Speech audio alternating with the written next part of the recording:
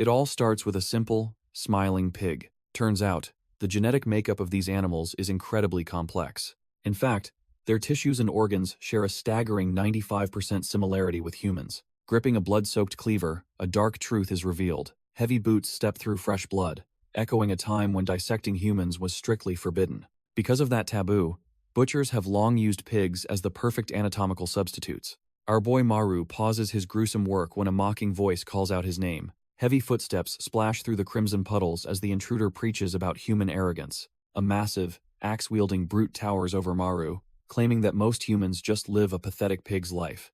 The red-haired giant sneers, accusing the rookie of outshining veterans and gunning for his top spot.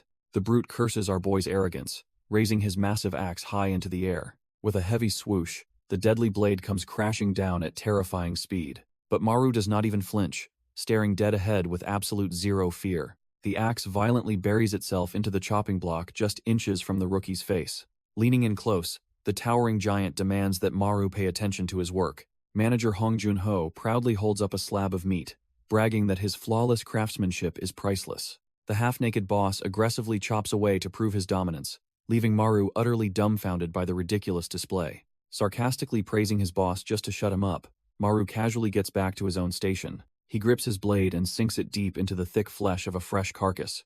With one smooth, effortless motion, he slices through the tough muscle like it is absolute butter. The towering manager suddenly traps our boy in a rough headlock, praising his rapid progress over the past year. Turning his attention elsewhere, the boss shouts across the room to see if their accountant is taking Maru out. A sudden booming voice breaks the silence, interrupting a woman mid-chew. Startled at her desk, Kim Yang nearly chokes on her massive pile of junk food. Stuffing noodles into her cheeks, she mumbles about fieldwork while the boss orders her to watch The Office. Unbothered, the gluttonous accountant throws up a sloppy salute and demands he bring back snacks from his sauna trip. With the distraction over, the giant yanks Maru back into a suffocating grip, claiming he treats him like family. Our boy internally curses the trash-tier job, sick of the unpaid overtime and being forced to do the slaughtering. Unaware of the rookie's seething hatred, the dramatic boss gets teary-eyed and asks if he remembers his first day. Turns out, his grand initiation into the company was a brutal test to execute a perfectly happy little pig. In a flashback, the boss remembers offering our boy cash to slaughter the animal, fully expecting hesitation. Most normal people would completely freeze up at the sight of the innocent creature's eyes. But Maru didn't even blink, effortlessly decapitating the beast with terrifying precision. Back in the present, the giant scoops up a bowl of sauna water, reminiscing about that moment. Drenching himself, the red-haired manager proudly declares that our boy was practically born to be a butcher. Maru just glares with pure annoyance, internally raging about being dragged to a bathhouse during work hours. To make matters worse, the absolute unit of a boss expects a full-service back scrub. The giant mocks Maru's old schoolyard brawls, demanding he use that same energy to scrub for free. Sensing his rookie's mounting frustration, the manager glances back and asks if he desperately needs serious cash. With a heavy sigh, Maru admits he needs the money, prompting the boss to make an offer. The manager pitches a highly lucrative gig, promising it is the ultimate ticket out of grinding poverty.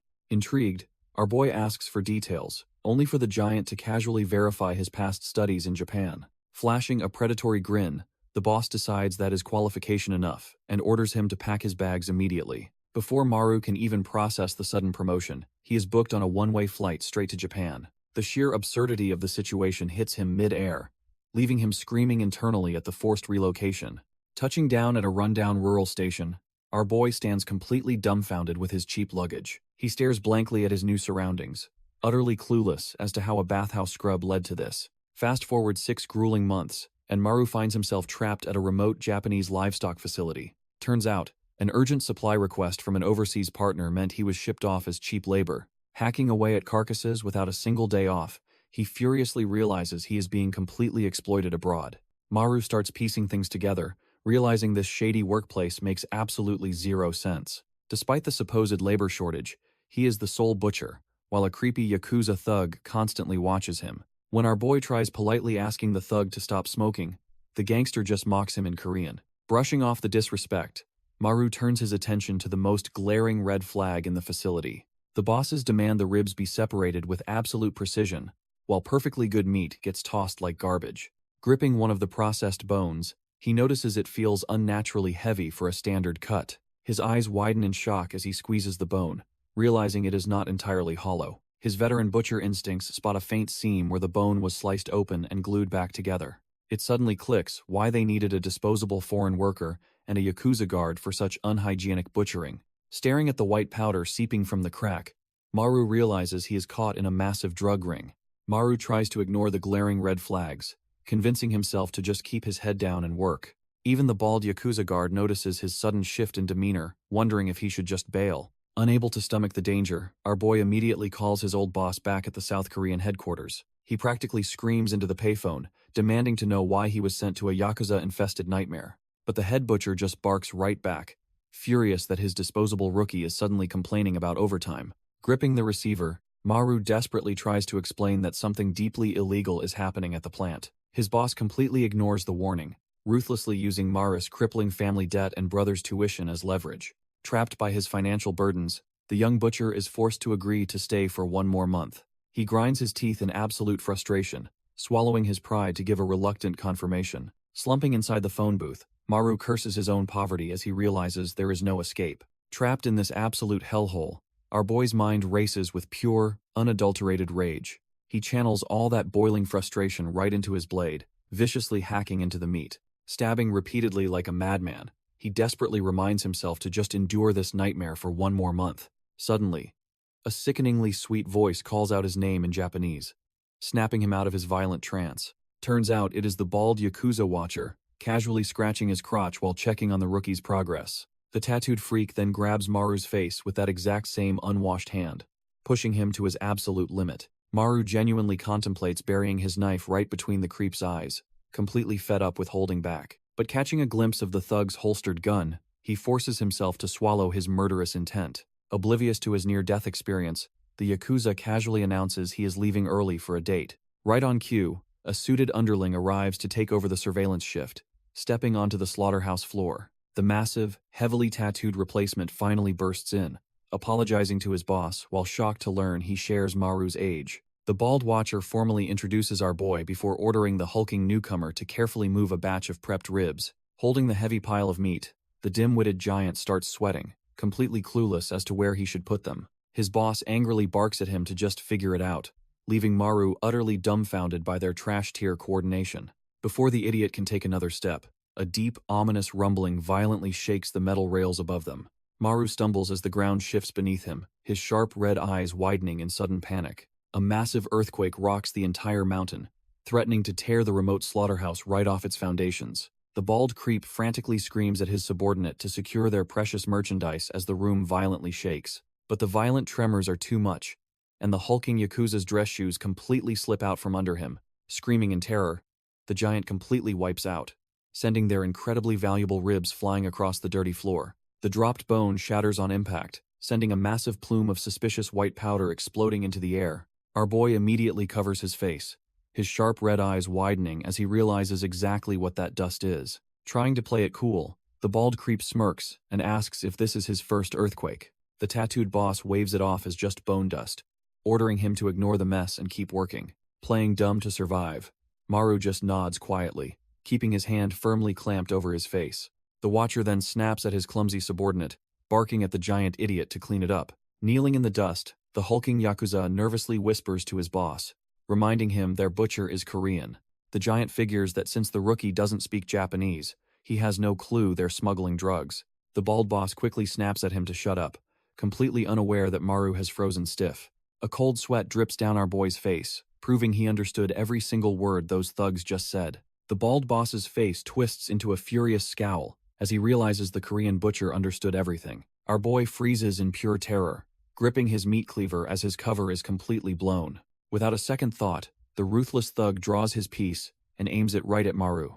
Desperate to survive, Maru stammers out a pathetic apology in Japanese, but the boss shows zero mercy. Staring down the barrel, our boy is completely dumbfounded, wondering if his miserable life actually ends here. He agonizingly regrets his grueling days of slaughtering pigs just to keep his family from starving. The thought of dying a meaningless death in this trash-tier plant fills him with absolute dread. His red eyes widen in pure panic as the grim reality of his execution finally sets in. The thug's finger slowly squeezes the trigger with a sharp click, while Maru silently begs to survive. Just as the gun fires, a mysterious voice echoes in his mind, asking why he cares about him. The voice belongs to his old head butcher, reminding our boy of his very first day on the killing floor. While most rookies would tremble at slaughtering a pig, Maru had held the severed head without even blinking.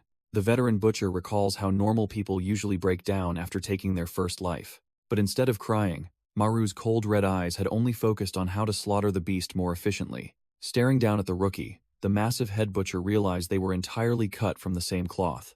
A twisted grin had spread across the veteran's face as he recognized the dark potential hiding within the kid. He knew right then that Maru was a natural-born butcher, perfectly suited for slaughtering animals and humans alike. Snapping back to reality, Maru embraces his true nature and instantly severs the thug's gun hand in a bloody flash. With his survival instincts fully awakened, our boy finally accepts his grim identity as a true butcher. The bald Yakuza shrieks in absolute agony as a geyser of blood erupts from his freshly amputated stump.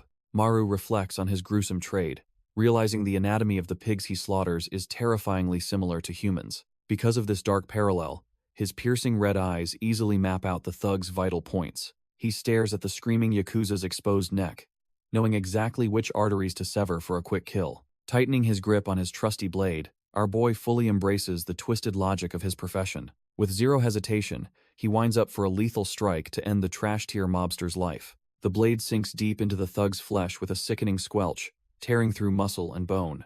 A feral, unhinged grin stretches across Maru's face as the thrill of the slaughter completely takes over. He violently rips the knife free in a massive spray of crimson, treating the man like just another carcass. The bald gangster chokes on his own blood, his agonizing shrieks echoing through the cold slaughterhouse. As the lifeless body hits the floor, Maru genuinely wonders if he just butchered a man or a pig. Maru stands there panting, trying to convince himself that the mangled corpse at his feet was actually human. Suddenly, heavy footsteps echo through the slaughterhouse as someone charges straight at him. Our boy snaps out of his daze, his sharp red eyes widening in pure shock. The younger, heavily tattooed Yakuza comes sprinting in, screaming bloody murder over his fallen comrade. With a roar of pure rage, the massive thug violently tackles Maru to the ground. The sheer force of the impact sends them crashing right into the hanging pig carcasses. Slabs of raw meat swing wildly from the ceiling as the chaotic brawl kicks off. The grieving mobster lands a brutal right hook, shattering Maru's defense and drawing fresh blood. He relentlessly pummels our boy, sobbing that his dead brother was actually a kind man about to propose. Winding up for another lethal blow, the enraged giant forces Maru to realize he is in serious danger. Desperate to survive, our boy grips his blood-soaked blade and calculates his next move. He thrusts the knife deep into the massive thug's gut, hoping for a quick kill. But Maru is left completely dumbfounded when the giant barely even flinches. Roaring that a tiny blade means nothing to him, the enraged mobster delivers a devastating hook. A second brutal strike connects, leaving Maru wondering what kind of monster he is fighting. Cursing the little brat, the towering Yakuza lunges forward with his massive hands. He viciously wraps his thick fingers around Maru's throat, cutting off his air supply. As the giant threatens to rip his throat out, our boy violently struggles to breathe. His vision starts fading to black until a familiar voice suddenly echoes in his mind. He remembers his old boss explaining how thick, fat, and strong bones can easily trap a blade. A true butcher doesn't just hack away. They must memorize the perfect path through the flesh. Trusting his instincts, Maru visualizes the exact anatomical weak points hidden beneath the monster's thick muscles. With his vision fading, our boy tightly grips his blade and aims right for the mobster's tattooed gut. He drives the knife deep into the giant's flesh, perfectly bypassing the dense fat and bone. Screaming at the top of his lungs, Maru channels every ounce of his remaining strength. He violently rips the blade upward, completely gutting the dumbfounded Yakuza in a massive fountain of blood. A hot crimson spray washes over his face as his old mentor's chilling words echo again. He finally accepts the dark truth that he was simply born to be a ruthless butcher. The lifeless mobster collapses like a slaughtered pig, pinning an exhausted Maru to the cold floor. Shoving the massive corpse aside, our boy catches his breath and groans that this trash-tier thug weighs a ton. The adrenaline wears off, and the sheer horror of what he just did hits him like a truck. He violently empties his stomach, gagging at the overwhelming stench of blood and hanging meat. Wiping the vomit from his mouth, he desperately tries to convince himself it was strictly self-defense. Staring at the butchered corpses, he considers turning himself in but knows the cops won't buy it. Even if he dodged prison, the ruthless Yakuza syndicate would definitely hunt him down and skin him alive. Realizing he needs to destroy the evidence, he decides to burn the entire slaughterhouse to the ground. But before he can even find a lighter, our boy freezes as another voice echoes through the warehouse. Turns out there was a third guard, and this one bursts onto the catwalk armed with a submachine gun. The furious mobster unleashes a hail of bullets, screaming that a lowly worker can't just slaughter their men. Maru desperately sprints for his life as the deafening gunfire shreds the floorboards right at his heels. Maru desperately dives into the nearest room, bullets sparking against the floorboards right at his heels. The mobster mocks our boy for being an absolute idiot, gloating that he just cornered himself in the freezer. Bursting through the heavy doors, the furious thug unleashes another blind barrage of lead. His smoking barrel finally goes quiet as he eagerly scans the freezing room for his prey. Stepping into the chilling darkness, he finds nothing but endless rows of massive hanging meat carcasses. Prowling through the frozen bodies, the gunman taunts Maru, promising a quick death if he just begs. Suddenly, the mobster pauses, his sharp eyes catching a subtle sound echoing in the shadows. Turns out our boy didn't just cower in a corner, but silently climbed up onto the heavy meat rails. Flashing a sadistic grin, the thug cocks his weapon, completely unaware of the danger lurking right above him. Before he can fire, Maru drops from the ceiling and delivers a brutal, bone-crushing kick to his face. The force of the strike is so intense that Maru's heavy work boot flies right off his foot. Not wasting a single second, our boy grabs a heavy metal meat hook and swings it with murderous intent. The mobster snaps his head around, completely dumbfounded by the sheer ferocity of this supposed cheap laborer. But instead of aiming for the thug's skull, the heavy steel pole whistles violently through the freezing air. It sinks deep into one of the massive, frozen carcasses hanging right beside them with a heavy thud. Using the hook's momentum, Maru violently shoves the colossal slab of frozen meat directly into the gunman's chest. The crushing weight slams into the thug, knocking the submachine gun from his hands as his ribs shatter. Coughing up a mouthful of blood, the mobster inwardly curses the kid, realizing he severely underestimated his prey. Landing gracefully on his bare foot, Maru immediately pushes off the icy floor to deliver the final blow. Gripping his blood-stained butcher knife, he lunges forward to slaughter the terrified Yakuza like a helpless pig. The blade sinks deep, but instead of a fatal blow, Maru drives the steel straight into the thug's collarbone. Glaring down with pure malice, our boy growls that he is sick of being treated like livestock. The bleeding mobster just laughs it off, mocking the kid for completely missing his vital neck arteries. Confident he still has the upper hand, the thug grips his submachine gun while pinned to the floor. Screaming for the filthy pig to die, he prepares to fill Maru with a barrage of lead. But as he tries to squeeze the trigger, his index finger just twitches helplessly against the cold metal. Panic sets in as he realizes his entire arm is completely paralyzed, leaving him utterly defenseless. Maru remembers his brutal training back home, where his massive boss taught him about the brachial plexus. The veteran butcher explained that severing this specific nerve bundle instantly immobilizes the target's front limbs. He warned Maru that since humans and pigs are practically identical, the line between them would eventually blur. Realizing humans and pigs are cut from the same cloth, our boy brings his cleaver down on the begging thug. His eyes go completely dead, fully embracing his terrifying new identity as a butcher of men. The blade connects with a sickening squelch, painting the slaughterhouse floor with a massive spray of crimson. 6 hours later, a commercial flight touches down in Korea, bringing the blood-soaked runaway back home. He drags his heavy luggage through the quiet morning streets, desperate to leave the nightmare behind. Trudging up the endless steep stairs of his trash-tier neighborhood, the adrenaline finally starts wearing off. He gasps for air, his face pale and completely drenched in sweat from the brutal climb. Hunched over his suitcase, he curses the exhausting trek and seriously considers moving to a flatter district. A stray cat swats at his leg as he mentally celebrates his clean, uninterrupted escape from the mob. Turns out, before fleeing, he burned the entire meat plant to ash to erase his bloody tracks. He finally reaches his modest brick home just as the sun starts to rise, relieved the nightmare is over. Trudging up the last few steps, he can already taste the sweet comfort of his own bed. But as he approaches the front door, he pauses, confused as to why the lights are glaring at dawn. Wondering if his family is somehow still awake, he grips the handle and pushes his way inside. He bursts through the door with a massive grin, bragging about the cash and souvenirs he brought from Japan. But the cheerful words instantly die in his throat as a cold wave of dread washes over him. The entire living room is completely trashed, with shattered furniture and debris scattered across the floor. Staring at the broken pots and ruined belongings, he struggles to process the absolute chaos. Spotting the ransacked drawers, he desperately hopes this is just the work of some random neighborhood thief. Dropping his hard-earned gifts, our boy screams out for his mom and sister, his heart pounding in pure panic. His frantic search is cut short when his foot crunches down on something hard. He pauses, his screaming, looking down in utter confusion at the scattered debris. Lying amidst the wreckage is a shattered, bloodless piece of bone.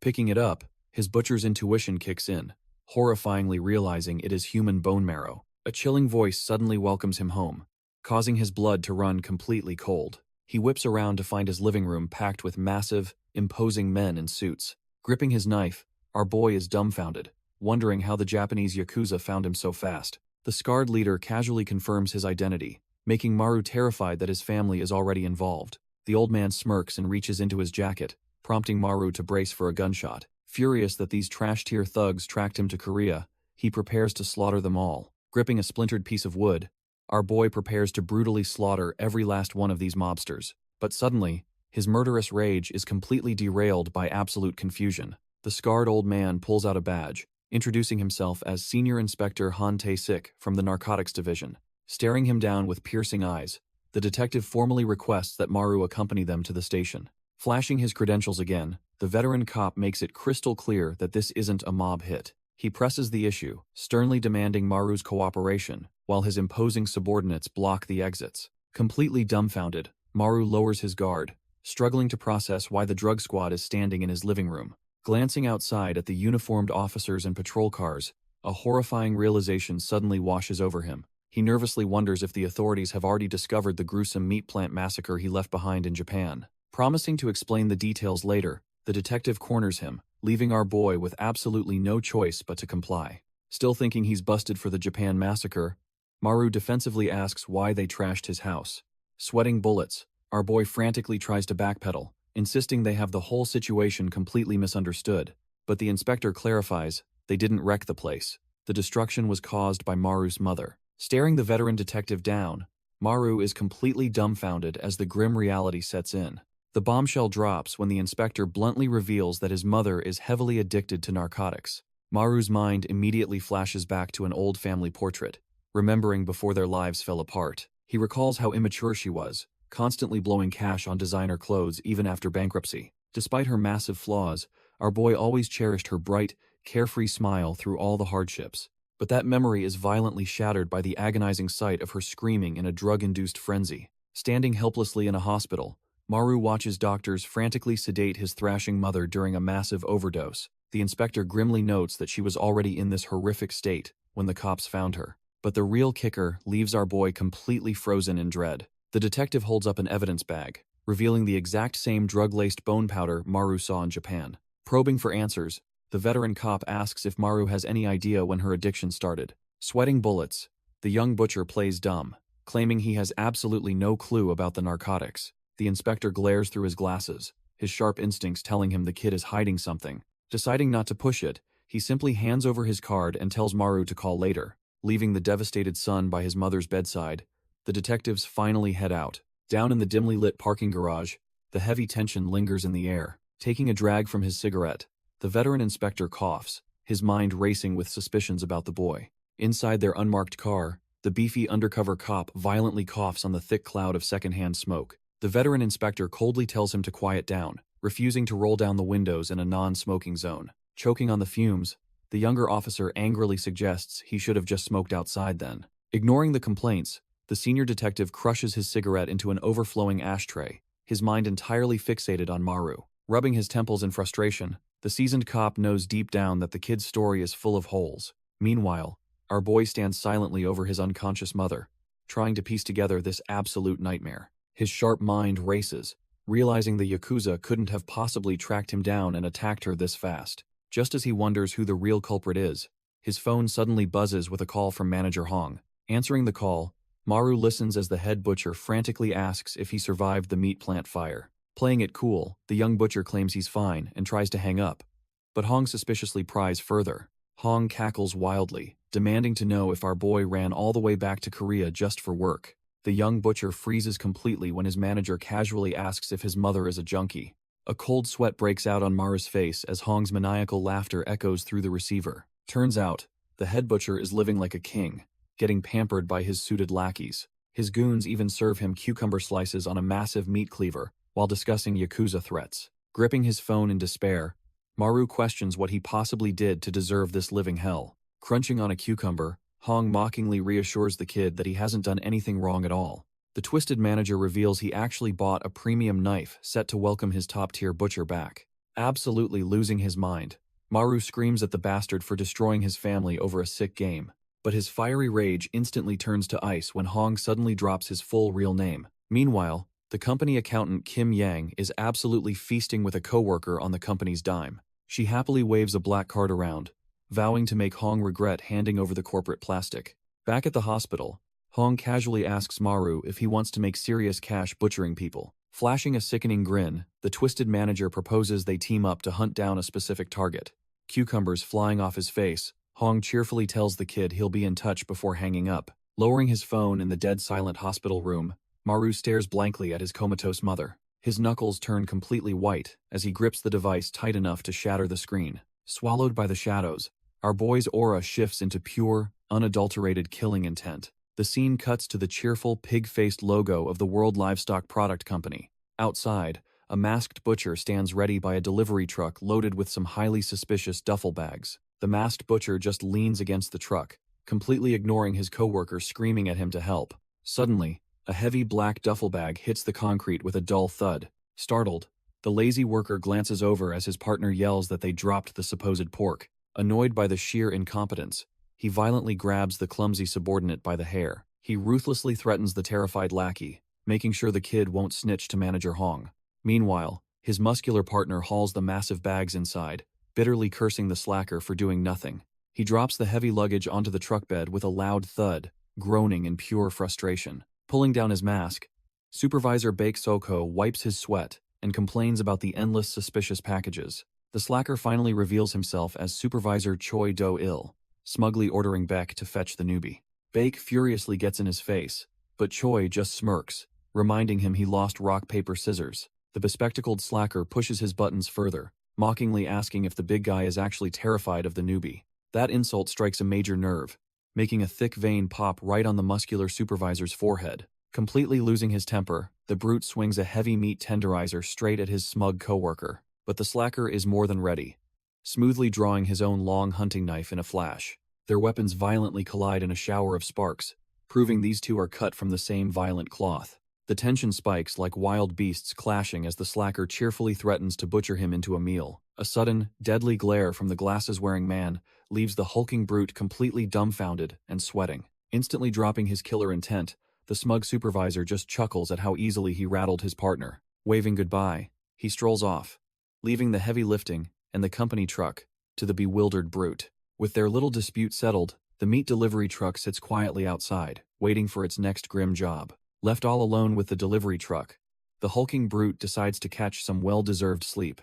Suddenly, a sharp popping sound startles him awake, leaving him completely disoriented and drooling. Glancing up, he spots a stray cat and groggily wonders if it came to replace his slacker partner. He picks up the little furball, figuring the lingering smell of raw meat must have drawn it in. But the ungrateful stray instantly repays his kindness by viciously scratching his face with a sharp hiss. Annoyed, he stomps up the stairs, muttering curses about his partner ditching him to eat with the newbie. Reaching the apartment, he notices the door is cracked open and assumes they are just partying too hard. Still clutching the squirming cat, he pushes his way inside and loudly calls out for his missing coworker. But the words die in his throat as his eyes widen in absolute horror at the scene inside. Standing frozen in the doorway, he stares dumbfounded at a completely trashed room, wondering what the hell happened. Baek steps into the trashed room, annoyed that Choi seemingly ditched him to mess around with the newbie. Spotting a lump on the floor, he kicks it, yelling that Manager Hong will beat them both senseless. But as the figure shifts under his foot, Baek pauses, sensing something is terribly wrong. He stares dumbfounded at the bloodied, unconscious body sprawled out on the cold tiles. Realizing it is actually Supervisor Choi beaten to a pulp, pure shock washes over him. Instead of panicking, Baek just chuckles, utterly amused that his tough supervisor got wrecked by a rookie. He turns to the shadows, mocking the kid for daring to point a pathetic knife at his seniors. Flashing a psychotic grin, Baek warns the boy that his arrogant attitude will get him slaughtered. Completely unfazed by the bloodthirsty threat, Heavy Boots calmly step forward from the darkness. Maru emerges holding a blade and a meat tenderizer, mockingly calling Baek his senior as he prepares to strike. Maru glares with piercing red eyes, coldly asking if this brute is also a world livestock lapdog. Baek just flashes a condescending smirk, completely brushing off the kid's hostility. Hoisting a massive meat tenderizer, The veteran laughs and mocks the younger generation's absolute lack of respect. Tired of the arrogant chatter, our boy steps heavily onto the cold floor, ready to end this. He lunges forward in a blur of motion, thrusting his blade straight at his senior's throat. But Bake just flashes a psychotic grin, calmly asking the rookie what happens to an unruly cow. With a monstrous roar, the brute brings his heavy tenderizer crashing down, declaring they become sausage. The sheer brute force is overwhelming, and with a sharp crack, Maru's trusty blade shatters into pieces. Dumbfounded, our boy stares at his broken weapon, realizing he severely underestimated his opponent's raw power. Wasting no time, the psychotic senior swings the massive hammer down again, screaming for the rookie to bow. Meanwhile, back at headquarters, a lavish welcome party is being set up with a ridiculous custom cake. The subordinates gossip while hanging decorations, completely dumbfounded that their heaviest hitter was sent to fetch a rookie. A sweating suit nervously questions if sending the big guy was overkill when their supervisor could handle it. A chubby manager quickly fires back, reminding everyone that their boss explicitly labeled this newbie as top tier. But Chief O grinds his teeth in pure terror, barking that they are completely missing the real problem. While the others thought the brute just made weird cow jokes, O remembers the sheer terror he commands. Trembling with fear, O screams that he is the only one who has actually witnessed his true nature. He recalls a terrifying night where the psychotic senior effortlessly hoisted a man by the throat, asking twisted trivia. Flashing a sadistic grin amidst broken bodies, the brute promised to spare the man if he guessed the punchline. Turns out, long before butchering meat, he was a local legend who single-handedly slaughtered every gangster in town. O remembers being a helpless victim until the brutal king of the streets crushed the entire gang. Even back then, the terrifying brute was an absolute monster with just his bare fists. But his true reign of terror began the night Manager Hong handed him a specialized meat hammer. Swearing loyalty to the corrupt manager, the ultimate physical specimen finally claimed the perfect weapon. Now fully unleashed in the present, the psychotic supervisor charges forward like an unstoppable, bloodthirsty bull. With a deafening crash, he brings the massive hammer down, obliterating the concrete in his path. Flashing a manic grin, the brute mocks our boy, questioning how such a weakling killed his colleague. Maru grits his teeth under the overwhelming pressure, realizing this monster is on a completely different level. Suddenly, a chilling realization hits the young butcher, as his eyes widen in pure shock. With a vicious swing, the hulking supervisor roars that his dead comrade could never lose to such trash. The hulking brute lifts his massive meat tenderizer, taunting our boy with a terrible cow joke. He swings the colossal weapon down with terrifying force, screaming the punchline like a complete maniac. When Maru refuses to laugh, the psychotic supervisor follows up with a brutal punch to the face. Pinned against the cracked concrete, the young butcher braces himself as the giant complains about his ruined mood. Sweating under the pressure, Maru realizes this socially inept monster is only gaining more momentum. Resting the lethal hammer on his shoulder, the brute mocks Maru for ignoring his top-tier comedy. He hoists the spiked weapon high into the air, eager to beat a laugh out of his prey. The lunatic unleashes a barrage of lethal swings and rapid-fire dad jokes, smashing the ground with a deafening crash. A terrifying, toothy grin stretches across the supervisor's face as he revels in the absolute slaughter. But his wild swings finally leave a blind spot, and Maru instantly grips his knife to exploit the opening. But before the blade can even connect, our boy's eyes go wide with absolute disbelief. The psychotic supervisor literally catches the lethal strike by biting down on the steel blade with his teeth. Clamping down on the weapon, the brute leans in to mock the rookie with another terrible riddle. He screams out a punchline through his bloodied teeth, his crazed eyes locked onto his prey. Ripping the knife away, the monster swings his hammer down, disappointed that Maru still refuses to laugh. He throws his head back in a maniacal cackle, boasting that the butcher's slashes feel weaker than mosquito bites. Towering over the exhausted kid, the giant hoists his weapon high to demonstrate a real killing strike. He brings the massive hammer crashing down in a devastating arc, completely obliterating the concrete where Maru just stood. Tightening his iron grip on the handle, the lunatic seamlessly shifts his momentum for a follow-up attack. He unleashes a brutal horizontal sweep, forcing Maru to bend backward just to keep his head attached to his shoulders. Maru leans back, realizing with dread that the monster is somehow getting even faster. The massive weapon breezes right past his nose, making it nearly impossible to just dodge.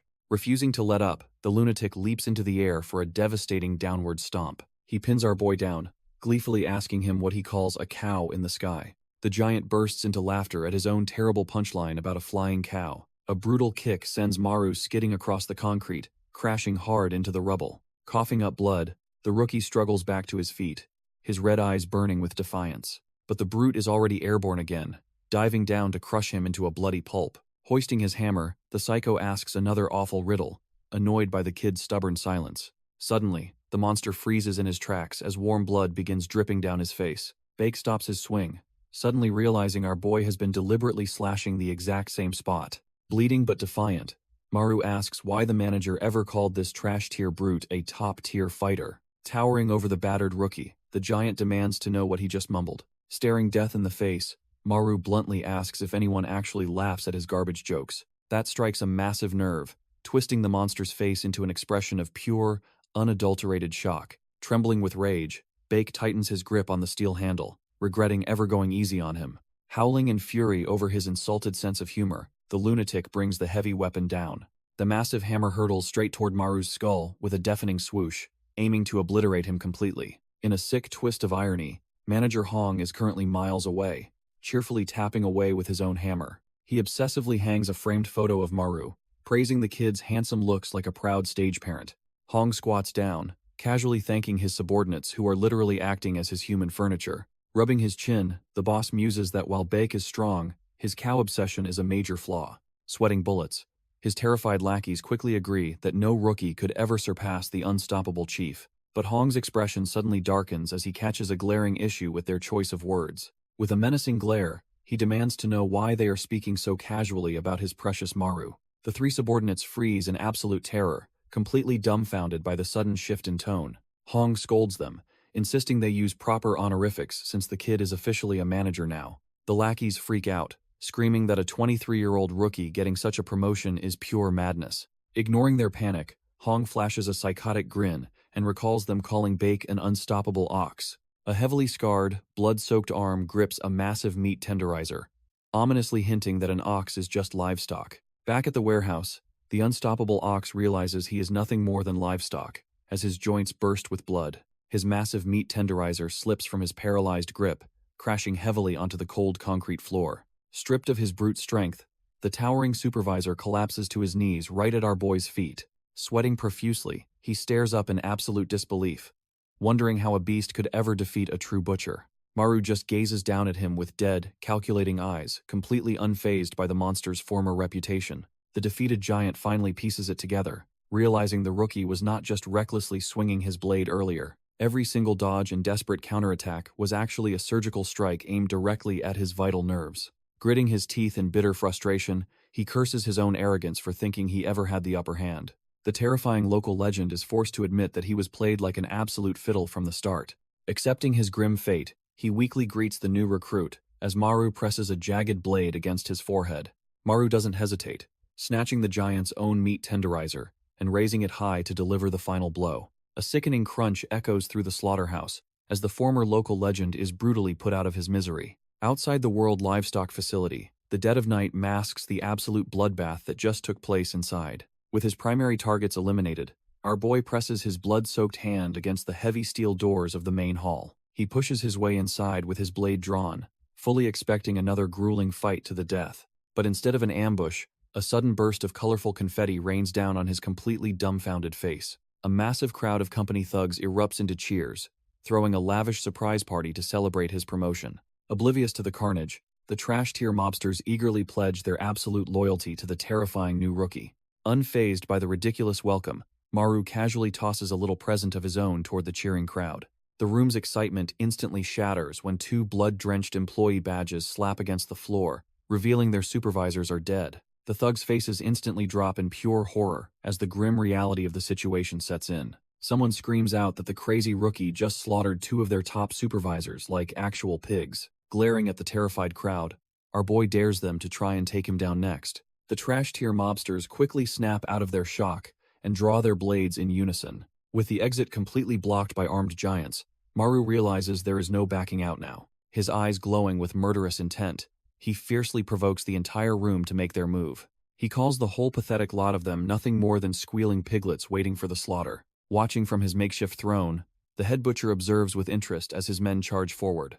Maru doesn't even hesitate, instantly diving into the swarm of suits and slicing through them like butter. He brutally caves in a thug's face with his meat tenderizer, proving his butcher skills are unmatched. Maru glares with absolute bloodlust, leaving the onlookers wondering if he actually plans to slaughter everyone single-handedly. Unfazed by the sheer numbers, our boy holds his ground as the trash-tier thugs charge with makeshift weapons. He tightens his grip on his blood-soaked blade, ready to carve up the incoming meat. In a flash of crimson, he effortlessly slices through the front line of suits like a hot knife through butter. Watching his men get utterly dismantled, the head butcher realizes this massacre just isn't going to cut it. Deciding he finally needs to step in, the massive boss slowly rises from his makeshift throne. He reaches for his weapon, calling out the rookie's name with a heavy, ominous tone. But instead of attacking, the absolute madman pulls out glow sticks and starts wildly cheering for our boy. The remaining thugs are completely dumbfounded as their own boss screams at Maru to wipe them all out. It turns out these pathetic gangsters are nothing more than gentle livestock waiting for the ultimate butcher. He knows that even the most pathetic livestock will sometimes bare their fangs and try to bite back. The enraged mob charges forward with their weapons raised, forcing the butcher to initiate the first step of slaughter. Gripping the heavy, blood-stained tenderizing hammer he just claimed from their fallen boss, he prepares his counterattack. With a brutal downward swing, he caves in a thug's skull to instantly incapacitate the unruly prey, seeing their chief's signature weapon used against them. A goatee-wearing manager bursts into furious, spit-flying tears, screaming for vengeance to honor his fallen boss. The grieving manager leads the remaining suits in a desperate rush. Our boy effortlessly dodges the clumsy knife swing, smoothly transitioning into the second phase of the butchering process. He remembers his training, knowing that before any meat can be carved, the carcass must be completely drained. Flipping his trusty blade into a reverse grip, he locks his eyes onto the perfect anatomical target.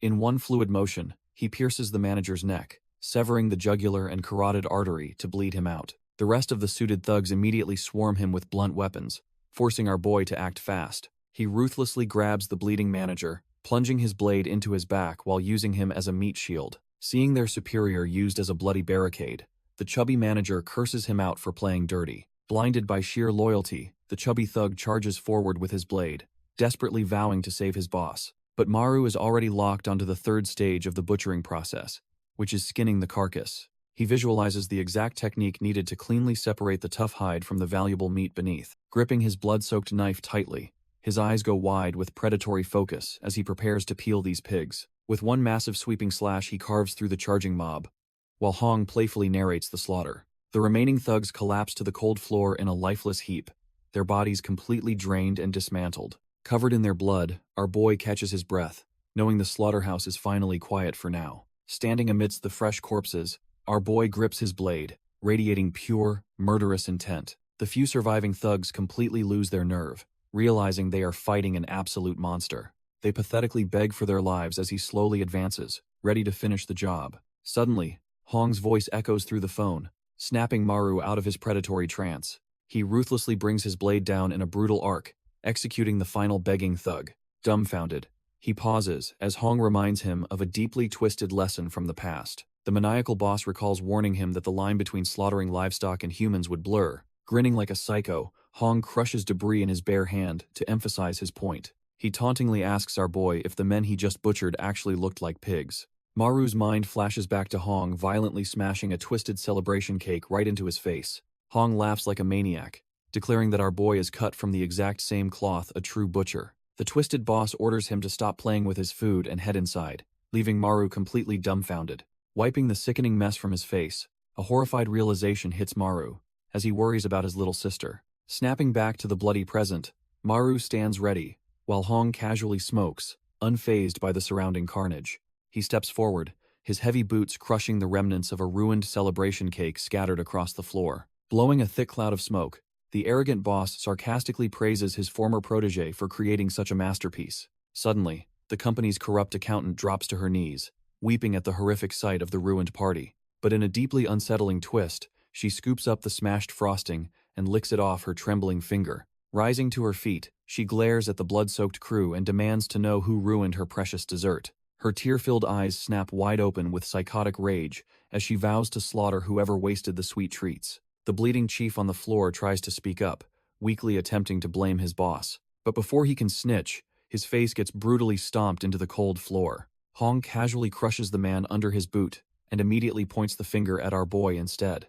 The nervous lackeys quickly follow suit, desperately pointing at the young butcher to save their own skin. Completely dumbfounded, Maru points at himself, wondering if they are seriously blaming him for the dessert. The psychotic accountant ignores all logic, drawing a heavy handgun and cursing him out. She pulls the trigger without hesitation, the bullet grazing right past his head with a sharp crack. Maru desperately dives behind a metal table, bullets pinging off the steel as he scrambles for cover. Flashing back to his previous deadly encounters, he knows his only option against firearms is closing the gap. Gripping his bloody knife, he crouches low, fully aware that rushing a loaded gun is basically suicide. Maru expects her to keep her distance, but the crazy accountant suddenly charges right at him. He is completely dumbfounded, wondering why a shooter would willingly give up her range advantage. Regardless of her reckless intentions, he knows this is his absolute best chance to strike. She viciously pistol whips him across the face, but our boy realizes she just entered his lethal range. With his eyes burning with killing intent,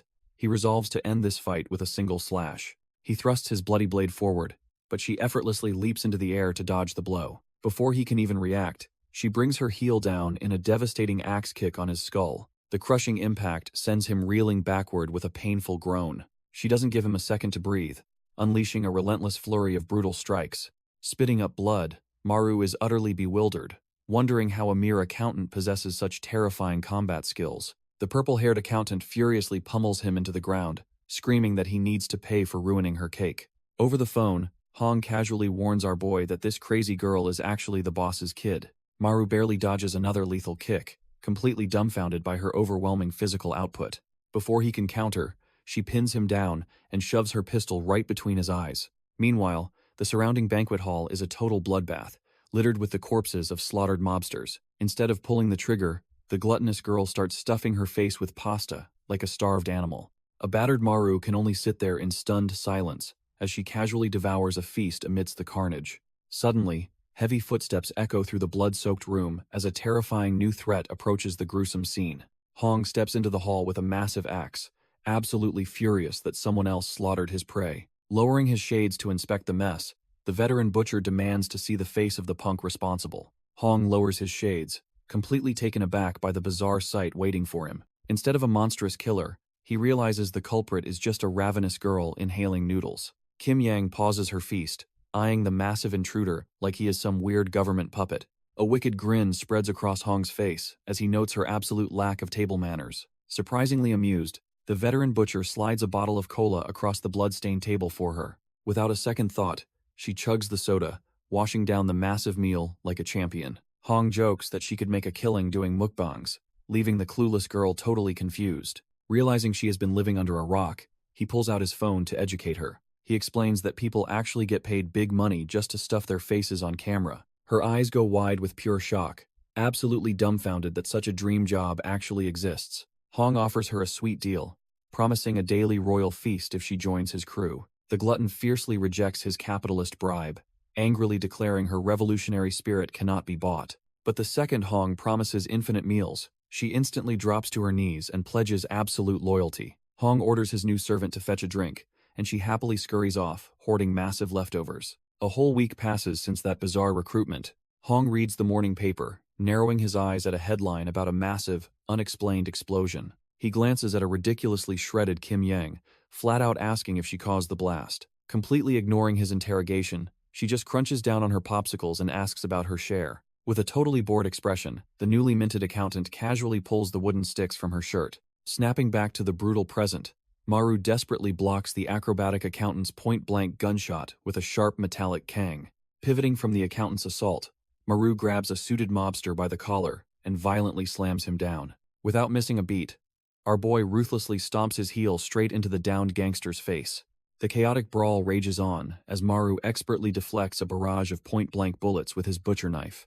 Amidst the bloodbath, a dropped phone vibrates, and a trembling, blood-soaked hand desperately reaches out to answer it. Barely clinging to life, Manager O forces a strained smile, gently telling his daughter he is just busy working late. His eyes nearly bulge out of his skull in pure shock when she cheerfully mentions eating stamina-boosting eel. He frantically questions the bizarre meal choice, completely ignoring Maru clashing with another armed thug in the background.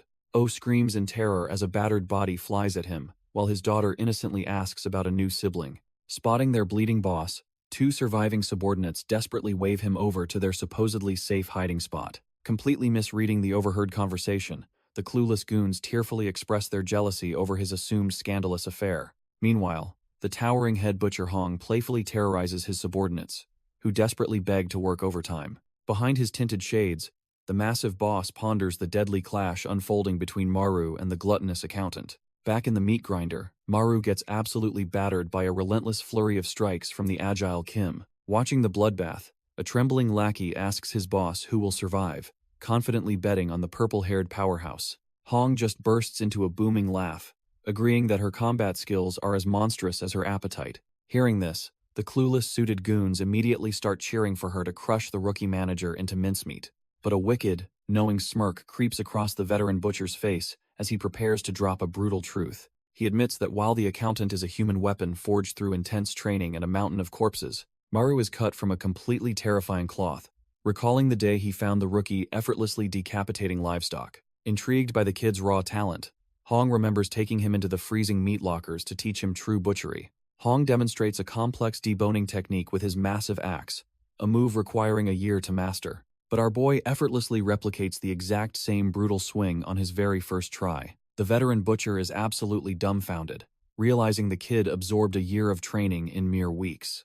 Maru casually asks for some ointment for a minor scrape, completely oblivious to his own terrifying genius. Wanting to test his limits, Hong brings out a massive, raging bull that normally takes an hour to subdue. He unleashes the chained beast straight at the rookie, challenging him to slaughter the monster. Hong expects a brutal struggle, knowing full well how dangerous the thrashing livestock can be. Yet, in under 5 minutes, Maru is already standing triumphantly atop the beast's crushed skull. A maniacal grin spreads across Hong's face as he realizes he finally found his ultimate masterpiece. Back in the present, that same perfect butcher dodges a flying pistol, ready to carve up his next target. Hong pins Chief O down, explaining that the true meaning of a butcher is a man with absolutely nothing.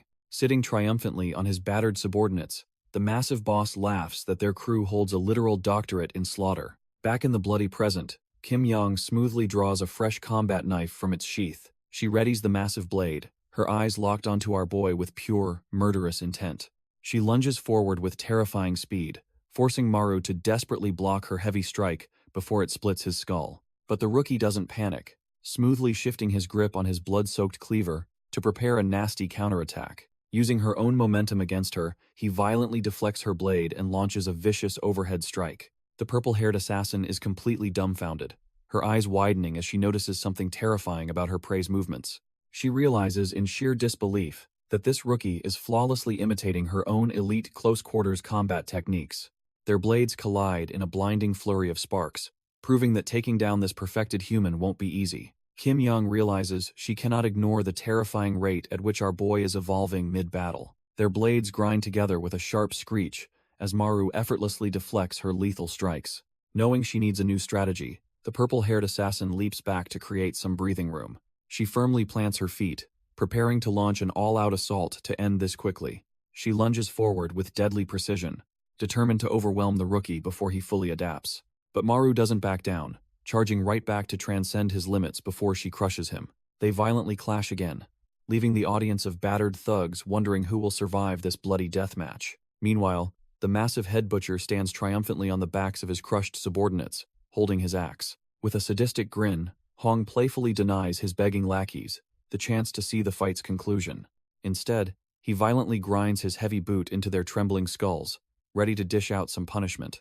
Suddenly, the massive head butcher leaps into the fray, slamming his giant axe down with a deafening crash. The sheer force of the impact leaves our boy, the assassin, and the crushed lackeys completely dumbfounded. Adjusting his sunglasses, the red-haired giant casually calls out to his former rookie as the dust settles. He hoists his massive weapon over his shoulder, flashing a sadistic grin as he demands a real fight. Gritting his teeth in a menacing smile, the veteran butcher asks if they think this is a joke, but the purple-haired glutton is furious, gripping her blade as she curses the giant for ruining her pride. Knowing exactly how to handle her, the boss casually pulls out a VVIP ticket to a Michelin star buffet. The moment he tosses the pass, the supposedly perfected human loses her mind, diving for it while drooling.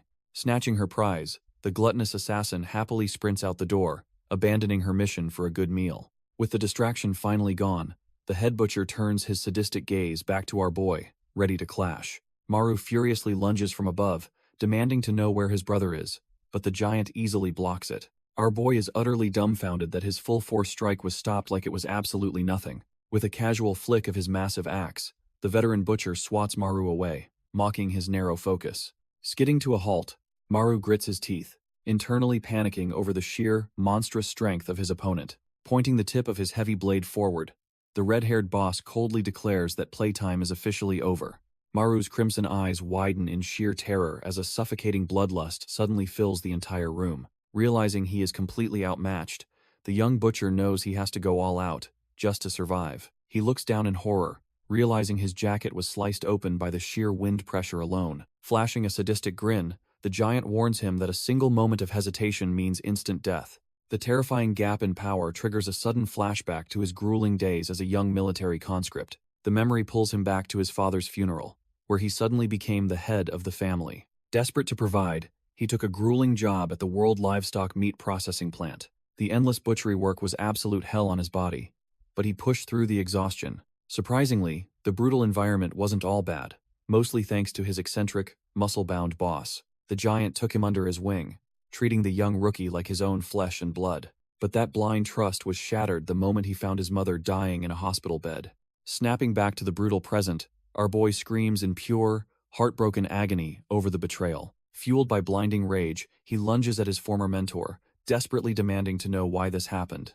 But his frantic knife strike is effortlessly blocked by the grinning giant's massive axe handle. Mocking his sloppy emotions, the veteran brutally smashes him down, lecturing him to keep his movements simple. Hong grins like a maniac, warning our boy that huge attacks only create massive openings. Caught completely off guard, Maru instantly realizes he fell right into a trap. The giant casually flicks him on the forehead, playfully mocking his inability to read fake openings. Nursing a throbbing welt, Maru glares in frustration, realizing standard tactics won't work on this monster. He quickly runs through his past massacres, wondering if he should slowly butcher Hong like livestock, or maybe he should just risk it all and go for a single, lethal strike. Remembering his brutal clashes with the other freaks, he knows a reckless charge is pure suicide. Suddenly, the grinning giant invades his personal space, asking what is running through his head. Dumbfounded, Maru scrambles backward as Hong scolds him for daydreaming in a deathmatch. Before our boy can even react, a brutal strike lands, proving that losing focus is fatal. Pinned back by the massive axe handle, Maru struggles to breathe as the giant critiques his predictable dodges. Desperately gripping the wooden shaft, our boy realizes he needs to disarm the behemoth to survive this slaughter. But Hong just laughs at his attempt to match raw strength, effortlessly launching the young butcher skyward. Crashing hard onto the bloody tiles, Maru is forced to listen to his former mentor mock his progress. Refusing to stay down, the bruised rookie lunges forward with a feral scream, thrusting his blade in rage. The giant casually swats away the rapid-fire strikes, looking bored while his terrified subordinates watch in pure awe. The surviving suits assume their boss is just dragging out the fight to torture the kid mercilessly. They even start fangirling over the giant's overwhelming dominance, completely missing the actual terrifying reality of the clash. Only the bleeding chief notices the chilling truth, realizing the young butcher is intentionally adapting to Hong's rhythm. Slipping perfectly inside the giant's guard, Maru proves his monstrous growth, though Hong just smirks and critiques his aim. Gritting his teeth, our boy realizes his precision means nothing without the raw power to back it up. Refusing to back down, he unleashes a frantic barrage of slashes, desperate to force the giant back. But the veteran butcher just laughs off the assault, easily deflecting the flurry with his massive axe. Acknowledging the kid's rapid improvement, Hong casually blocks another strike and exposes his fatal flaw. Bringing his heavy weapon crashing down, the giant reminds him that sheer weight class dictates a head-on clash. Pinned beneath the crushing force of the axe, the rookie panics as his muscles lock up completely. Forced onto his knees, Maru endures humiliating taunts about his pathetic strength from his former mentor. Towering over him like a demon, the boss flashes a terrifying smile, questioning his pathetic murder attempt. Their weapons grind together in a shower of sparks as the rookie desperately tries to parry. With a monstrous overhead slam that shatters the concrete, Hong orders the kid to stop crawling like prey. Hong mocks our boy, asking if he is really going to shed tears over a broken blade. Surrounded by slaughtered mobsters, Maru glares like a feral beast as the giant proposes a bare-handed brawl. Refusing to play by the boss's rules, the rookie suddenly hurls his butcher knife straight at him, but the veteran just chuckles, effortlessly swatting the flying blade away with the flat of his axe. Turns out, it was just a distraction, allowing Maru to sprint into the giant's blind spot. Drawing a hidden blade, He lunges with absolute killer intent, internally screaming for his mentor to die. In a humiliating display of disrespect, Hong casually ducks the lethal strike just to check his shoes. Before Maru can even react, the monster snatches his face, playfully scolding him about his untied laces. Lifted effortlessly into the air, the kid is left completely dumbfounded by the terrifying gap in strength. With a disappointed sigh, the boss brutally swats him away with the heavy shaft of his weapon. Hong follows up with a brutal kick, asking how our boy expects to survive without his protection. The sheer force sends Maru flying across the room, crashing into the concrete with a heavy thud. Battered and bleeding, the young butcher groans in pain as the giant casually suggests they take a break. Slowly stepping toward his defeated protege, the boss finally reveals the twisted reason behind his betrayal. Looming over him, Hong reminds the kid about the massive drug operation he burned down back in Japan. That little act of arson cost the syndicate a staggering 300 billion won in lost product. With that much cash up in smoke, the Japanese Yakuza are going to hunt him down relentlessly. The veteran points out that Maru will eventually need to find a bloody compromise to appease the mob. He cruelly states that his mother's horrific overdose was simply the natural punishment for crossing the cartel. Looking at the slaughtered executives around them, Hong smirks.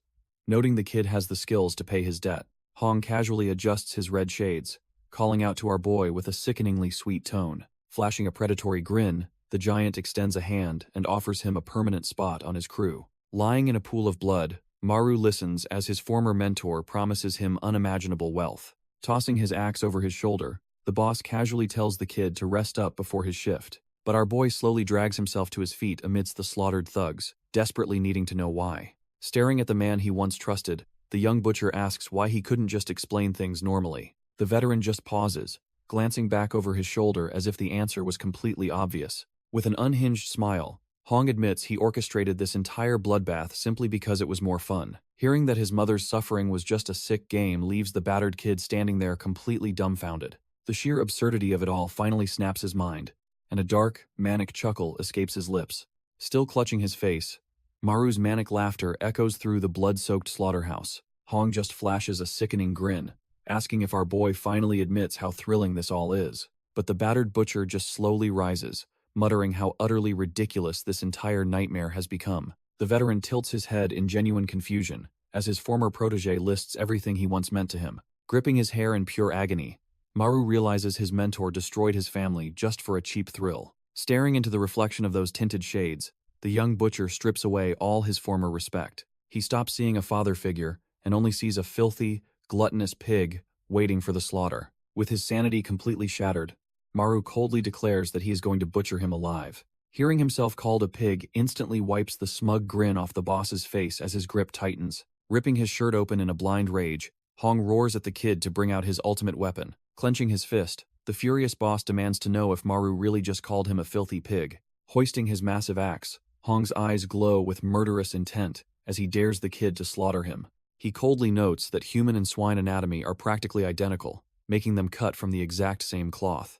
Unfazed by the terrifying aura, our boy simply steps forward to put that anatomical theory to the test. Gripping his blood-stained blade, Maru decides that no matter how tough a man acts, he still bleeds like livestock. The veteran butcher casts a massive, overbearing shadow, daring the young brat to try and carve him up. Meanwhile, a surviving subordinate starts frantically writing his last will and testament on the floor, using his own blood. His terrified coworkers ask what he is doing, but he just urges them to start drafting their own goodbyes. The trembling lackey explains that absolutely no one has ever witnessed their boss go all out and lived. Convinced they are all dead meat, the thugs watch in horror as the monstrous veteran leaps for the kill. Hong brings his massive axe crashing down, forcing our boy to leap back from the devastating impact. The heavy blade grazes his cheek, leaving Maru wide-eyed as he narrowly escapes getting cleaved in half. Spinning the weapon with terrifying ease, the veteran butcher mocks his former pupil for forgetting his teachings.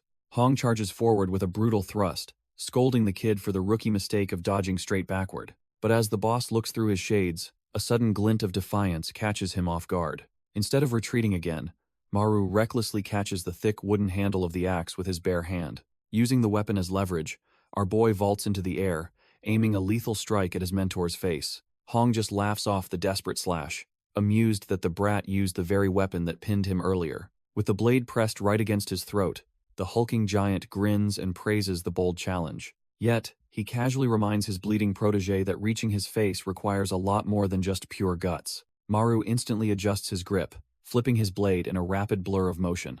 Defying all expectations, the tip of his knife actually manages to nick the giant's chin. He follows through with a vicious downward slash, putting everything he has into the desperate strike. Watching from the sidelines, Hong's suited lackeys are completely dumbfounded by the impossible sight. They can hardly believe their terrifying, untouchable boss just drew blood against a mere rookie. The terrified subordinates realize our boy flawlessly adjusted his striking distance mid-air, proving his lethal butcher instincts. Refusing to let up, Maru kicks off the ground to press his sudden advantage. He launches himself into a desperate aerial dive, aiming his blade right at the monster's neck. But Hong easily intercepts the attack, planting a devastating front kick into the kid's gut while scolding his murderous intent. Coughing from the brutal impact, Maru glares back as his old boss finally realizes he is actually out for blood. Hong grabs his massive axe, warning the kid that if he keeps fighting, things will get ugly. With a terrifying roar, the massive boss stomps down, declaring he has no choice but to slaughter him.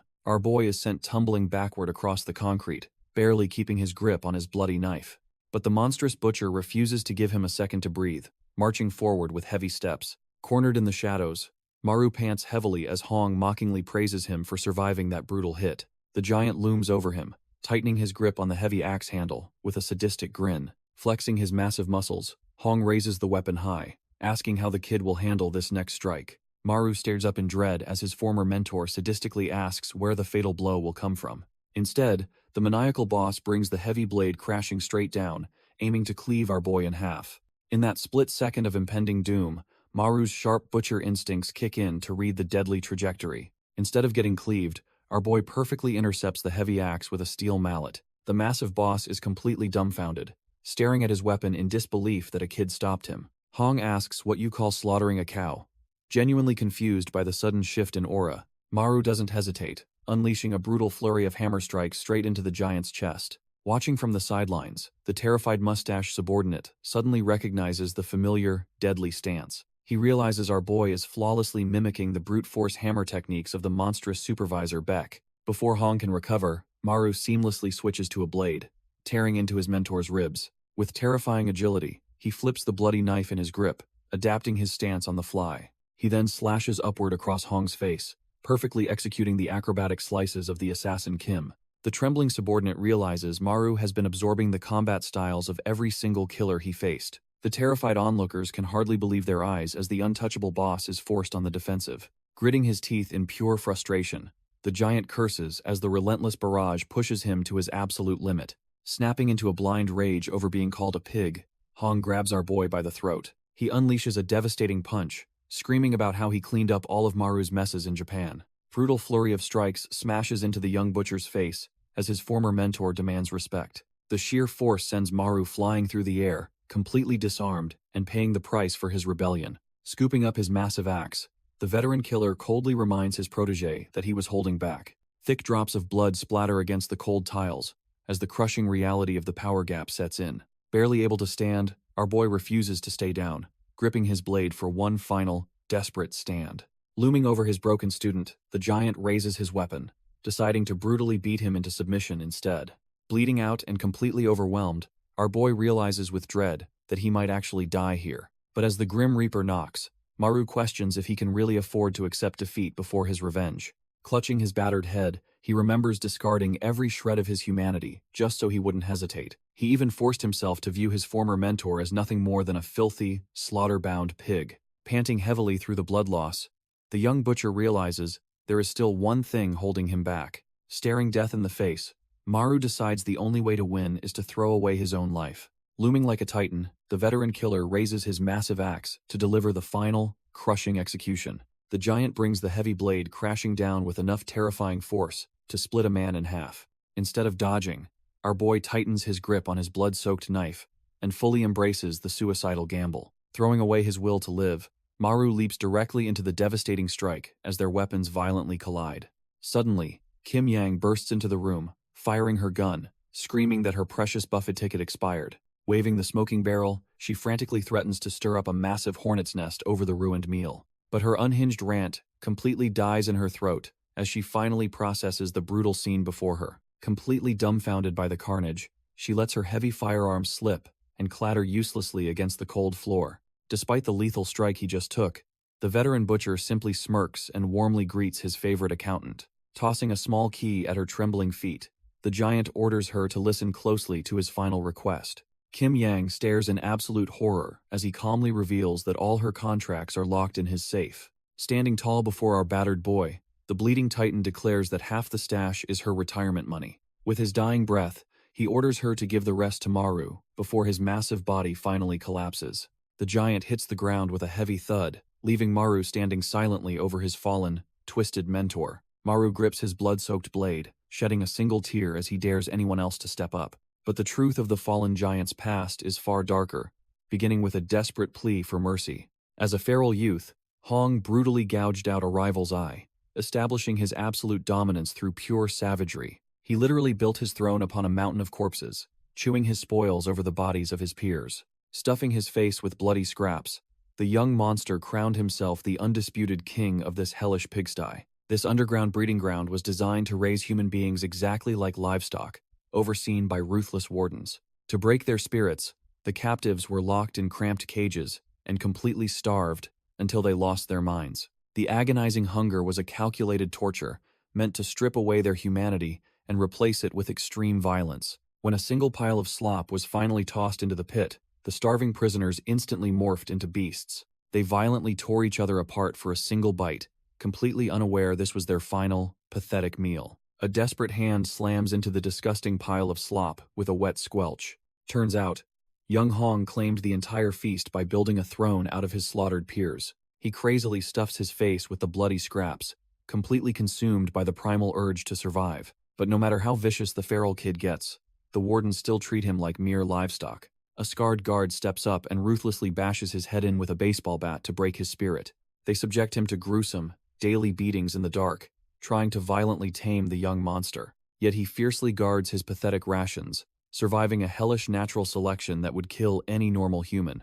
The few who survive this meat grinder are sent back to the surface as disposable, trash-tier assassins. Approaching a notorious mob boss on the streets, the arrogant gangster just laughs at the feral kid. His amusement vanishes instantly as the young monster wordlessly plunges a knife straight into his throat. The rest of the gang surrounds the feral kid, completely dumbfounded that their boss just got dropped. Their shock quickly turns to pure rage as they curse out the little psycho for killing their leader. They swarm him outside the club, ruthlessly beating him down with bats in a brutal act of vengeance.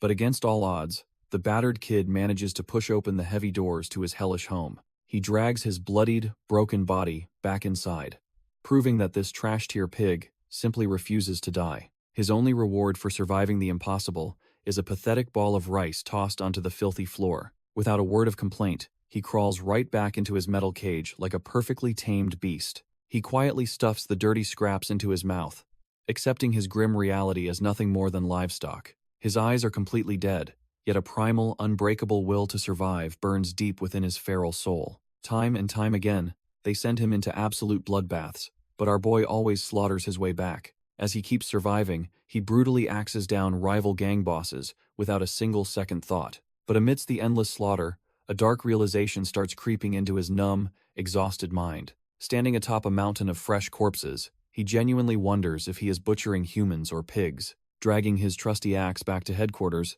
our boy expects the usual pathetic scraps for his hard work. He trudges down the sterile hallway, completely ignoring the syndicate elites waiting to inspect him. His scarred handler immediately tries to show him off like a prized fighting dog to the higher-ups. But when the exhausted kid just walks right past them, the handler's face twists in absolute fury. Enraged by the disrespect, the guard viciously smashes a metal bat over his head with a sickening thud. A feral rage ignites in the kid's eyes as he questions why his supposed master acts so pathetic. Forced to his knees, he watches the guard grovel to the chairman, realizing his handler is just another dog. The arrogant chairman coldly slaps the groveling guard across the face for interrupting her. She casually orders him to throw the kid away, dismissing our boy as mere livestock. Hearing this absolute disrespect, the kid's grip tightens furiously around his heavy axe handle. Refusing to be discarded like trash, he launches himself into the air with explosive killing intent. The terrified handler desperately tries to shield the boss, screaming at the kid to back down. But with a feral roar, our boy declares that he will become the absolute king of pigs. The syndicate chairman can only stare in dumbfounded shock at the sheer audacity of this street rat. With a sickening thud, the heavy blade cleaves straight down into the handler's skull. The scarred guard collapses to the cold floor, letting out a pathetic gasp as his life fades. Blood violently erupts from his shattered skull, proving that even a master bleeds like a pig. Snatching the bloody sunglasses from the dead handler's face, the kid suggests that if the boss wants animals, he slips the shades on, towering over the chairman, and boldly declares he should use the absolute best. The syndicate chairman stares up at this blood-soaked street rat, completely unfazed by the gruesome execution. A wicked smirk creeps across the boss' face as he finds this feral kid's sheer audacity incredibly amusing. Agreeing to give him a shot, the chairman elevates Hong to the throne of a massive meatpacking empire. Years pass, and the once feral kid grows into a bored kingpin, spending his days training human livestock. That mind-numbing routine breaks when he recruits Yang, an absolute glutton who devours meals like a beast. Then comes our boy Maru, a broken kid staring blankly at a severed pig's head, looking completely lost. Throwing a massive welcome party for his new protege, the boss genuinely starts dreaming of a normal, human life. But that fleeting dream shatters when the syndicate calls, prompting the enraged boss to furiously question his new orders.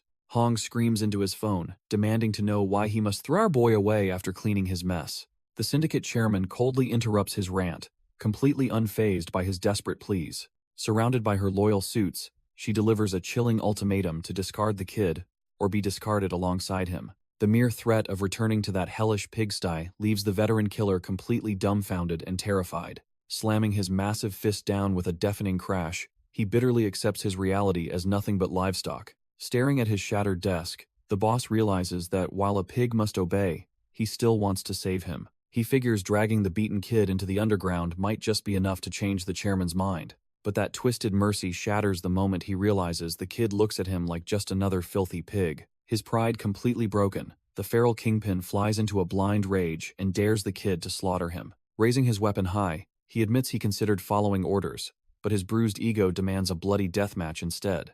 Staring death in the face, Hong realizes he simply cannot kill the kid, feeling like a goalless pig. Meanwhile, our boy charges in like a demon, risking absolutely everything to protect what truly matters. As their weapons violently clash, the veteran killer feels a crushing shame watching the kid's desperate resolve. Gripping his splintered bat, the feral kingpin realizes all he ever truly wanted was to be human. Letting his axe fall, he drops his guard and lets the kid bury the blade into his chest. The sudden lack of resistance leaves our boy completely dumbfounded as he stares up at his bleeding mentor. Blood erupts from his heart, but the massive boss just smiles, asking if he finally looks human. With his dying breath, he begs the kid to survive and live like a true man until the end.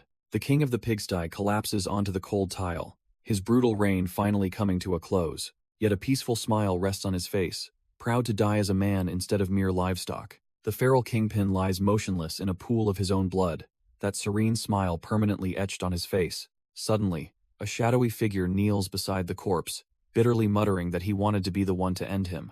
Turns out, it's Choi Ki-jung, the director of world security, staring down at his fallen comrade with a heavy gaze. Without a second of hesitation, the director digs his fingers into the dead man's socket with a sickening squelch. Holding the bloody eyeball aloft, he coldly declares that he is finally taking back what Junho stole from him. He crushes the gruesome trophy in his fist as he walks away, offering a chilling farewell to the fallen boss. Pulling out his phone, the director immediately dials his chairman to report the grim aftermath of the slaughter. He confirms that their top enforcer is dead, and the crucial safe he was guarding has completely vanished. Staring down an absolute army of suited enforcers, he assures his boss that he will handle the mess personally. Meanwhile, a lone van speeds down a rain-drenched mountain road, carrying the kid who orchestrated this entire bloodbath. Inside the getaway vehicle, our boy sits in exhausted silence, while the surviving crew catches their breath. Despite his battered state, his eyes burn with a cold resolve as he reflects on the hellish night. But the syndicate isn't just mad about the bodies. Their real prize is the massive vault that vanished. Still on the line with the chairman, the director promises to handle the situation with absolute ruthlessness. He stands before the glowing surveillance monitors, tracking the terrifying final moments of their top enforcer. The recorded playback captures the exact moment the veteran butcher was brutally struck down in the deathmatch.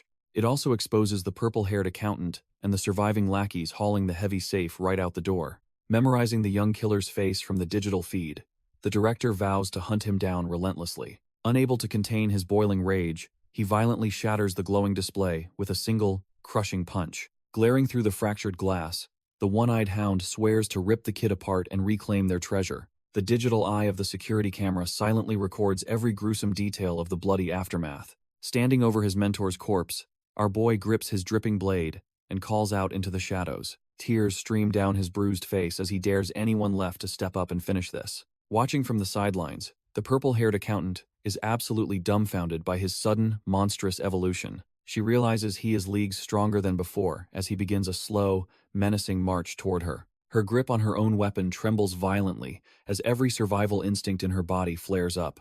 Her gut screams at her to run far away from this blood-soaked demon at all costs. Realizing she doesn't stand a ghost of a chance, she lets out a heavy sigh of defeat. Dropping her combat stance entirely, she raises her hands and completely surrenders to the young butcher. But Maru instantly presses his blade to her throat, coldly asking if she just wants to die faster. Before he can slice her throat, the surviving suited subordinates dive in between them, screaming for everyone to just hold on a second. The glasses-wearing thug frantically pleads that with their boss dead and backup arriving, fighting among themselves is pure suicide.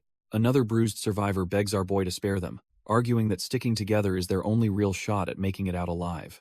Completely dumbfounded by this pathetic display, the young butcher just stands there in silence as the remaining syndicate members literally cling to his legs. Lowering his blade slightly, his blood-red eyes narrow as he coldly demands to know exactly where they are keeping his little sister. Without missing a beat, the three cowardly suits instantly throw the purple-haired accountant under the bus, pointing out that she was the one who took her.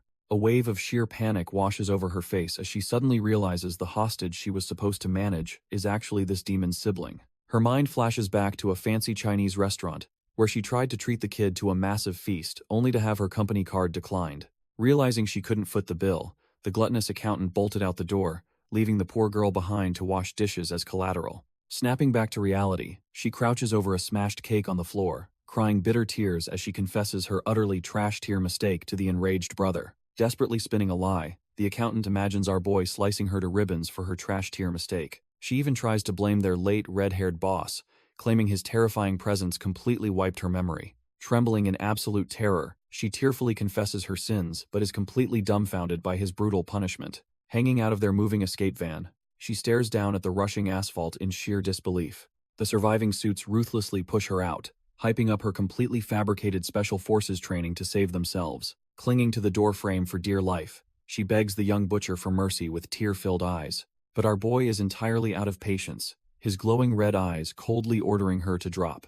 Screaming at the top of her lungs, she plummets into the night using her jacket as a pathetic wingsuit. The cowardly suits wildly praise her sacrifice from the back seat, leaving the exhausted butcher in deadpan silence. Tuning out their annoying chatter, he steels his resolve to rescue his mother and sister before time runs out. Meanwhile, a blue-gloved hand wipes fresh blood from the concrete, confirming no bodies were found at the scene. Senior Inspector Han stares at the crimson stain, his sharp instincts telling him a brutal struggle just went down. He surveys the absolute wreckage of Maru's basement, listening to reports that the entire neighborhood evacuated from the chaos. Taking a drag from his cigarette, the veteran detective realizes the young butcher is at the center of this mess. Without missing a beat, he orders his subordinate to move out, already knowing exactly where they need to look next. He immediately sets his sights on the general hospital, where the cartel left Maru's mother clinging to life. Unfortunately, our boy beats the cops there, only for a nurse to drop the bombshell that suited men took her. Panic sets in, as the surviving mobster frantically checks his phone, realizing Maru's little sister is also missing. Gritting his teeth so hard they might shatter, the enraged butcher realizes the syndicate has snatched his entire family. Knowing they'll be used as leverage, he instantly bolts down the hallway in a blind, desperate rage. The terrified subordinate suddenly realizes the only secure place the cartel could hide them is World Security Headquarters. But before our boy can even bolt out the doors, they both freeze dead in their tracks. Heavy, menacing footsteps suddenly echo through the hospital lobby as a massive presence approaches. The one-eyed director of World Security marches in with an absolute army of corporate thugs. Smirking like a predator, the scarred executive casually notes that he didn't expect a reunion so soon. Turns out he's not looking at Maru, but Senior Inspector Han, who turns around completely dumbfounded. Towering over the veteran cop, Choi ruthlessly mocks him about his high turnover rate of dead partners. Unfazed by the intimidation, Han glares right back, demanding to know why a corporate gangster is visiting. Brushing past the detectives, the one-eyed director drops a thinly veiled threat about keeping loved ones safe. Han just scoffs at the arrogant executive, warning him to watch his own back in this deadly game. Suddenly, one of the corporate thugs comes sprinting down the hall in an absolute panic. Sweating bullets, the lackey blurts out that our boy Maru just showed up at the hospital. Before he can finish, a massive hand clamps over his mouth to shut him up. Choi violently grips the fool's jaw with a sickening crunch, reminding him that cops are listening. The subordinate shrieks in muffled agony as the director warns him about running his mouth carelessly. Casually wiping the blood off his hands, the scarred executive advises the detective to mind his own squad. Brushing past the furious cops, Choi promises to attend the inspector's funeral, drawing a sarcastic retort. Walking away, the one-eyed predator narrows his gaze, wondering if someone powerful is secretly backing Maru. Meanwhile, our blood-soaked butcher is completely dumbfounded when Hong's surviving mustached lackey desperately introduces himself. Before they can even process the greeting, a massive suited man blocks their path, claiming he's been waiting. The towering stranger calmly gestures toward a waiting vehicle, suggesting they take their conversation off the streets. Staring at the corporate attire, our boy's mind races as a dark realization suddenly clicks into place. In a flash of pure rage, Maru lunges forward, violently demanding if this corporate lapdog kidnapped his family. His bloodshot eyes lock onto his target, fully prepared to butcher the man right then and there. Instead of fighting back, the giant simply bows at a perfect 90-degree angle, apologizing for the sudden intrusion. The suited enforcer steps back, politely asking the furious teenager to calm down and listen. He gestures toward the luxury sedan, where a stunningly elegant woman waits to explain the entire situation. Flashing a disarming smile, Charlotte Hotel's president Shim Eun-young formally introduces herself to our dumbfounded butcher. Stepping out in pristine white heels, the elegant executive warmly welcomes our blood-soaked boy. Sitting comfortably in her luxury sedan, she treats the teenage butcher like an absolute VIP. Flashing a disarming smile, she formally introduces herself as the president of the Charlotte Hotel. But Maru couldn't care less about corporate titles and fiercely demands to know where his family is. Suddenly, a familiar chuckle echoes from the other side of the vehicle as heavy footsteps approach. Our boy is completely dumbfounded, while the surviving mobster behind him looks like he just saw a ghost. Turns out, the rest of the surviving subordinates are already here, cheerfully greeting their terrifying new manager. Completely lost, Maru demands to know why these trash-tier thugs are suddenly rolling with a luxury hotel syndicate. The glasses-wearing lackey pulls up a live feed, explaining they had to evacuate his hospitalized mother immediately. They profusely apologize for the sudden extraction, but Maru is absolutely livid that they touched his family without permission. He fiercely demands to know how this shady hotel syndicate is any different from the World Group. Sweating bullets, the glasses-wearing lackey begs him to just look at the tablet one more time. The live feed reveals world security enforcers swarming the hospital, proving Charlotte's extraction just saved her life. Our boy is completely dumbfounded, realizing his mother was seconds away from falling into enemy hands. His furious glare softens into a sharp, calculating stare as the reality of the situation sinks in. Seizing the moment, President Shim calmly invites the blood-soaked butcher into her pristine luxury vehicle. Flashing a reassuring smile, she promises to take him straight to his family if he cooperates. Turns out, the Charlotte Group is a massive conglomerate, dominating pharmaceuticals, luxury hotels, and high-end finance. Meanwhile, the World Group controls the gritty defense industry, heavy construction, and global trade distribution. While both wear the skin of legitimate megacorporations, they are actually locked in a brutal, bloody underworld war. She explains how a single monster of a man once ended their long corporate war with pure brute force. Following that crushing defeat, the Charlotte Group fractured into two desperate factions fighting over their remaining scraps. President Shim calmly reveals she leads the side fighting tooth and nail to keep their empire alive. Our boy couldn't care less about corporate politics, bluntly telling her to cut the crap and get to the point. She warns him that even with his old boss dead, the World Group's overwhelming power will crush him. Escaping their wrath and protecting his family is basically a suicide mission if he tries to do it solo. But with her massive wealth and intel, she offers him a lifeline, leaving the surviving lackeys absolutely dumbfounded. Just as she starts to explain her master plan, her eyes lock onto the rearview mirror. Maru's sharp instincts kick in a split second later, as he senses something rapidly approaching from behind. Out of nowhere, a rogue van violently rams into their luxury ride with a deafening crash. The driver desperately wrestles with the steering wheel, gritting his teeth as he tries to regain control, but the rogue van relentlessly T-bones their luxury ride, sending tires screeching as they skid across the asphalt. In the back, Hong's surviving lackeys are violently tossed around like rag dolls, their faces squished together upon impact. With a deafening crunch of metal and shattering glass, the limo slams brutally into the roadside guardrail. As smoke billows from the wrecked hood, three armed men in sharp suits step out of the van.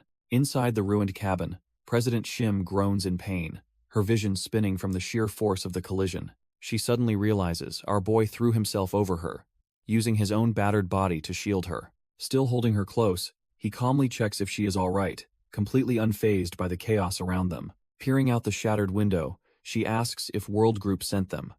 But Maru shakes his head, wiping blood from his cheek. He listens as she reveals her own brother sent these hitmen to kill her. Spotting a massive army of armed thugs marching toward them, our boy realizes they sent an entire platoon. Seizing the moment, President Shim gently touches his face and promises to shield his family from World Group.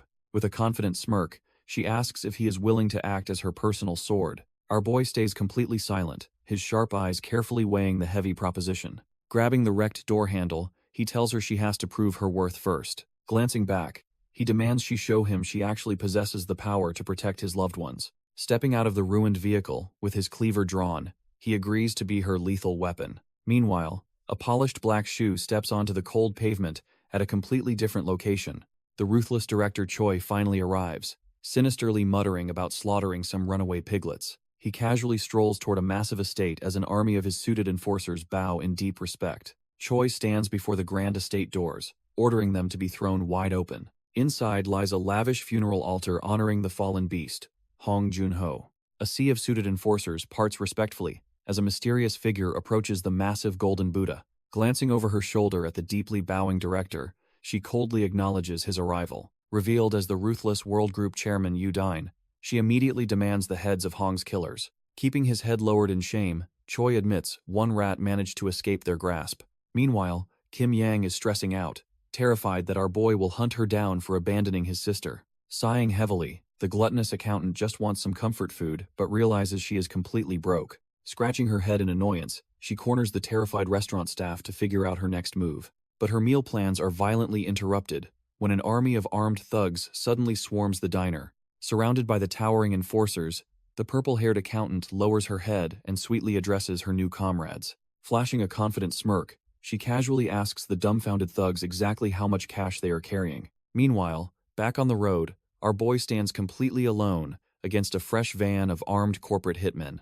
The trash-tier goons eagerly hype each other up, convinced that taking him out guarantees a cushy promotion. Drawing his blade, their arrogant chief orders his men to quickly clean up the mess. Surrounding the silent butcher, they mock his scrawny build and joke that he must be the CEO's lover. Their laughter dies instantly when Maru ruthlessly buries his butcher knife straight through the chief's mouth. Moving like a phantom, he effortlessly slices through their ranks, internally noting how terrifying taking lives can be. Yet, as he casually dodges a lethal bat swing to sever another artery, a dark thought crosses his mind. Carving through the remaining hitmen, he realizes that slaughtering humans is cut from the same cloth as butchering pigs. He swings his blood-soaked blade, finally understanding the true weight of the monsters he's faced so far. Leaving a trail of geysering arteries in his wake, our boy stands victorious amidst the slaughtered corporate trash. Only one goon remains, his hands violently trembling as he stammers out a desperate demand to know Maru's identity. Driven mad by sheer terror, the surviving hitman blindly lunges forward, screaming for an answer.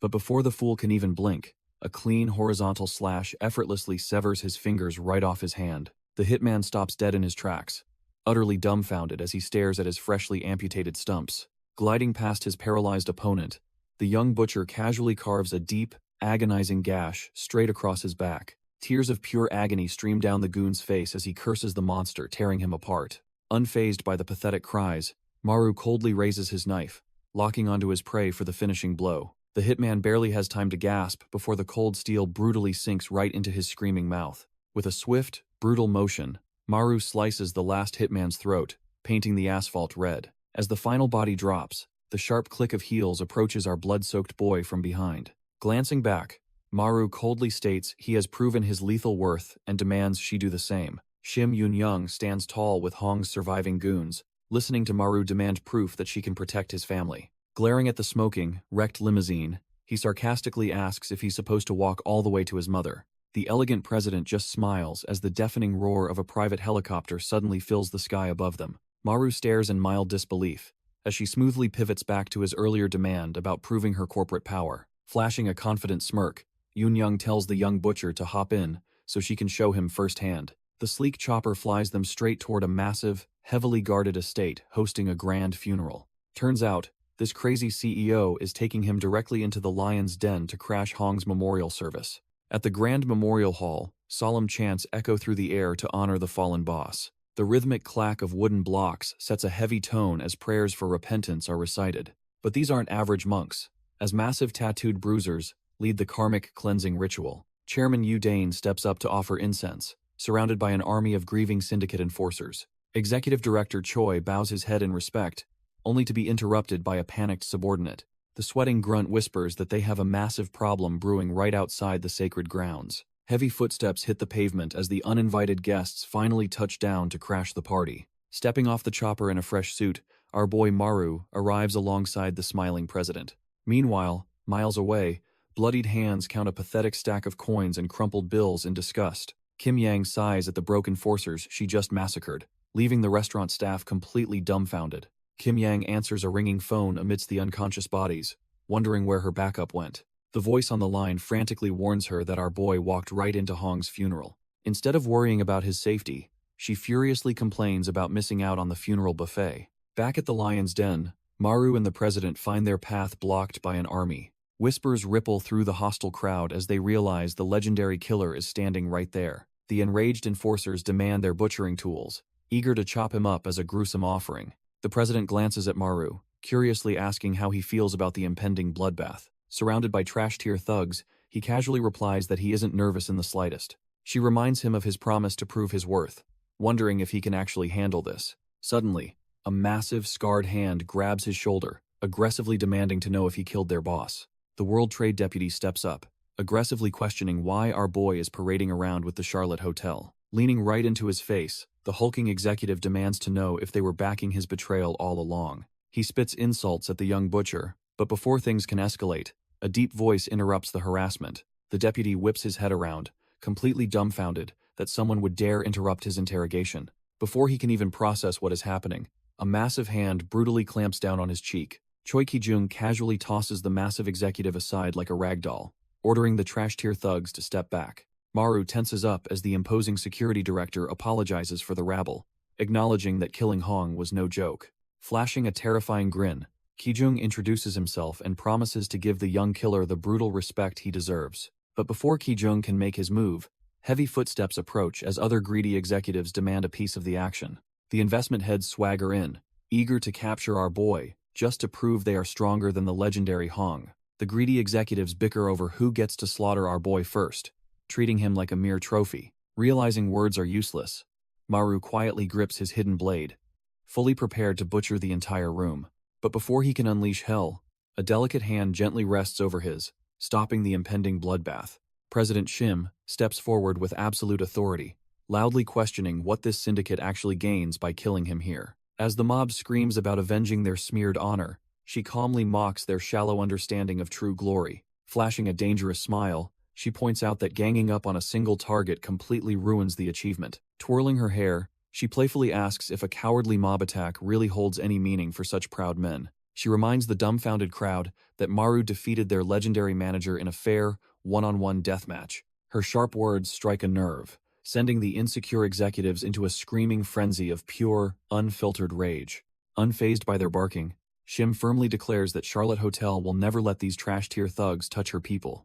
She warns the mob that killing him now means sparking an all-out corporate war. Twirling her hair, she challenges anyone willing to shoulder those massive losses to step up. Her piercing glare shuts them down, calling the hesitant executives nothing but loudmouth cowards. The once rabid syndicate bosses suddenly freeze in cold sweat, completely dumbfounded by her sheer audacity. Even our boy Maru is slightly taken aback by how fiercely this corporate queen defends him. Suddenly, a slow, mocking clap echoes through the tense courtyard. Maru and the others turn as a commanding voice cuts through the heavy silence. Striding through a sea of bowing thugs is the World Group Chairman, radiating absolute authority. She steps right up to Maru, her glowing eyes locking onto the kid. With a chilling smirk, she finally comes face to face with the monster who slaughtered her legendary manager. Instead of attacking, the imposing chairman just hums to herself, clearly sizing our boy up. A predatory, razor-sharp grin spreads across her face as she finds exactly what she was looking for. Leaving the threat hanging in the air, she turns her back and promises they will cross paths again. Completely dumbfounded by the bizarre encounter, Maru wonders who the hell that terrifying woman actually is. The hotel president quickly fills him in, revealing that she is the absolute ruler of the world group. As they head inside, she warns him that the chairman is the most dangerous predator in this building. Stepping into the sacred hall, they slip off their shoes to pay their final respects. Surrounded by a sea of bloodthirsty thugs, the duo stands tall right in the belly of the beast. They finally approach the grand altar, bowing before a massive golden Buddha to honor the fallen legend. Staring back at them is the feral, grinning portrait of his former mentor, serving as a grim reminder. Maru glares at the altar, silently declaring that he isn't here to mourn the man who ruined him. The horrific image of his mother suffering from a forced overdose still burns fresh in his mind. He remembers the blinding rage that consumed him, desperately wanting to tear his mentor apart with his own hands. Yet, as he recalls their final clash, he still can't understand why the beast let himself be killed. The memory of Hong's dying moments continues to haunt our boy, leaving him utterly confused. Even with his chest split open, the monster had just smiled, claiming he was finally dying as a human. Hong's final wish was for Maru to hold on to his humanity, a burden that now weighs heavily on him. Bowing deeply before the altar, Maru silently questions why his greatest enemy chose to sacrifice himself. Rising slowly, he accepts that the dead man's true motives remain a complete mystery for now. But if he manages to survive this viper's nest, he swears he'll uncover the truth behind those final words. Maru bows deeply one last time, silently promising his fallen mentor that he won't let his brutal teachings go to waste. Pushing himself up from the floor, he vows to take every bloody lesson Hong hammered into him and use it to his advantage. Staring down the army of hostile suits and tattooed monks behind him, our boy resolves to slaughter every last one of these corporate vultures if that's what it takes to survive. Suddenly, a familiar voice calls out his name, snapping him out of his dark thoughts. President Shim glances back with a confident smirk, reminding him that the second they step out of this funeral hall, he officially becomes her personal blade. Hearing her bold claim, Maru can't help but let out a quiet chuckle, fully accepting his new role as the Charlotte Hotel's lethal enforcer. The two of them stride out of the temple grounds side by side, stepping into the sunlight and ready to take on the entire criminal underworld together. The rhythmic thumping of a helicopter's blades suddenly echoes through the sky, signaling that the real corporate war is already brewing. Down below, a mysterious figure watches the chopper pass over the traditional rooftops, his presence looming like a dark cloud. Taking a long drag from his cigarette, the rugged stranger mutters Maru's name, making it crystal clear that our boy has just landed on another dangerous radar. The rugged stranger flicks his cigarette away, his mind racing with the implications of Shim's bold move. As the Charlotte chopper fades into the clouds, the scarred enforcer runs a hand through his hair. Choi Ki-jung flashes a maniacal grin, thrilled that a bloody corporate war is finally on the horizon. A week later, the towering Charlotte Hotel stands as the shiny new fortress for our boy's crew. President Shim struts through the grand lobby, her loyal staff bowing deeply as she reclaims her domain. Her triumphant return is immediately cut short when a panicked manager rushes over to report a headache. Hong's surviving lackeys are tearing the hotel apart, using chainsaws to desperately crack their dead boss safe. Rubbing her temples in sheer exhaustion, Shim reminds herself that these chaotic thugs are technically Maru's colleagues. She orders her staff to hide the embarrassing spectacle, only to be hit with another ridiculous crisis. Kim Yang has completely hijacked the dining hall, devouring the guests' meals in a terrifying display of gluttony. Despite the absolute chaos, watching the gluttonous assassin stuff, her face brings a weird sense of peace. But outside the VIP suite, the bowing guards know this quiet is just the calm before the storm. President Shim steps into the heavily guarded room to check on our boy's most precious cargo. Inside, Maru is finally reunited with his recovering mother and his fiery little sister. Flashing her best corporate smile, the hotel boss warmly greets the young girl. Naru immediately starts venting, complaining that her stubborn brother refuses to explain what kind of trouble they're in. Shim just listens quietly, knowing full well the dark reality of their brutal situation. Maru shakes his head in silence, absolutely refusing to drag his innocent sister into his bloody mess. He gently urges his panicked mother to rest, hiding the fact that he's about to wage a one-man war. Stepping in smoothly, Shim promises the worried girl she'll do everything in her power to protect their family. Maru's mother smiles warmly, completely oblivious to the bloodshed, begging the hotel president to protect her son. Holding the frail woman's hands, Shim smoothly insists that Maru is actually the one saving her company. But the touching moment shatters when a panicked hotel staffer bursts through the door, screaming about an emergency. Assuming Maru's unhinged crew broke something else, Shim sighs, only for the staffer to stammer out a denial. Her corporate smile instantly vanishes, as she realizes this isn't just another petty dispute, but a real threat. Across town, her sleazy rival brother, Eun-gyu, is living it up, completely unbothered by the brewing war. Meanwhile, the local police precinct is buzzing with absolute chaos as the bodies from Maru's rampage pile up. Senior Inspector Han stares down a massive murder board, finally connecting the dots of the butchered syndicate manager. From the burned drug lab to Maru's collapsed home, the veteran detective realizes their prime suspect has vanished. But the cops aren't the only ones hunting our boy, as the syndicate's one-eyed enforcer prepares for blood. The police stare at Maru's photo on the murder board, wondering if he's the mastermind or a victim. Just as Detective Han hits a dead end, a subordinate bursts into the room with a massive breakthrough. They finally manage to identify the mysterious woman who walked into the lion's den alongside their prime suspect. The veteran detective drops his cigarette in pure shock, realizing Maru is backed by the Charlotte Hotel president. Meanwhile, that very president is currently glaring daggers at her sleazy brother, absolutely disgusted by his trash-tier behavior. Eun-gyu doesn't even care that his sister is standing there, shamelessly slobbering all over his hired company. He casually greets her while groping his companion, completely unbothered by the corporate war brewing outside. The arrogant vice chairman even has the nerve to order his sister to pour him a drink. Watching this pathetic display, our boy Maru steps up and casually asks if he should just butcher him. But Yoon-young calmly grabs a wine bottle, deciding to handle her insubordinate vice chairman herself. With a deceptively sweet smile, Yoon-young steps up and offers to pour her dear brother a glass. The dark red wine flows out in a heavy, steady stream. But instead of a glass, she dumps the entire bottle right over his pathetic head. Flashing a menacing grin, she mockingly asks the dumbfounded vice chairman if it tastes good. Her smile vanishes as she scolds him for cowardly submitting to the rival world group. She then glares across the room, disgusted that he is openly mingling with their enemy's dogs. Sitting right there is Choi Ki-jung, who just takes a sip and scoffs at the insult. Slamming the bottle down, Yoon-young admits she understands why her brother is so incredibly bitter. Towering over him, she reminds the traitor that their father chose her as the rightful heir. Looking down with pure disappointment, she wonders if he has completely lost his damn mind. The humiliated vice chairman just sits there dripping in wine while the hostesses watch in absolute shock. Slowly lifting his head, he mutters his sister's name with a chillingly dark tone. But instead of getting mad, the absolute psycho just licks the alcohol off his face, calling it delicious. Grabbing the bottle, he cheerfully offers the terrified girls a drink, ignoring their desperate pleas to clean up. His fake smile instantly shatters as he violently grabs one of the women by the jaw.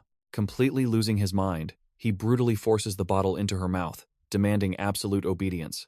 Yoon-young just stares at him with dead eyes as he screams that his authority is absolute. He even smashes a glass bottle right next to her head, but our ice queen doesn't even flinch. Getting right in her face, the pathetic traitor aggressively pokes her shoulder, mocking her delusions of grandeur. Flashing a maniacal grin, he reminds her that she can't inherit a damn thing until their comatose father dies. Yoon-young calmly warns her brother that he better watch his back, because whatever he is plotting, her eyes widen with a chilling smile as she promises she can do the exact same thing. Her scarred bodyguard looks completely dumbfounded by her sudden, terrifying shift in demeanor. Suddenly, a booming, maniacal laugh echoes through the room as Choi Ki-jung completely loses his mind. The massive executive director mocks their heartwarming sibling rivalry while casually sipping his drink. Unfazed, our ice queen flashes a polite smile and orders the corporate watchdog to step aside. She deliberately insults his syndicate chairman, causing the enraged giant to violently shatter his glass.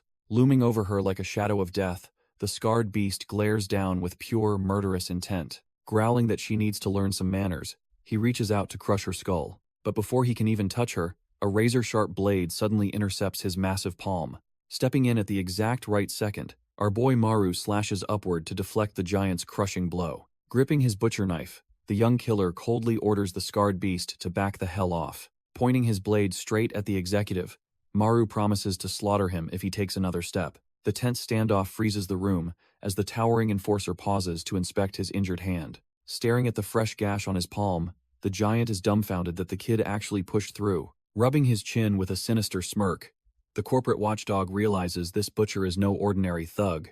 Meeting Maru's glowing, bloodthirsty glare, the scarred beast feels a twisted sense of excitement bubbling up inside. He casually licks the fresh blood right off his own palm, happily accepting the young killer's deadly challenge. Flashing a completely unhinged smile, the hulking executive decides that breaking this arrogant kid will be incredibly satisfying. With a burst of terrifying speed, the giant lunges forward, forcing Maru to desperately block the heavy strike.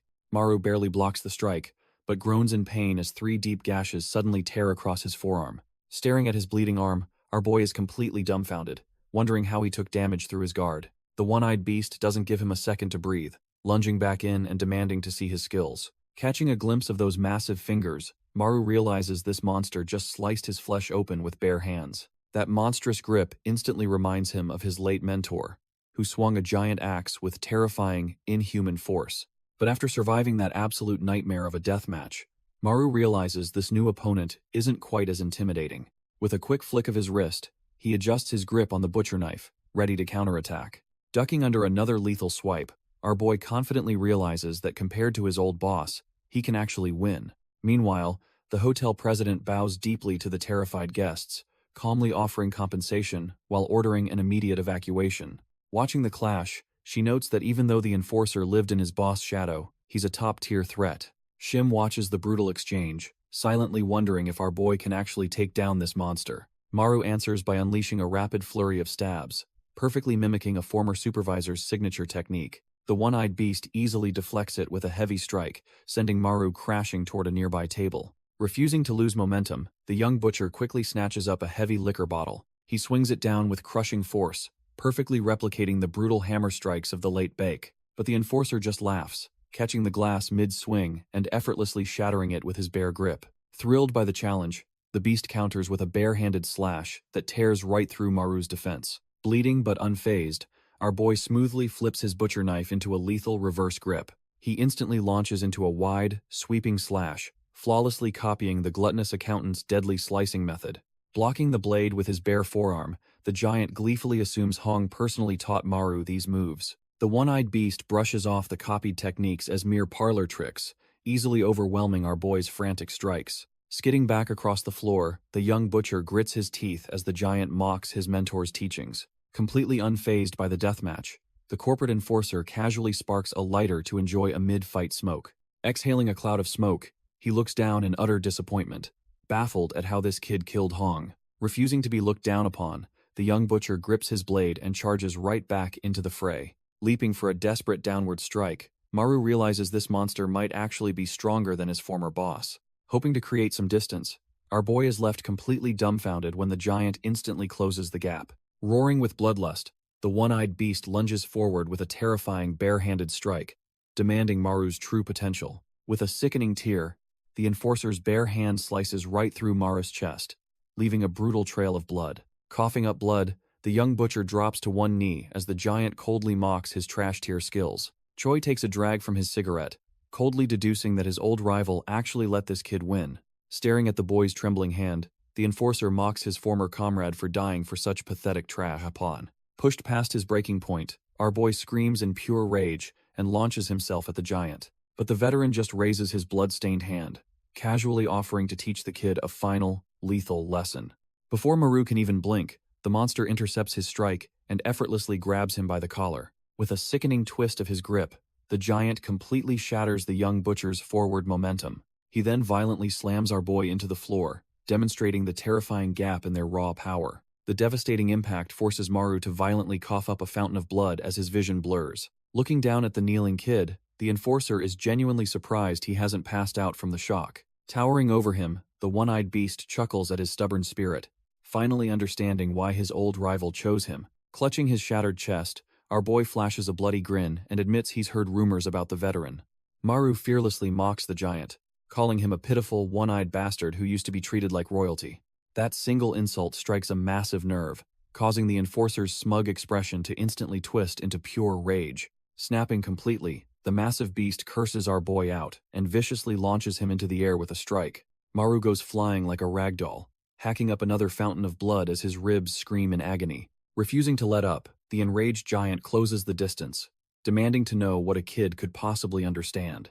Raising his massive fist, the one-eyed monster roars that he should have been the one to execute Hong. He mercilessly ground and pounds the young butcher, screaming that a weakling like him never deserved the right to kill him. Desperately guarding his face from the barrage, Maru realizes he is completely outclassed in speed, power, and combat experience. As his consciousness begins to fade, his mind drifts back to the desperate promise he made to protect his family. Staring down a mental army of syndicate thugs, Our boy wonders if he can truly protect his family. The one-eyed beast reaches out to crush him, mocking Maru's empty threats as panic sets in. Driven by pure desperation to get stronger, Maru throws a wild, blood-fueled punch to force the monster back. Watching from the sidelines, Unyoung's trash-tier brother cheers for the enforcer to finish the job and ruin her. He eagerly promises corporate shares for Maru's head, but his smug rant is cut short by sudden interference. A shadowy figure steps up right behind the massive executive, completely halting his lethal strike.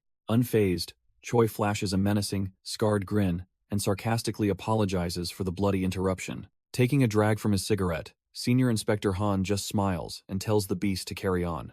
But the veteran cop immediately presses a loaded revolver directly against the back of the giant's skull. Staring down the barrel, Han coldly warns that executing a kid in front of the police means instant death. Choi just raises his hands and mocks surrender, sarcastically claiming he was only teaching our boy some tricks. Meanwhile, Unyoung's trash-tier brother throws an absolute tantrum, screaming at the cops for ruining the bloody climax. Lighting a cigarette, the veteran detective smirks and mocks the giant for getting sloppy in his old age. Dumbfounded, the massive executive looks down at his chest, wondering when the kid actually managed to touch him. Deep, bloody slash marks tear across his torso, proving our boy's desperate final strike actually landed. He realizes Maru perfectly executed a brutal slashing technique after seeing it just a single time. The beast is utterly shocked that the kid could instantly weaponize a move without any proper training. Flashing back through Maru's flawless mimicry, Choi realizes this kid is a terrifying, once-in-a-lifetime combat genius. A twisted grin spreads across his scarred face as he finally understands why his dead rival loved this kid. But before the bloodbath can continue, cold steel cuffs snap onto Maru's wrists as his rights are read. The patrol officers tightly grip our boy's arms as they read him his Miranda rights. Glaring up through the blood and sweat, he listens to the grim reality of his murder charges. The cold steel bites into his battered wrists as the officers remind him of his right to remain silent. Dragged away by the relentless cops, his desperate one-man war comes to a grinding, humiliating halt. He seethes with frustration, knowing he is being hauled off for murder while his enemies still breathe. Suddenly, the elegant hotel president steps into his path, refusing to let her greatest asset be taken away. She places a hand over her heart and promises to move heaven and earth to bail him out. Grateful for the lifeline, he begs her to keep his vulnerable mother and little sister safe. Watching from the sidelines, the scarred giant scoffs at the kid's pathetic, lingering attachment to his family. Flashing a demonic grin, the monster wonders aloud if he should just slaughter Maru's loved ones himself. Maru locks eyes with the scarred giant, burning his enemy's name into his memory. Seething with pure bloodlust, our boy silently vows to tear the monster apart with his bare hands. As the cops haul Maru away, Choi just smirks, eagerly waiting for their inevitable deathmatch. Meanwhile, Hong's surviving lackeys burst into the hotel suite, frantically screaming that their new boss got busted. The elegant president calmly confirms the bad news, while the gluttonous accountant just keeps stuffing her face. She explains that the rival syndicate clearly has the cops in their pocket, making a legal rescue impossible. The panicked suits beg the purple-haired glutton for help, but she just complains that Maru ruined her life. Dumbfounded by her coldness, the men desperately remind her that they are all in this mess together. Unfazed, she bluntly suggests they just let the kid rot in a cell while they enjoy the free buffet. But her jaw drops when they remind her that Maru is her only ticket to this endless feast. Desperate, the purple-haired glutton grabs the president's shoulder, begging to know if it is actually true. Her eyes widen in pure horror as she realizes her endless buffet access depends entirely on the butcher. The elegant executive coldly confirms it, stating she only tolerated her bottomless appetite because of our boy. Biting her lip in frustration, the glutton curses her own ignorance with a sharp click of her tongue. Realizing her food supply is in jeopardy, she storms off, telling the panicked lackeys to stay put. Throwing the door open, she vows to drag their arrested butcher back herself just to keep eating. Meanwhile, the sun sets over the heavily guarded police precinct, where our boy is currently being held. Inside a bleak interrogation room, Maru sits handcuffed across from the grizzled narcotics detective. Staring at his chained hands, he realizes waiting for a legal rescue is a death sentence for his family. Taking a drag from his cigarette, the veteran inspector notes just how much the kid's eyes have changed. The veteran inspector lists off the kid's connection to the cartel's crimes, while our boy silently plots his escape. Staring into those cold red eyes, the detective presses him on the blood found at his trashed home. Leaning in through the smoke, the grizzled cop demands to know exactly what ties he has to the syndicate. Crushing his cigarette into the ashtray, the inspector admits he actually wants to help the kid out, but looking at a boy wearing the face of a mass murderer, He bluntly asks how he can justify it. Suddenly, the door swings open as a laughing superintendent bursts into the room with a hot meal. The cheerful newcomer scolds the veteran for starving their suspect, sliding a tray of food onto the table. Dropping his smile, the superintendent whispers that the mayor is furious about them holding a suspect without solid evidence.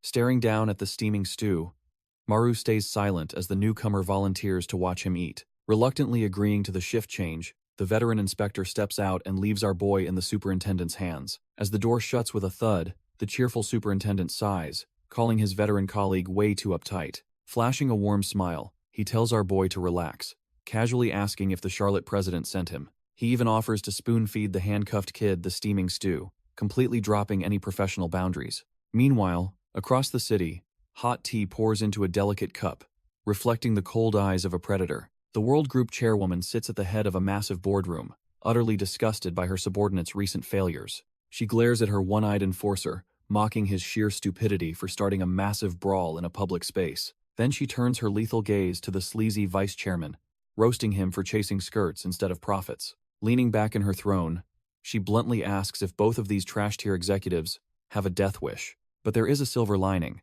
as the resulting media circus has severely crippled his sister's corporate influence. Seizing the moment, she orders the terrified vice chairman to snatch control of the board while his sister recovers. She orders her one-eyed enforcer to stand down, warning him that his petty emotions will only cause more sloppy mistakes. Noticing his silent frustration, she shoots him a piercing glare and dares him to question her absolute authority. Meanwhile, back at the precinct, that seemingly friendly superintendent reveals his true colors, violently grabbing our boy by the hair. Pinned to the table, Maru is completely dumbfounded, as he realizes this dirty cop is actually on the syndicate's payroll. The corrupt detective just laughs at his quick deduction, mocking the handcuffed kid for being utterly powerless to stop them. Outside, the interrogation wing is completely deserted, creating the perfect isolated hunting ground. Turns out, the dirty cop cleared the entire floor and killed the security feeds to roll out the red carpet. Taking advantage of the blind spot, a squad of syndicate hitmen struts down the hall, ready to execute their target. Their cocky leader grabs the doorknob, scoffing at Choi for failing such a simple assassination mission. But as he swings the door open, he gags at the overwhelming stench of fresh blood filling the pitch-black room. Peering inside, the assassins spot a hooded figure slumped over the table and wonder where the detective went. Assuming our boy is just unconscious, a thug reaches out and gives his shoulder a rough shove. But as the head rolls back, they realize the guy wearing the police hoodie isn't their target. It's the corrupt superintendent, his face beaten to a bloody pulp with his lifeless eyes rolled back. The silver-haired strike leader just scoffs at the gruesome sight, genuinely impressed by the kid's sheer audacity. Checking the corpse, his men realize the blood is still warm, meaning Maru just slaughtered a cop. Lighting up a cigarette, the boss deduces that their prey couldn't have slipped too far away yet. He immediately orders his army of suits to fan out and hunt him down before rivals interfere. With ruthless orders echoing to chop the kid's legs off, the search spills into the bustling streets. But Maru is already a ghost, casually blending into the crowded sidewalks in a fresh outfit. Walking through the streets, Maru remembers the chilling orders the corrupt cops received to capture him alive. His mind drifts back to the interrogation room, where his face was brutally smashed into a meal. Gripping his hair, the dirty cop taunted him about an incoming hit squad, sparking a grim realization. An Kiju flashed a sickening grin, thoroughly enjoying his sadistic power trip over a helpless prisoner. Glaring up through the mess, our boy finally deduced that this scumbag was on the syndicate's payroll. The corrupt superintendent smugly praised his quick wits, mocking him for figuring out the trap too late. His cruel laughter echoed into the empty precinct hallway, boasting that knowing the truth changed absolutely nothing. Meanwhile, crammed inside a dingy station locker, Kim Yang curses Maru's reckless name while stripping down. Reluctantly buttoning up a stolen police uniform, she complains about being dragged into his suicidal one-man war. Pulling the cap low, she admits she would gladly let him die if it weren't for that buffet. Striding down the precinct hallway, she tries to play the part of a convincing officer. But internally, Kim Yang is fuming over having to babysit our boy just for a meal. Her patience completely shot, she vows to smash his skull in and stage it as an accident. Spotting the final interrogation room, she readies her weapon to deliver some much-needed discipline. With a sharp flick, her baton extends, ready to teach him a brutal lesson. Kicking the door open, she leaps into the air, screaming about raining unrelenting hellfire upon him. But her furious battle cry instantly dies in her throat as she freezes in pure shock. Instead of a helpless prisoner, she finds a heavy metal ashtray completely caked in fresh blood. Maru stands there casually holding the battered superintendent by the collar, genuinely confused to see her. Dumbfounded, she absolutely loses her mind, shrieking that this lunatic just murdered a cop inside the station. Maru calmly explains that the battered cop was actually a World Group rat who already called in a hit squad. Refusing to just sit back and die, our boy reveals his master plan to frame the syndicate for the mess. He casually tasks the disguised glutton with pinning the gruesome murder on the incoming thugs, leaving her completely stunned. She absolutely loses it, screaming that she only came for a buffet ticket and refuses to be his personal cleaner. She vows she would rather die than help him, but freezes instantly the second he mutters the word premium beef. Knowing exactly how to play her, Maru promises an unlimited, top-tier Wagyu feast to sweeten the pot. Drooling like a wild animal, she tries to resist his capitalist temptations, but the promise of lifetime meals breaks her. All her morals instantly vanish as she violently shakes his hand, happily accepting the job of covering up a murder. Ditching the stolen police gear, Maru heads out the door while his new accomplice gives him an enthusiastic thumbs up. With the station secured, his sharp eyes narrow as he sets his sights on returning to the Charlotte Hotel. Meanwhile, back at the precinct, the sun begins to set over the supposedly secure police station. Inside, the silver-haired leader of the syndicate hitmen takes a drag of his cigarette, certain their target is close. He rallies his massive squad of suited enforcers, ordering them to scour the building and find our boy first. Barking through the halls, the captain demands they bring him back breathing, completely unaware Maru is already gone. Clinging to the hallway walls like a spider, the disguised glutton sweats bullets. Realizing the mob arrived way too early, peeking down, she recognizes the silver-haired captain, cursing her luck that the man she despises most is leading the hunt. Dropping silently to the floor, she desperately wants to slaughter him, but knows a bloodbath would ruin her cover. Playing it smart, she plans to just cause a quick distraction and slip away to claim her premium beef. But before she can even move, the hitman captain violently kicks the door in, greeting her with a sinister smirk. The brutal strike catches her completely off guard, smashing her face against the wall and drawing first blood. The silver-haired captain stands over her, mocking that her distinct scent gave away her pathetic hiding spot immediately. Taking a drag from his cigarette, the unhinged hitman blushes, creepily asking if her police cosplay is just for him. Wiping the blood from her bruised cheek, the glutton glares back, utterly disgusted by his perverted obsession. He dramatically clutches his forehead, whining about how he just can't stop his twisted heart from yearning for her. But his creepy monologue is abruptly cut short when she levels a heavy police revolver right between his eyes.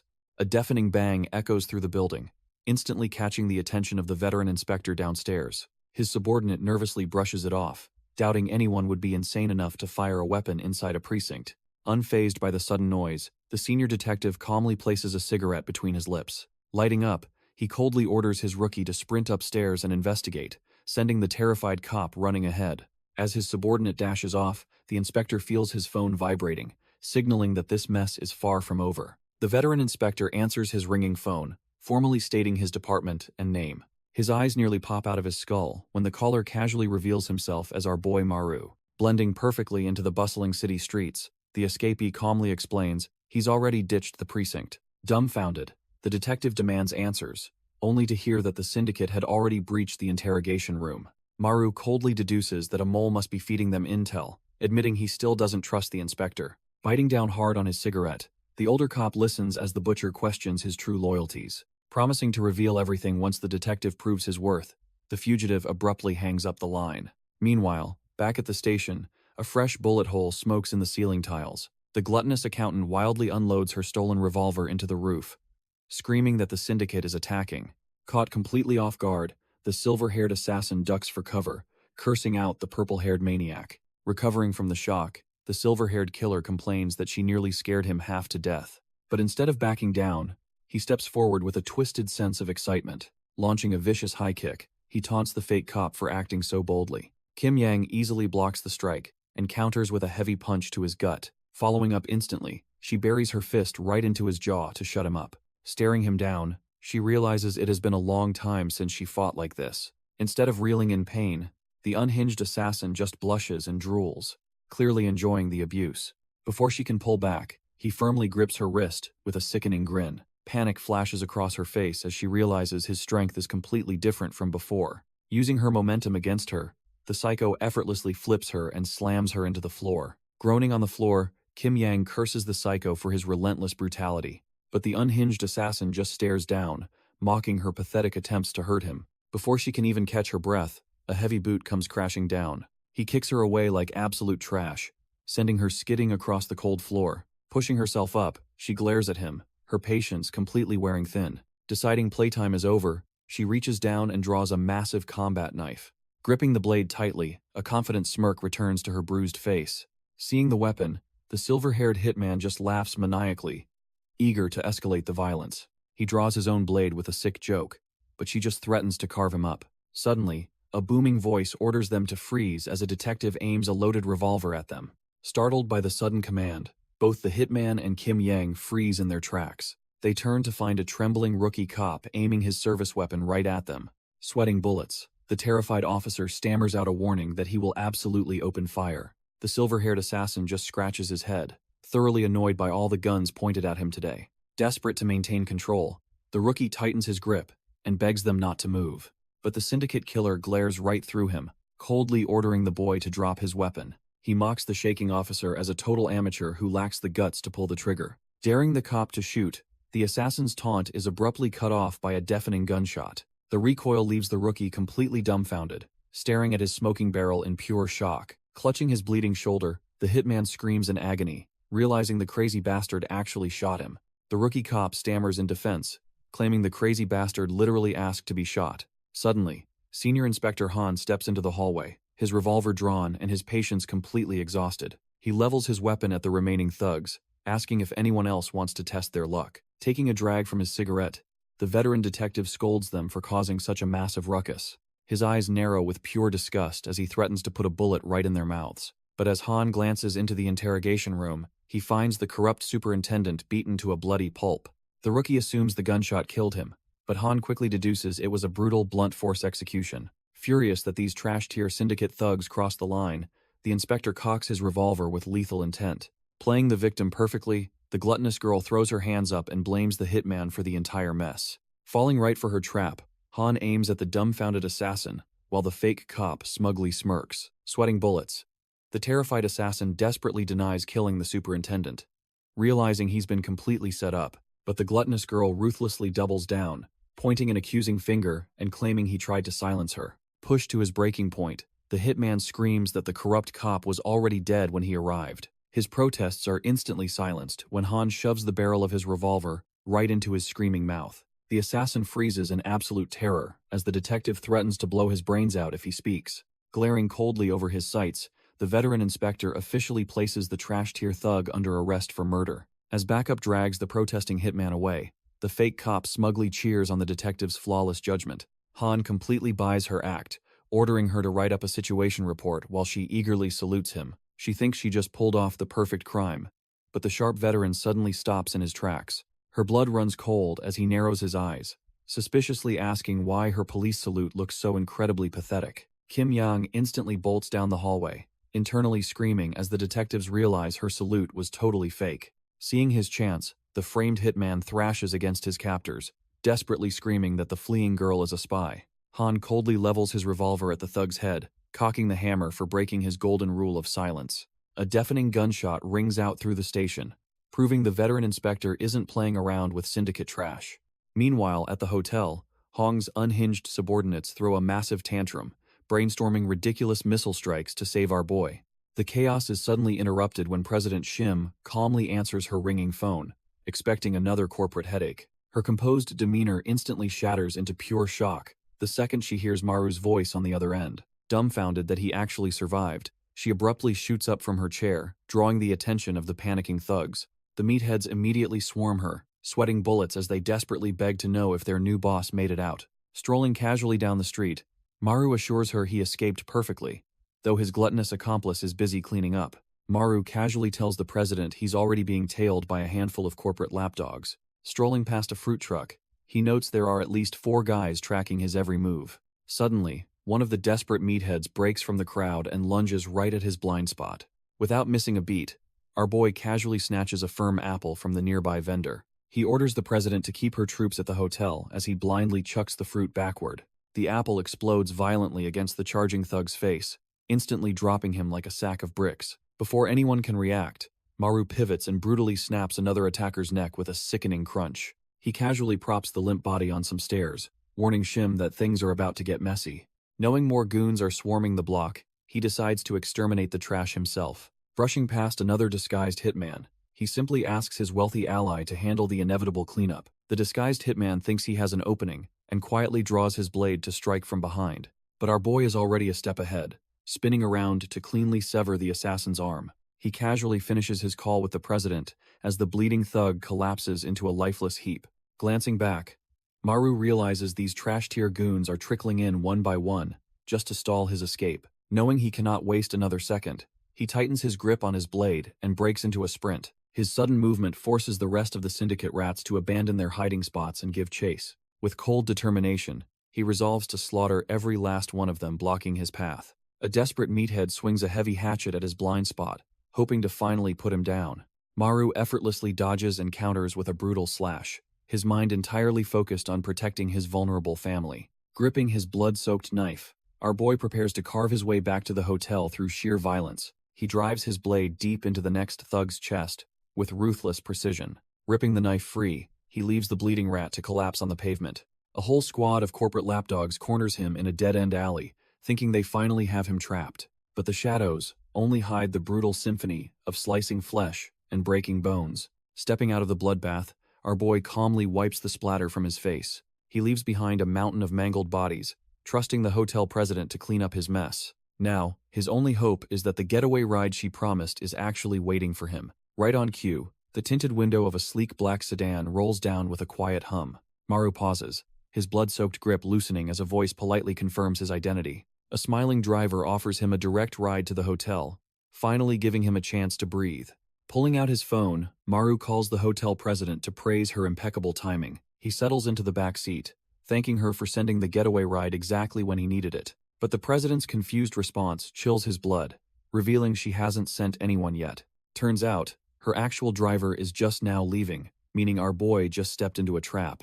Realizing his fatal mistake, he quickly brushes off her concern and hangs up to handle the threat. He buries his face in his hand with a heavy sigh as the imposter suddenly speaks up. The driver flashes a psychotic grin, asking if Maru is just another one of the syndicate's lapdogs. Without waiting for an answer, the grinning maniac slams his foot down hard on the gas pedal. The tires screech violently against the asphalt as the engine roars with a deafening hum. The sedan tears down the street at breakneck speed, turning his peaceful escape into a deadly kidnapping. Back at the station, Inspector Han lights up a smoke, wondering why a massive syndicate is targeting a nobody. He stares at the whiteboard, trying to piece together how our boy became such a massive threat to them. Looking out the barred window, the veteran detective realizes the corruption runs deep since a murder was swept away. Down in the parking lot, the arrested hitman complains about the terrified rookie cop who nearly gunned him down. The silver-haired assassin throws up a middle finger at the precinct, aggressively cursing out the officers who ruined his mission. Not taking any disrespect, Han flips the bird right back, deciding it is time to ditch the rulebook entirely. Meanwhile, the fake driver continues tearing down the highway, completely unaware of the monster sitting in his passenger seat. Refusing to be a hostage, Maru calmly unbuckles his seatbelt and asks the grinning maniac if he wants to die. Without waiting for it, our boy delivers a brutal kick straight to the kidnapper's head.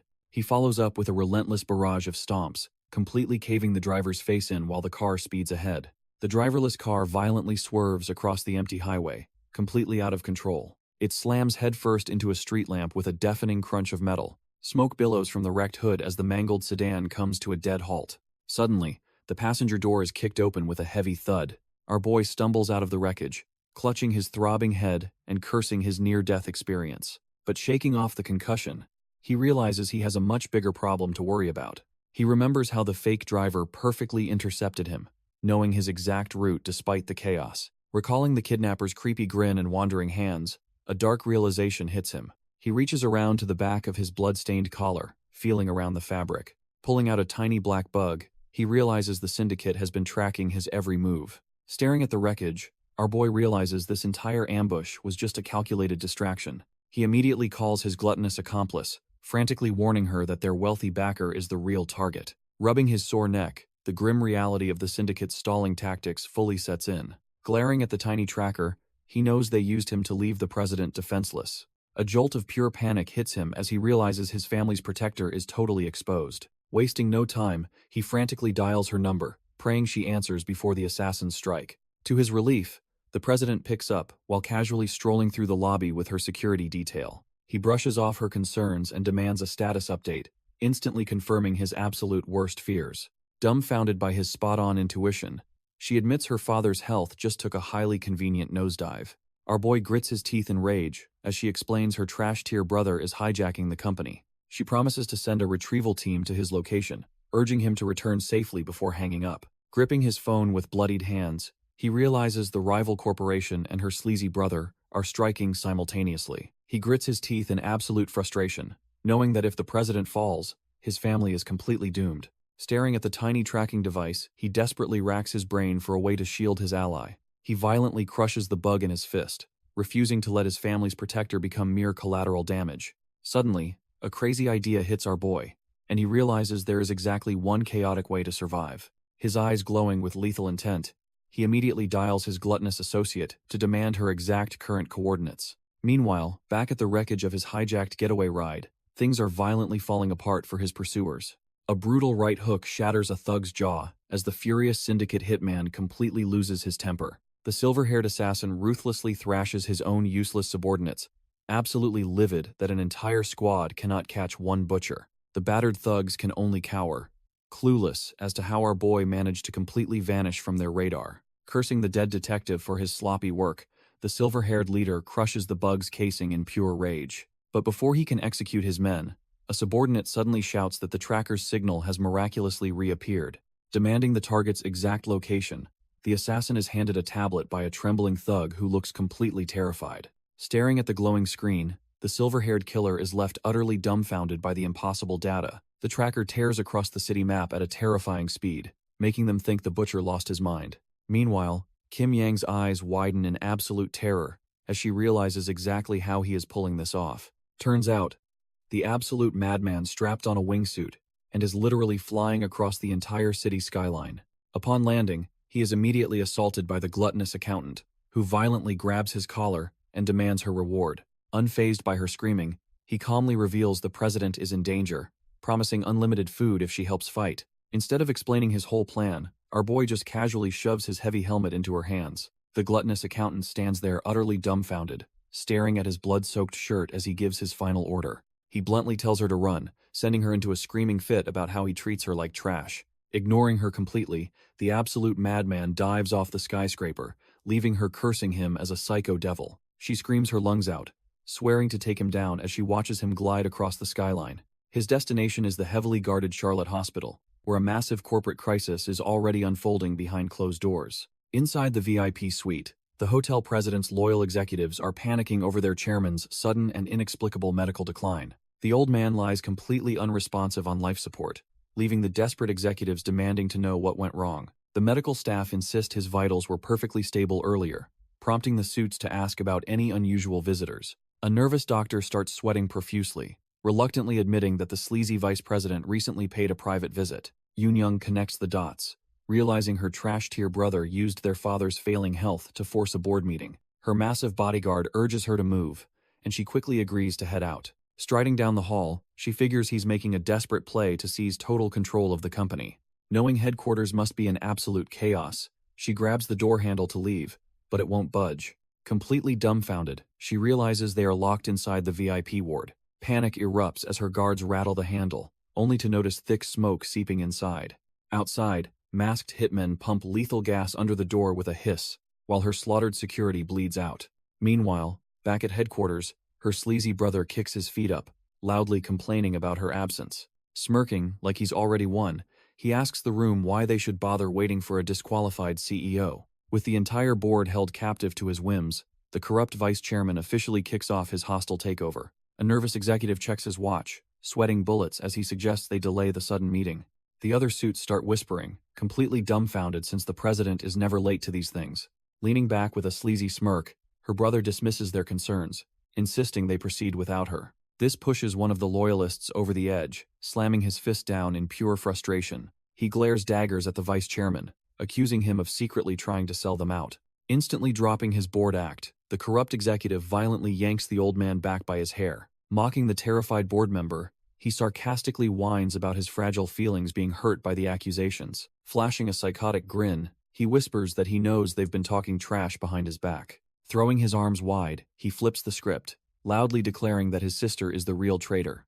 Playing the ultimate victim, the trash-tier brother complains that he is the only one saving this company. The loyal board members furiously fire back, completely dumbfounded by his sheer audacity. Clicking his tongue in annoyance, the trash-tier brother realizes they aren't buying his victim act. His facade shatters as he violently screams at the morons to shut their mouths. Glaring at the terrified executives, he demands to know who is truly destroying their legacy. He arrogantly gestures to himself, boasting that his chemical division is the only thing keeping them afloat. Clenching his fist, he bitterly complains that his sister contributes absolutely nothing but a cozy hotel. Winding up a brutal punch, he violently declares that she is the real traitor. But before his fist can connect, the boardroom doors violently explode inward, sending him flying. A squad of armed yakuza casually strolls in, blindly following a tracking signal meant for our boy. Scanning the room full of terrified geezers, the silver-haired hitman wonders if his target aged prematurely. The silver-haired leader scowls,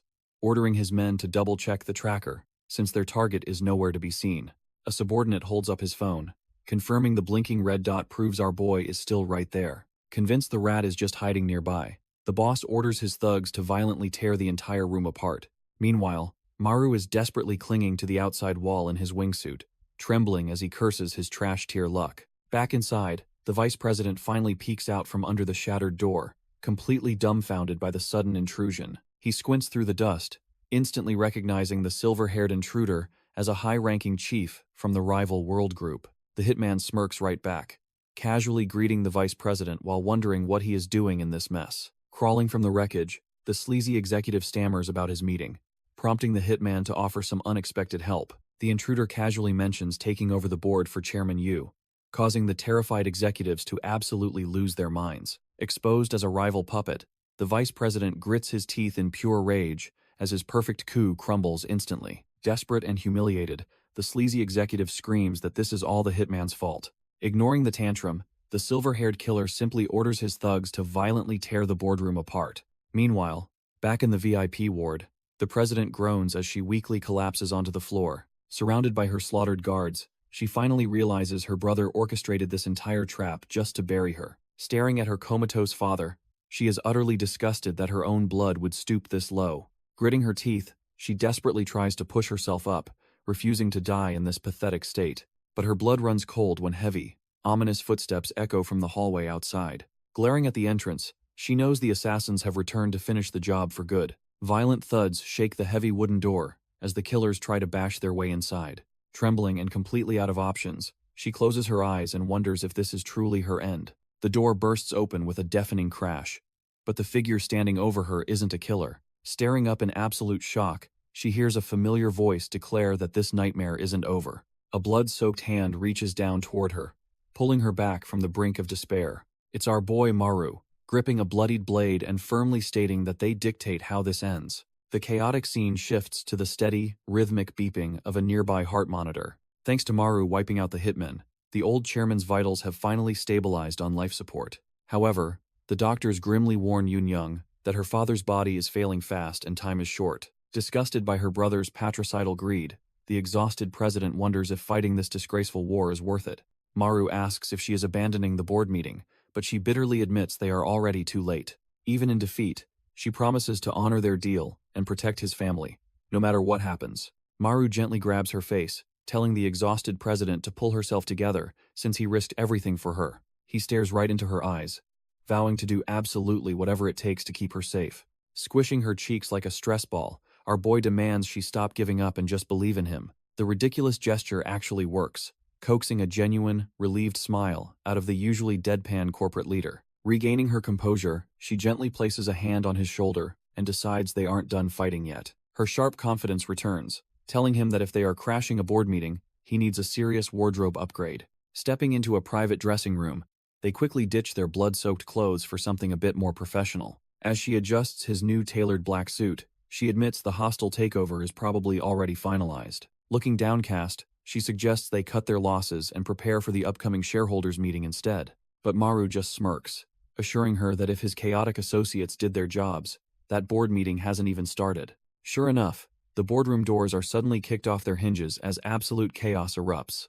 A squad of ruthless syndicate hitmen storm the room, mercilessly hacking down the defenseless executives. Turns out, our boy had already deployed the gluttonous accountant to scale the building and infiltrate the meeting. Back inside, the corporate slaughter leaves senior directors bleeding out on the cold floor. The treacherous vice chairman nudges a lifeless body with his shoe, completely dumbfounded by the carnage. He frantically scolds the silver-haired strike leader, arguing he only ordered them to clear the room, not butcher everyone. The hitman just shrugs off the complaint, ordering his blood-soaked crew to tear the place apart and find Maru. Sweating bullets, the sleazy executive clutches his head, realizing this massive pile of corpses is going to ruin him. But then a psychotic grin stretches across his face as he realizes dead men cannot testify against him. Laughing maniacally, he hugs the annoyed hitman to propose a civilized chat, though the killer just wants personal space. The sleazy executive throws his hands up, nervously warning the killer that their boss won't be happy. But as the silver-haired brute steps up to intimidate him,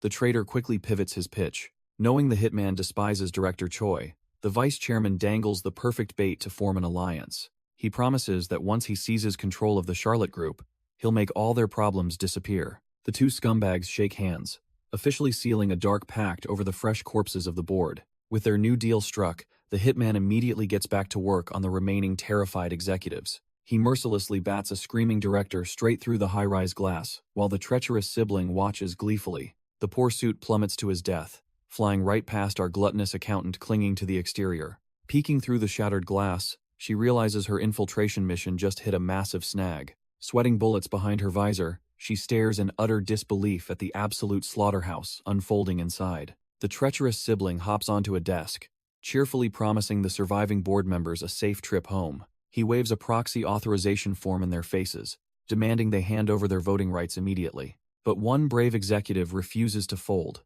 furiously calling out the vice chairman's blatantly illegal power grab. Yoon-gyu just flashes a psychotic grin, violently grabbing the defiant director by his hair. Yanking the man's head back with bone-snapping force, he prepares to teach him a brutal lesson. He unleashes a merciless barrage of punches, eager to show exactly what happens when a lunatic snaps. The remaining executives watch in absolute horror as the unhinged sibling threatens to slaughter every last one. Dropping the bloody, unconscious executive to the floor, Yoon-gyu sighs about how these corporate suits never listen. Wiping the blood from his knuckles, he casually orders the silver-haired hitman to toss the rest out. Terrified of taking a lethal plunge, a bald executive immediately grovels on the floor, begging to sign. The bald executive desperately clings to Yoon-gyu's pants, begging for mercy by bringing up their childhood memories. Yoon-gyu just rubs his chin with a smug smirk, wondering why the old man is speaking so casually. Without missing a beat, he orders his silver-haired hitman to chuck the screaming executive straight out the window. Seeing his colleague plummet, another director furiously rips up the proxy contract and dares the lunatic to kill him. He stands his ground, declaring he never would have joined the company if he was afraid of dying. Yoon-gyu sarcastically claps at the display of loyalty, praising the director for being his father's trusted right-hand man. But the praise is a trap, and Yoon-gyu grabs him by the throat to ask who inherits his shares. Flashing a truly demonic grin, the vice chairman casually threatens to slaughter the man's wife and daughter next. Realizing his family is in the crosshairs, the defiant director completely breaks down, trembling as he finally surrenders. Utterly defeated, he signs his life away on the dotted line, apologizing for his momentary lapse in judgment.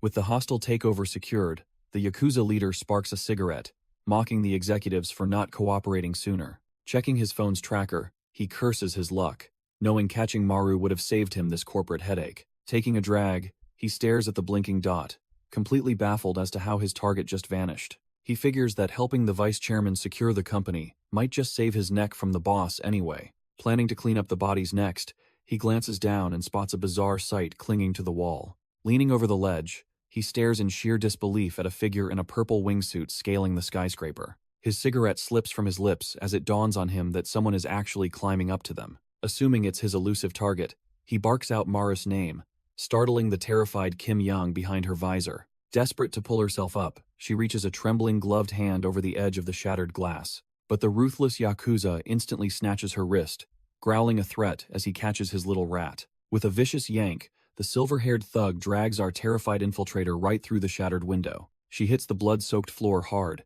skidding across the room while gasping for air. Slicking back his hair, the Yakuza mocks her pathetic hiding spot and declares her utterly dead. He reaches out with a menacing grip, sadistically pondering exactly how to tear her apart. Suddenly, the sleazy vice chairman struts in, assuming they finally caught their elusive target. He flashes a smug grin, completely convinced that his hostile corporate takeover is officially wrapped up, but his celebration ends instantly when a heavy door violently slams open, completely flattening the corrupt executive. The Yakuza boss whips around, completely dumbfounded by the sudden explosive crash echoing through the room. Still gripping his captive, he stares in sheer disbelief at the imposing figure stepping through the dust. Standing there with a blood-drenched butcher knife is our boy Maru, ready to carve up the competition. The Yakuza boss breaks into a cold sweat, his brain short-circuiting as he processes the sudden intrusion.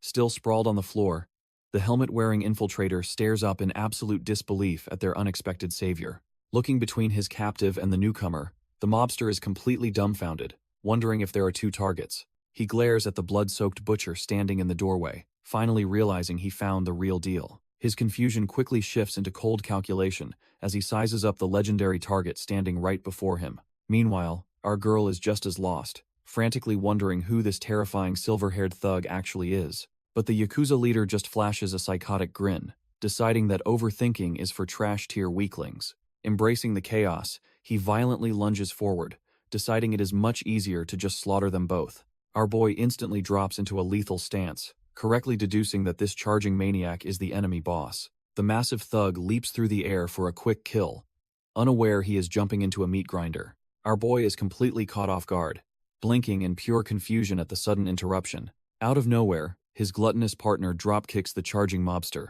cursing him out for being a capitalist pig. The heavy impact sends the silver-haired brute skidding helplessly across the polished boardroom floor. Watching his hostile takeover turn into a circus, the sleazy vice chairman throws an absolute tantrum. He frantically orders his corporate thugs to slaughter the intruders, forcing our duo to brace for a bloodbath. Pushing himself up from the dirt, the Yakuza boss just chuckles as a sudden realization hits him. Flashing a deranged smile, he deduces that the masked striker is actually the legendary accountant, not his primary target. Licking his lips like a total creep, he prepares to brutally torture her before finishing the actual mission. But the furious vice chairman grabs his shoulder, demanding the syndicate leader focus on capturing our boy immediately. Annoyed by the disrespect, the silver-haired Yakuza snaps back, refusing to take orders from a corporate suit. The sleazy vice chairman furiously reminds the brute of their deal to crown him as the new company head. Flashing a psychotic grin, he assumes his sister is already dead, leaving our boy as the final loose end. But his twisted celebration is cut short when the sharp click of heels echoes through the bloody hallway. The corrupt executive freezes in pure terror, the color draining from his face as he recognizes the chilling voice. Stepping over the slaughtered hitmen, the elegant president makes her grand entrance alongside our boy and the gluttonous accountant. Glaring daggers at her treacherous brother, she coldly declares that she refuses to die while he is still breathing. Biting his nails in absolute panic, the traitor curses his luck, realizing his perfect assassination plot just failed miserably. Ignoring his pathetic meltdown, the president calmly approaches the terrified board members to assure them that order is restored. The battered board members nearly collapse in relief, desperately asking if her father survived the chaos. Stepping up behind her, the sleazy vice chairman mockingly demands to know if their old man is breathing. Yoon Young shoots him a death glare, utterly disgusted by his sheer audacity. Without hesitating, she spins around and slaps the absolute taste out of his mouth with a sharp smack. But the psycho just flashes a twisted grin, mocking her that she still won't get any backup. She holds up his forged proxy document, furious that he used their comatose father as a pawn. Staring at the trash-tier traitor, she coldly states that he has completely thrown away his humanity. Yoon-gyu just laughs maniacally, gloating that the board is already in his pocket anyway. But his arrogant rant abruptly dies in his throat, as a sudden, terrifying realization hits him. Yoon-gyu watches in absolute horror as his supposedly ironclad proxy document is ripped to shreds right before his eyes. Yoon-young coldly asks if he seriously thought an unregistered scrap of paper meant anything in the real corporate world.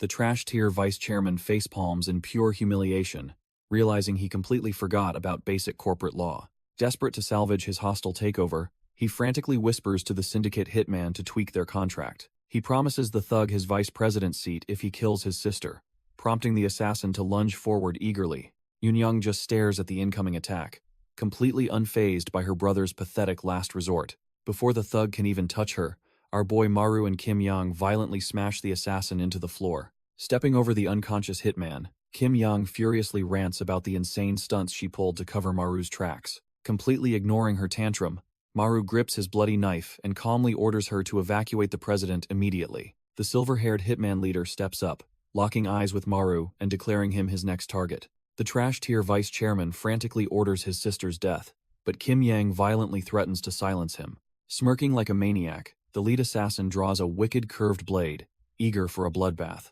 He lunges forward with terrifying speed, fully intending to shred the president to absolute pieces. His crazed eyes lock onto his prey, demanding her undivided attention before the slaughter. But our boy Maru instantly intercepts the strike, their blades colliding in a shower of violent sparks. Watching her new bodyguard step up, Eun-young softly warns him not to underestimate this lethal psycho. The assassin just laughs, mocking Maru's death wish as he unleashes a relentless barrage of heavy slashes. Swinging his blade with brutal force, the unhinged killer excitedly dares Maru to show off Hong's legendary skills. Maru takes a shallow slice to the neck, grunting as blood sprays from the sudden strike. He realizes he was too focused on the assassin's knuckles, making that wicked curved blade a serious problem. Knowing he can't let this psycho dictate the pace, our boy aggressively lunges in to clash blades. Catching the killer off guard, Maru launches himself into the air and buries a brutal knee into his face. Pinning the stunned hitman to the floor, he raises his butcher knife to end the fight right then and there.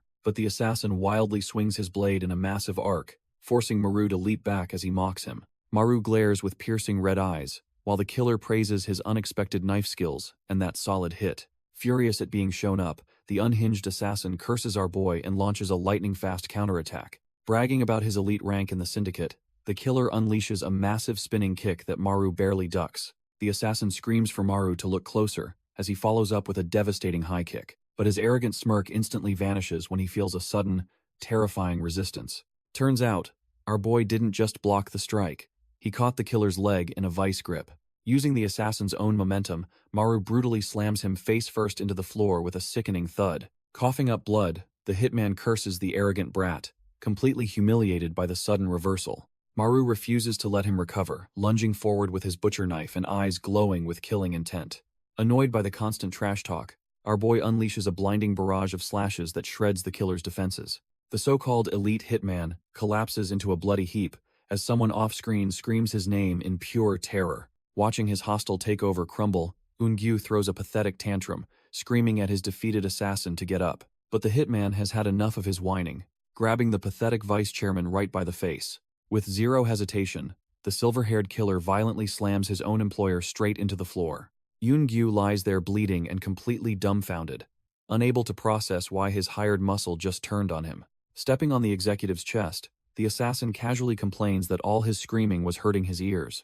Watching this bizarre betrayal unfold, our boy is genuinely caught off guard. Maru realizes the assassin is completely unfazed despite having his chest laid wide open by brutal slashes. Nobody should be able to stand that nonchalantly after taking such lethal damage, sparking a terrifying realization. Staring down the smirking killer, Maru flat out asks if the freak is completely incapable of feeling pain. Flashing a deeply unhinged and demonic smile, the hitman gleefully confirms that our boy hit the jackpot. Our boy is completely dumbfounded that this guy is still moving after taking those lethal-looking hits. He realizes standing that casually while bleeding out isn't normal, leading to a chilling realization. Kang-jin asks the lunatic if he is actually incapable of feeling any physical pain at all. With a terrifying grin, the white-haired psycho confirms he has hit the nail right on the head. The maniac lunges forward with his blade, promising that death is the only reward waiting for him. Staring into the abyss, our boy acknowledges that a monster without a pain reflex is a nightmare. Even so, he knows there is always a way to put down a trash-tier dog if he plays smart.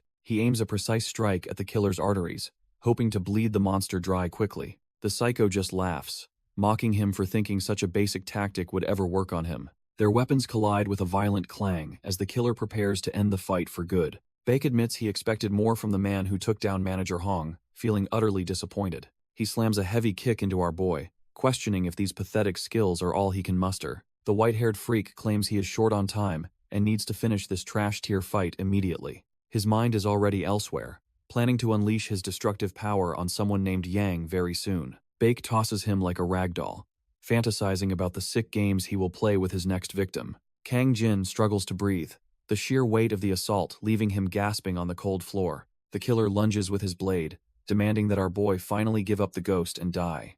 Nearby, the aftermath of the slaughter is clear, as the bodies of fallen men pile up in silence. Security Chief Bae Hyukjin bows deeply, reporting to his boss that the current floor has been successfully neutralized.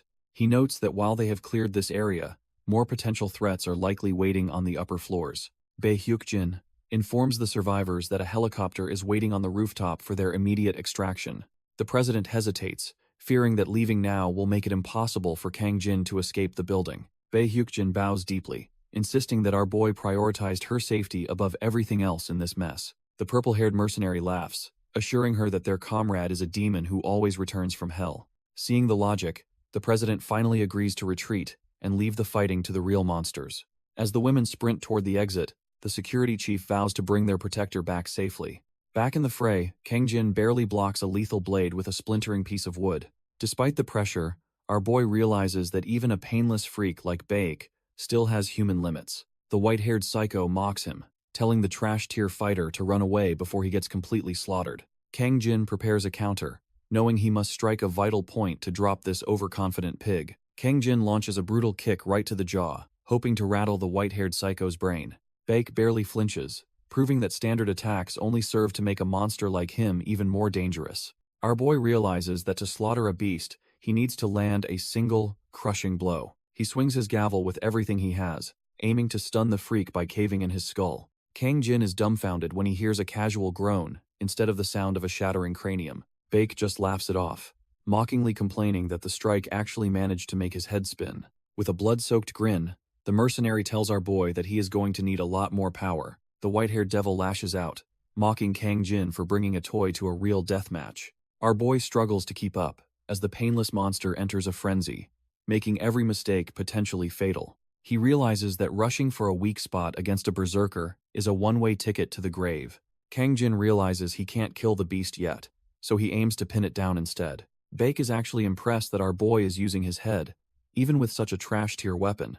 The mercenary is shocked by the raw power behind the strike, as he is sent reeling back. Kang Jin doubles down, crushing the freak's leg to ensure he can't keep up his frantic pace. Even with a mangled limb, the white-haired devil just calls our boy tough before lunging forward again.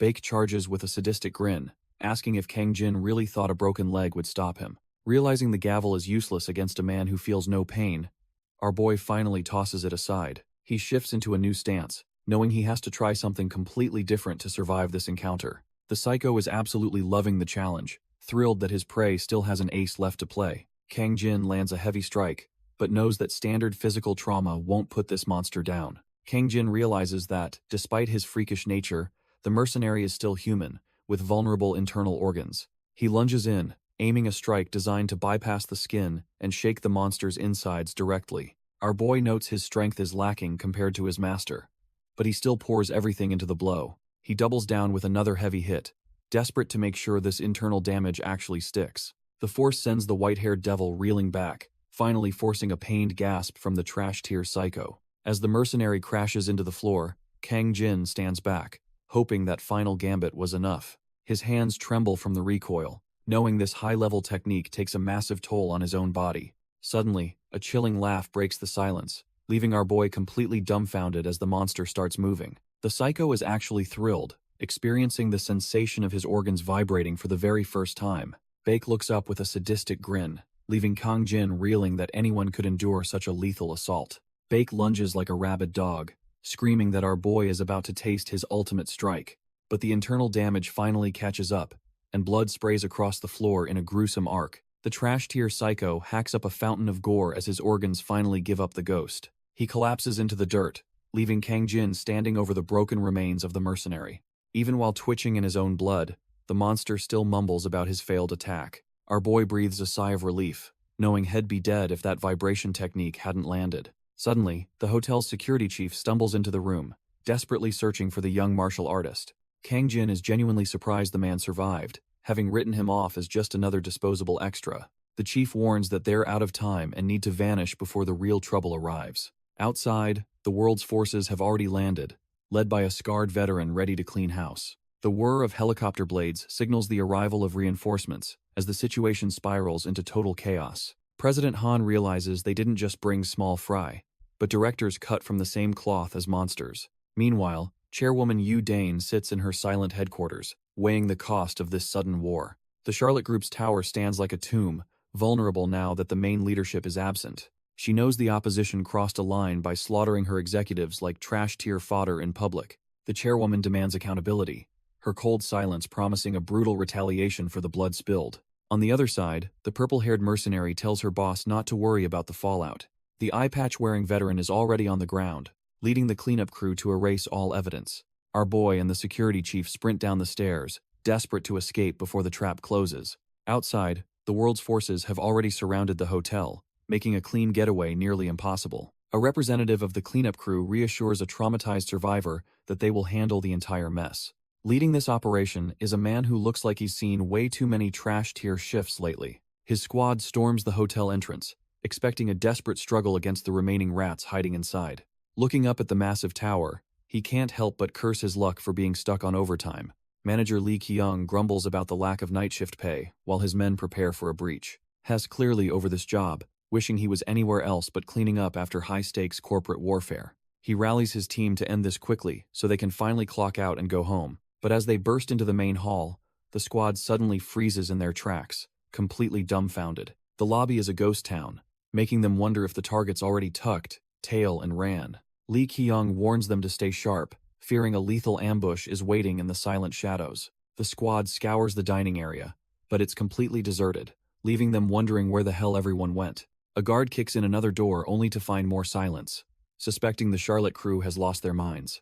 Every luxury suite and office is stripped bare, making it look like the target's tucked tail and vanished. Looking down the empty hallway, the realization hits that they've been chasing ghosts in a hollowed-out building. Lee Kyung curses his luck about working overtime until a panicked subordinate interrupts his grumbling with bad news. He snaps at the messenger, demanding only location intel, but the fear in the man's voice stops him cold. Turns out the exits are sealed and the elevators are dead, turning the hotel into a massive concrete tomb. Lee Kyung's eyes go wide as he realizes they weren't retreating. They were baiting him into a lethal trap. Suddenly, a massive explosion rips through the hotel's base, likely burying everyone inside under tons of rubble. Amidst the chaos, Bake lies broken and bloodied while his finders wonder how such a monster finally fell. The eye-patch leader looks down at the fallen monster, disappointed that a powerhouse like him ended up so pathetic. He mocks the unconscious Bake, baffled that a seasoned mercenary couldn't even handle a single target like Kang Jin. Leaning in closer, the leader spots something unusual about the way the blood is pooling on the body. He realizes the wound isn't a simple cut, but a spiral of mangled flesh from high-level internal vibrations. Instead of being worried, a twisted grin spreads across his face as he recognizes the signature of a master. Hess thrilled to see Kang Jin has improved, already salivating at the thought of their inevitable, bloody reunion. Meanwhile, Kang Jin and the security chief sprint down the stairs, checking if the VIPs made it out safely. The chief confirms they're heading to Busan, since Seoul has become a trash-tier death trap controlled by world forces. He explains that President Shim has been fortifying their southern stronghold to ensure they aren't caught off guard again. Our boy stays silent and focuses on the escape, knowing the real war is only just beginning in Busan. Our boy and the chief gun it for the exit, knowing that door is their only lifeline. They finally touch down at the Busan branch, a secondary stronghold meant to keep them off the radar. President Han stalks through the halls, already spinning the hotel's destruction as a trash-tier move by world forces. She presses her subordinate for answers, wondering why their Japanese allies are taking their sweet time to show. Turns out the reinforcements are lagging, leaving their current defense looking dangerously thin in this high-stakes game. Just as the pressure mounts, a sudden shout breaks her icy composure and catches her completely off guard. Naru practically tackles her with a hug, thrilled to be safe and sound in the Busan sun.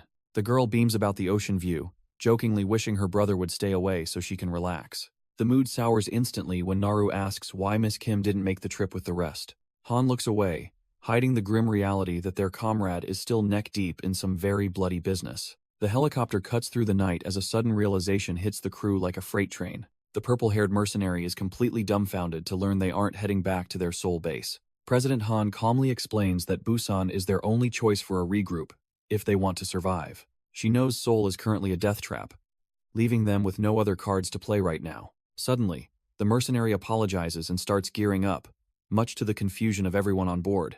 The subordinates watch in horror as she prepares to pull a stunt just as reckless as their captain. She dives into the abyss, claiming she left something behind that's worth more than her own life. Gliding over the city lights, she promises to meet them in Busan after finishing her personal business. Meanwhile, the eye patch leader mocks a battered executive for failing so miserably in the middle of the carnage. The vice president desperately shifts the blame, claiming their search for Maru is what truly ruined the operation. The eye patch leader realizes the device he found is actually tracking Maru's current location in real time. He is completely dumbfounded by the target's movement speed, wondering how anyone could travel that fast. Meanwhile, the hotel has turned into a literal hellscape, as firefighters desperately battle the massive, roaring flames. The crew reports hearing screams earlier, yet they find it suspicious that every single room is totally empty. They realize the situation is even weirder, because not a single hotel employee is anywhere to be found. Our boy Lee Ki-young finally stumbles out of the wreckage, calling the Charlotte group absolute trash-tier human beings. He tells the rescue workers to get lost, bitterly complaining that his insurance won't cover the hospital anyway. Just as he is cursing his miserable life, his phone rings, dragging him back into the corporate nightmare. He forces a polite tone for his superior, explaining that the entire hotel was a giant, explosive trap. His eyes go wide when Director Choi claims they found Maru and orders him to head there immediately. Lee Ki-young is absolutely fuming, cursing the boss who nearly turned him into a permanent resident of that wreckage. He loses his mind and screams at the sky, wondering why his devil-tier employer is already demanding more work. The scene shifts to a quiet, unassuming apartment building where the lights are still flickering in the night. Someone is tiptoeing through the shadows, trying to move with the silence of a professional ghost. It turns out to be the purple-haired mercenary, sneaking back to her home base after the hotel chaos. Suddenly, a heavy hand comes down on her head with a thud, catching the elite fighter completely off guard. An angry landlady scolds her, demanding to know why a grown woman is walking around looking so suspicious. The mood shifts as the local residents cheer her arrival, happy she made it back for the group meal. A friendly neighbor offers to whip up a fresh pot of noodles just for her, treating her like family. She forgets all her mercenary troubles, drooling over the ramyeon and praising the glorious inventions of the South. The landlady pinches her nose in disgust, insisting our girl take a shower before touching a single noodle. She beats a hasty retreat while the neighbors jeer, reminding her that hygiene isn't optional in this house. When she mentions leaving later, the residents start teasing her about having a secret boyfriend to meet. The steam fills the room as she hums happily, washing away the literal and metaphorical filth of Seoul. Her tactical bag sits ready, holding secrets that these peaceful civilians could never even begin to imagine. Inside lies a worn photograph of her and a dear comrade, reminding her why she fights so hard. Dressed in fresh clothes, she sprints down the hallway with the energy of a kid on Christmas morning. She kicks the door open and proudly declares her mission accomplished, ready to finally dig in.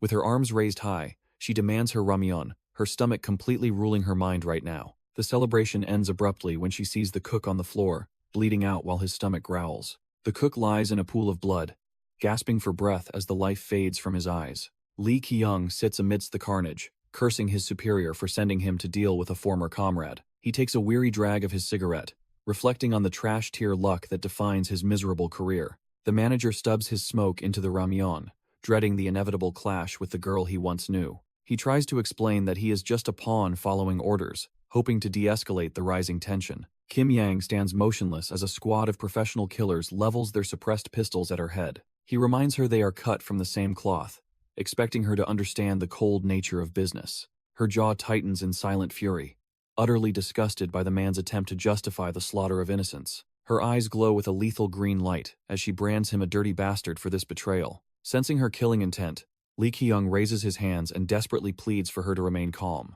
Lee Ki-young tries to shift the blame, claiming he is just a messenger sent by the higher-ups. He stares at the ruined meal, desperately suggesting they both just walk away and forget this mess. Our girl isn't buying the peace offering and secretly slides a hidden derringer from her sleeve. With a lethal flick of her wrist, she readies her weapon before the professionals can even blink. The room erupts in gunfire as she tears through the squad with terrifying, high-speed precision. She moves like a ghost, weaving through the trash-tier guards while they struggle to track her. Their numbers mean nothing as she drops them one by one, painting the walls with their failure. A bullet finds its mark right between a soldier's eyes, ending his career in a spray of crimson. Lee Ki-young watches his backup get slaughtered, realizing his attempts to play it cool have failed miserably. He trembles before her overwhelming killing intent, knowing he has finally reached the end of his luck. Lee Ki-young pathetically begs for mercy, arguing that she's already wiped out every single one of his men. He freezes in pure terror when he realizes his desperate pleas aren't even registering with the cold-blooded killer.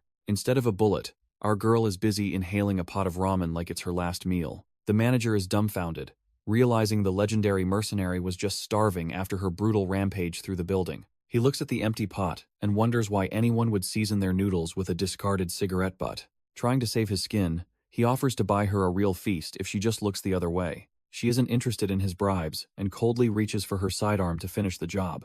With tears in her eyes, she declares that no fancy meal could ever replace what she just lost. The heavy rain washes over the dark alleyways as the sound of the hunt intensifies in the distance. Trash-tier guards swarm the area, convinced that her injuries will make her an easy target to track down. Even with the guards closing in, our girl struggles through the rain while cursing the woman who betrayed her. Her strength finally fails, and she drops into the mud, realizing she can't take another single step. As her vision blurs, she begins to accept that this cold alleyway might be her final resting place. Her dying wish isn't for glory, but just one more taste of the hot ramyun she once shared. Her mind drifts back to the landlady and the others who used to nag her about constantly oversleeping. They had spent hours hovering over her, baffled that any human could sleep for 20 hours straight. To them, she wasn't some legendary killing machine, just a lazy beast living in a tiny rented room. When the cook suggested eating the soup without her, he had no idea what he was actually triggering. The mere mention of noodles acts like a magic spell, snapping her awake with a look of desperation. She realizes those noisy, simple days at the Goshiwan were the only time she ever felt truly comfortable. Flashback to the Goshiwan, where the landlady and neighbors treated her like family, not a weapon. The residents joked about starting a revolution whenever the food portions didn't go their way. Even the cook teased her, marveling at how she could eat so much without gaining a single pound. For the first time in her life, she had found a place where she could laugh comfortably. Back in the rain, she aims her weapon with tear-filled eyes, screaming that they destroyed her only home. She pulls the trigger in a blind rage, but Lee Kyung manages to dive to avoid a headshot. He lunges forward and catches her with a heavy blow, desperate to shut down her frantic assault. Grabbing her face, he tries to overpower her while she seethes with the pain of losing everything. She isn't going down easy and throws a high kick, fueled by pure hatred for these suits. Lee Kyung barely blocks the strike. Realizing that a grieving mercenary is the most dangerous thing on earth, Lee Kyung is absolutely livid, his eyes wide with shock, as he realizes he's in for a real fight. Kim Yang doesn't give him a second to breathe, slamming a brutal knee right into his jaw. The impact is massive, sending blood spraying as our boy's head snaps back from the sheer force. Even with a shattered nose, he grumbles about how much he hates working overtime on such a trash-tier night. She levels her gun to finish him, but he's already moving, refusing to be an easy target. In the chaos, her silencer gets clipped right off, spinning through the air as the situation spirals. He screams that he's reached his absolute limit, swinging his blade to force her back. Kim Yang stares him down, clearly not buying whatever nonsense he's trying to sell in the heat of battle. He checks his watch, seeing the seconds tick down toward midnight, while his exhaustion finally peaks. Readying his weapon, he vows to end this within 10 seconds because he's done with this shift. A black sedan screams down the asphalt, carrying the heavy hitters toward a bloody conclusion. Checking the tracker, the eye patch leader confirms that Lee Kyung has finally arrived at the coordinates. The vice president nearly loses it when he hears the target is in Busan, calling the move absolute trash. He bites his nails raw, reminding the leader that conquering that specific territory is a tactical nightmare. It's a fortress built into the mountains and sea, a place that famously never buckled during the war. He wonders how they'll ever flush her out if she decides to stay buried in that defensive hellhole. The eye patch leader just flashes a predatory grin, suggesting they flip their perspective on the situation. As the convoy roars forward, he realizes that if she can't be flushed out, she's simply trapped inside. Meanwhile, Lee Kyung puts everything into a massive swing, his timer ticking dangerously close to the midnight deadline. Kim Yang answers with lead, forcing our boy to weave through the gunfire as the final seconds bleed away. Lee Kyung and Kim Yang trade blows as the timer counts down the final 7 seconds of their deadline. Our boy plants his foot, knowing he has to end this before the clock strikes midnight or he's finished. Kim Yang isn't making it easy, catching him with a brutal kick that sends him reeling back. She follows up with a heavy punch to his jaw, determined to keep him from closing the distance. Lee Kyung ignores the pain and puts his entire weight into a desperate overhead strike to crush her guard. The impact shatters the concrete beneath them, but the target manages to slip away by a hair's breadth. Just as the clock hits 0, he manages a shallow slash across her chest, drawing blood at the buzzer. Kim Yang staggers back, clutching her wound and cursing because those 10 seconds weren't enough to kill him. A bloodied Lee Kyung screams that he is finally leaving work as he launches a desperate final assault. Kim Yang just readies her blade and dares the bastard to come at her for the final round. Kim Yang realizes our boy is a total dog, who won't stop even if she kills him. Lee Kyung is completely unhinged, screaming that he'd sell his soul before letting this trash-tier mercenary escape. Suddenly, his eyes go wide as he realizes something is about to go horribly wrong. Kim Yang smashes through the glass, deciding that if he wants to leave work so badly, she'll help. She levels her gun, cold-bloodedly promising to give him the eternal rest he's clearly looking for. A massive bang echoes through the room, catching the security manager completely off guard. He can only curse his luck as a blinding flash consumes everything in the immediate vicinity. The entire floor of the apartment building erupts in a violent fireball, lighting up the rainy night sky. Watching from the street, the vice president is dumbfounded by the sheer scale of the flamboyant destruction. The eye patch leader narrows his eyes, knowing this messy, loud method definitely isn't Lee Kyung's usual style. The eye patch leader isn't fooled by the flashy explosion, sensing a much more desperate play in motion. While the crowd panics, our girl slips away, leaving the trash-tier guards scrambling to find her trail. She ducks into a nearby animal hospital, the only place left to hide in this rainy hellscape. The world forces storm past the clinic, screaming for her head, while completely missing her clever hiding spot. Inside, the veterinary staff is paralyzed with fear as they realize they have a very dangerous guest. Purple Mercenary demands absolute silence, her blood-stained face making it clear she isn't in the mood for talk. Back on the street, the eye patch leader spots fresh crimson droplets.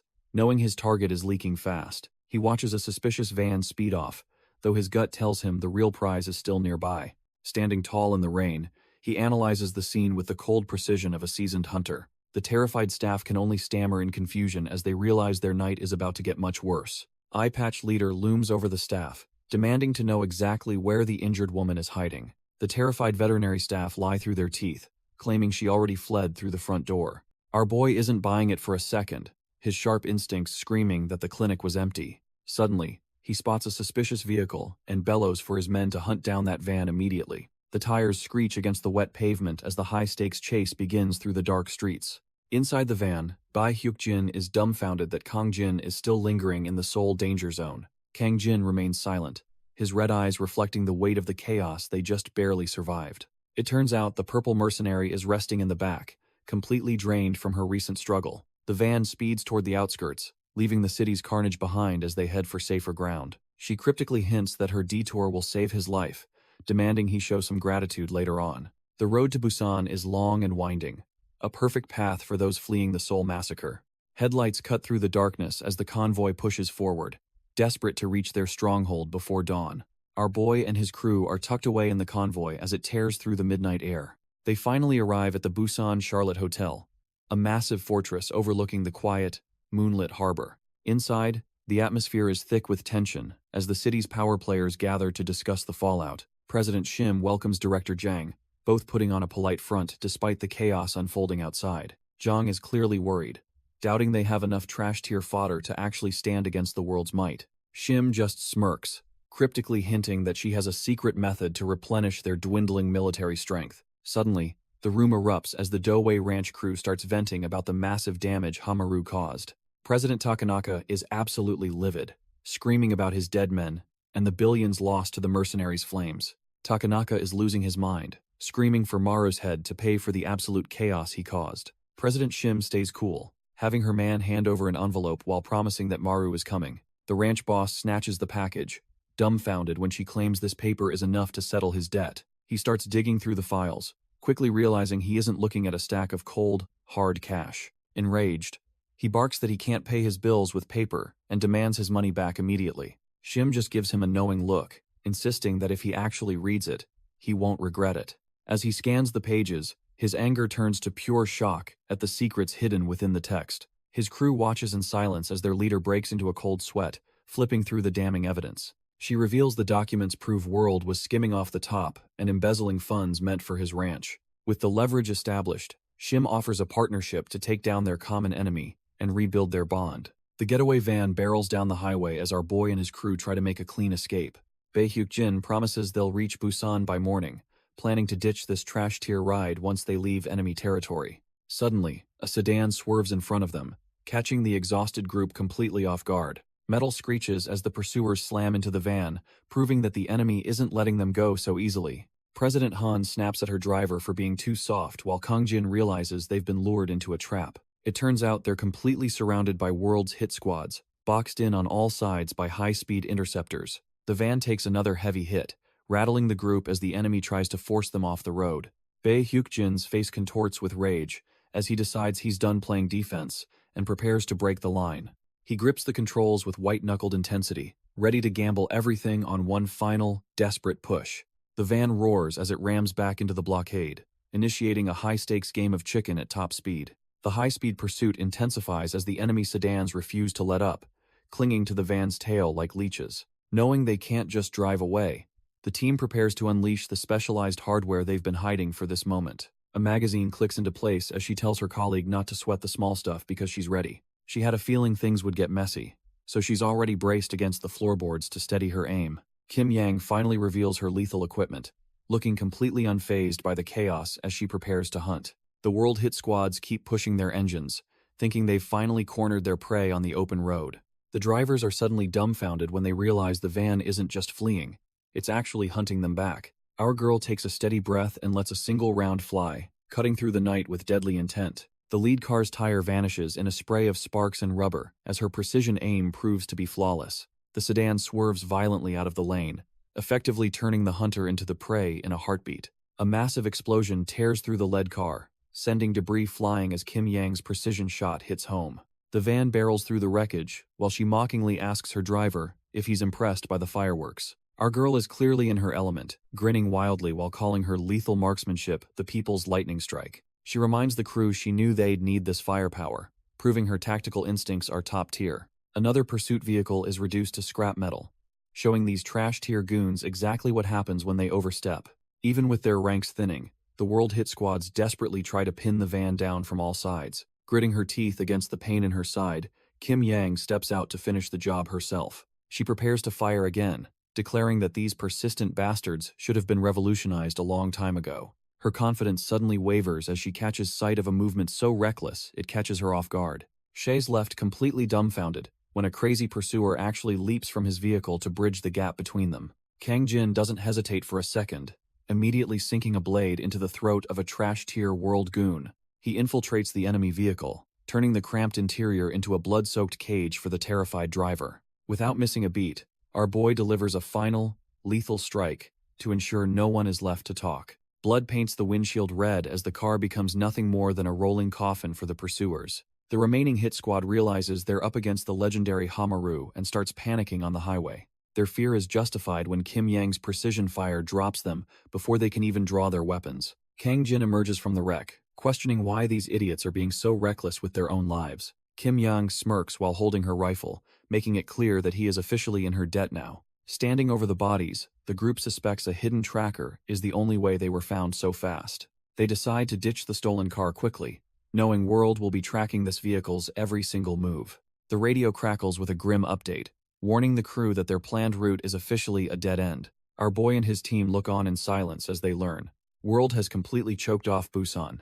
Kim Yang realizes they are cornered, knowing that with land routes gone, they are basically sitting ducks for pursuit. Bae Hyukjin points out that the sky is crawling with eyes and finding a ship is nearly impossible now. Just as the tension peaks, Kang Jin pulls out his phone, clearly having a trick left up his sleeve. He calmly tells the group that there is still a way out if they can reach the coast. He mentions an old contact at Incheon Bay, who might be their only ticket past the corporate blockade. A massive cruise ship suddenly towers over the pier, cutting through the waves like a literal floating mountain. Kim Yang is absolutely dumbfounded, questioning just what kind of high-tier friends our boy has been hiding from them. Kang Jin just points further down the dock, clarifying that the luxury liner is definitely not their trash-tier ride.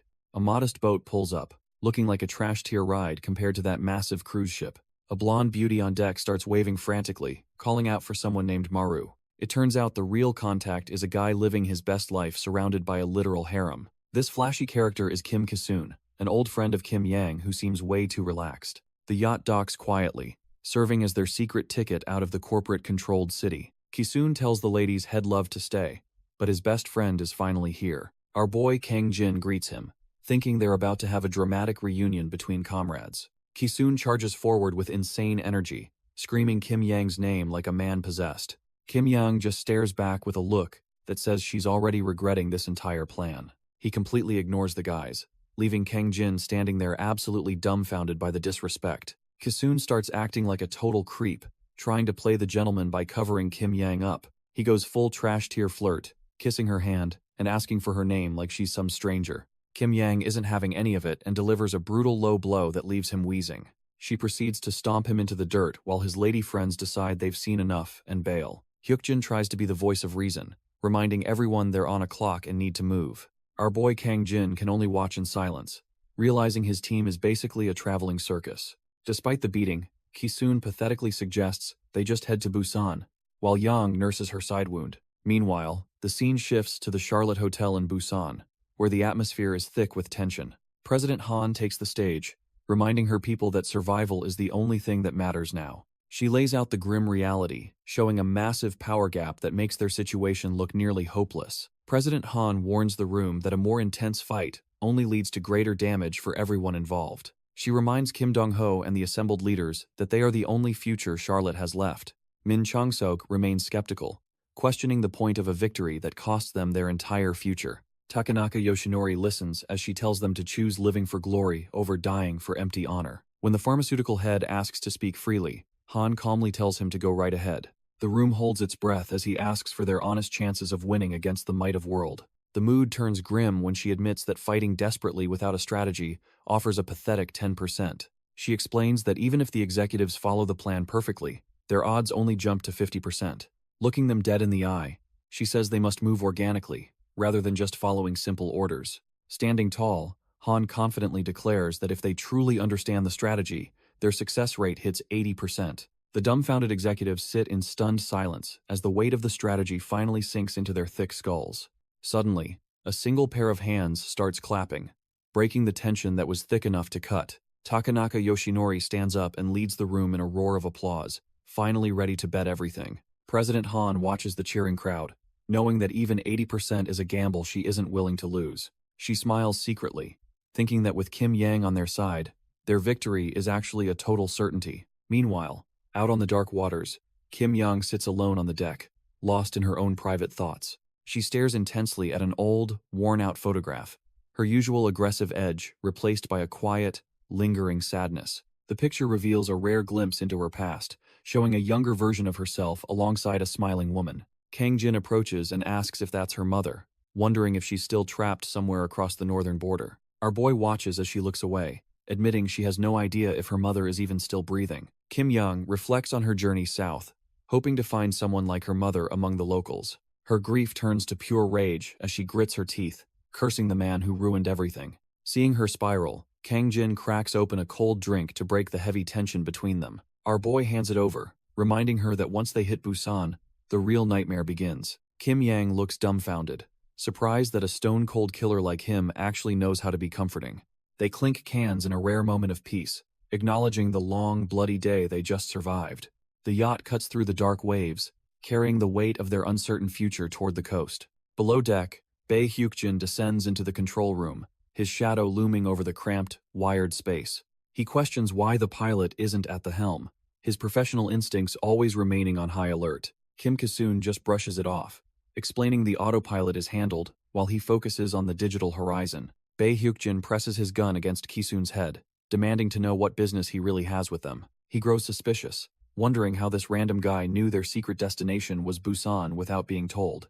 Kisun just smirks, realizing from the aggressive tone that he's dealing with someone from the Charlotte group. Instead of panicking, our boy holds up 3 fingers, claiming he only needed 3 clues to solve the puzzle. He explains that if you connect the dots, the whole messy situation becomes crystal clear. First, he knew Kim Young worked for World, and then he saw the stock market rumors of total war. With Charlotte and World at each other's throats, it was obvious she'd get caught in the crossfire. Seeing her show up bloodied and bruised confirmed that things had turned south very quickly. Since the roads and airports were crawling with enemies, fleeing by land was a trash-tier option. That left only the sea, making his yacht the only logical escape route for the desperate group. Kisun points out that since Incheon is off the table, Busan is the only play left on the board. Bae Hyukjin is dumbfounded, finally realizing why they needed a guy with a boat to pull this off. Even so, Kisun wonders why a pro like Kim Young would get tangled up in something this suicidal. Still on edge, Bae Hyukjin reaches for his gun while preparing to ask one final, heavy question. He demands to know why Kisun is sticking his neck out when the risk is clearly off the charts. Our boy just looks down, his mind drifting back to a time before all this blood and betrayal. He remembers Kim Yang and her family, thinking of how they treated him like one of their own. With a smirk, he explains they are his benefactors, making this mission a matter of deep personal debt. Bai Hyukjin finally backs off, his heavy footsteps thudding against the deck as he processes the truth. Kang Jin steps out from the shadows, asking if his doubts are finally cleared so they can move. Bai Hyukjin is left dumbfounded, demanding to know the full history of the kid they just picked up. Turns out Kim Kisun is no trash-tier recruit, but a certified genius who conquered elite academic circles. He even snubbed top intelligence agencies to become a high-stakes fund manager for the world's biggest players. Elsewhere, the eye-patch leader stares at the blood-soaked pavement, questioning who could have caused such a mess. He pauses, his instincts screaming that there is a much bigger player pulling the strings behind this slaughter. Noticing the terrifyingly precise strikes, he deduces that Kim Yang must be working with that bastard Ha Maru. He tells his men to forget the chase for now, because they are heading straight for Busan instead. He knows that if Charlotte falls, our boy and his crew will be forced right into his hands. With a twisted grin, he anticipates the moment he finally gets to face off against Ha Maru again. High above the city, the World Construction Building looms like a dark monument to the coming war. Ma Tae-woong leads his squad, casually mentioning how he's looking forward to some Busan soup after the slaughter. This monster is the vice president of World Construction, and he's clearly itching to crack some skulls open. Meanwhile, the corporate sharks are circling, as World Investment's president refuses to let other affiliates take the credit. Cha Jae-chul knows that catching the targets first is the only way to stay on top of the food chain. A massive convoy rumbles toward Busan, carrying the full weight of World's corporate might to crush our boy. In the back of a truck, Kim Soo-hyun slams a stimulant into his neck to keep the adrenaline surging. He doesn't care about the law, confirming that the chairman gave the green light to use heavy firearms. As the strategic management director, this psycho is ready to wipe everyone out with a terrifying, bloodthirsty grin. Back at the residence, the local fire crew desperately tries to douse the flames consuming Kim Yang's past. They can't help but wonder why this neighborhood has suddenly turned into a literal war zone of endless accidents. The inferno rages through the window, turning the facility into a literal furnace of death and melting everything inside. Inside the wreckage, the bodies of the fallen guards lay scattered among the debris and the licking flames. Lee Kyung barely clings to life, cursing his luck as another blast nearly sends him to the afterlife. Amidst the crackling fire, a phone vibrates with a call that he definitely does not want to answer. He picks up, telling Executive Choi that he is still breathing despite the absolute disaster surrounding him. The order for immediate overtime in Busan hits him like a truck, shattering any hope of a quick recovery. Lighting a cigarette, he fumes over his ruined plans for a much-needed half-day off tomorrow. With a face full of rage, he decides that a resignation letter is the first thing he is writing. Meanwhile, Kim Soo-hyun limps onto the scene, mocking the trash-tier effort required to catch just one target. He stares down the massive crowd of reinforcements, wondering why they need an entire army for a single man. Kim Soo-hyun gets greeted by a subordinate, asking how that experimental drug sample worked out for him. Our boy admits the stuff was actually decent and demands more, clearly needing the edge for his injuries. He looks around, wondering why this massive crowd is just loitering outside instead of finishing the job. Turns out, the presence of civilians at the hotel has the lower-tier grunts hesitating on their next move. A heated debate kicks off between those wanting to charge in and those fearing Udane's wrath. Executive Choi stays silent, watching the internal friction grow as they argue over following reckless orders. High above the chaos, Udine observes the mess, her presence alone weighing heavy on their tactical decisions. She realizes her forces are far from united, seeing the cracks in their loyalty and discipline forming. The traditional mercenary types are losing their cool, proving they are just loudmouth thugs under pressure. Meanwhile, the self-made elites look on with disgust, highlighting the toxic divide within the organization's ranks. Back when Manager Hong was still breathing, this kind of internal friction never would have reached the surface. Now, these trash-tier factions are just measuring their egos while standing in completely separate ranks. Park Tae-soo, the big boss of World Construction, rallies his boys to crush anyone who dares step up. One of the grunts points toward the lobby, sensing that the vibe inside is getting way too heavy. Tae-soo looks at the massive crowd of customers and wonders if they really have to kill everyone. He lights a smoke and tells his crew to ignore the extras, since Shim Yun-young is the only target. But as the nicotine hits, our boy suddenly pauses because his gut is screaming that something is wrong. He scans the room again, realizing a hotel filled exclusively with men is a dead giveaway for an ambush. The heavy thud of the entrance shutters, locking them inside, makes him realize they are in deep trouble. Tae-soo finally clicks that they didn't just walk into a lobby, they walked straight into a damn trap. Chaos erupts in the pitch-black lobby as the world construction grunts realize they've been lured into a total slaughterhouse. Before they can even flick on a light, a head goes flying, signaling that the real monsters have arrived. Takanaka Yoshinori carves through the trash-tier mob with a single stroke, proving his ranch boys aren't just for show. He looks at his blood-soaked blade, completely unimpressed by the supposedly elite executives world sent to die today. Our boy stands amidst a mountain of corpses, confirming with his crew that every last intruder has been neutralized. As he wipes the steel clean, he warns his men that this bloodbath is merely the opening act. Outside, Ma Tae-woong and Cha Jae-chul watch blood seep from the building, realizing Park Tae-soo is likely dead. Tae-woong couldn't care less about his fallen comrade, already plotting how to breach the hotel without getting himself killed. Suddenly, Kim Soo-hyun decides he's done waiting and floors his truck, determined to turn the entrance into scrap metal. After the truck smashes the gates, Soo-hyun's tactical squad moves in, forcing the ranch mob into a desperate retreat. Soo-hyun wastes no time, barking orders for his tactical squad to storm the stairs and eliminate every living soul. Watching from the sidelines, the other executives are dumbfounded that he is still moving this well with a busted arm. Jae-chul decides to hit the front door while Tae-woong plans an underground breach, leaving Executive Choi to manage the chaos. Suddenly, Tae-woong loses his cool, desperately begging Choi not to abandon him in this meat grinder. He tries to sell himself as an asset, claiming his knowledge is the only easy way inside the building. The coward even suggests a shortcut to snatch Yoon-young, while the rest of the trash-tier mobs keep the guards busy. High above the carnage, President Han observes the battlefield, noting that world's massive numbers are useless in such tight quarters.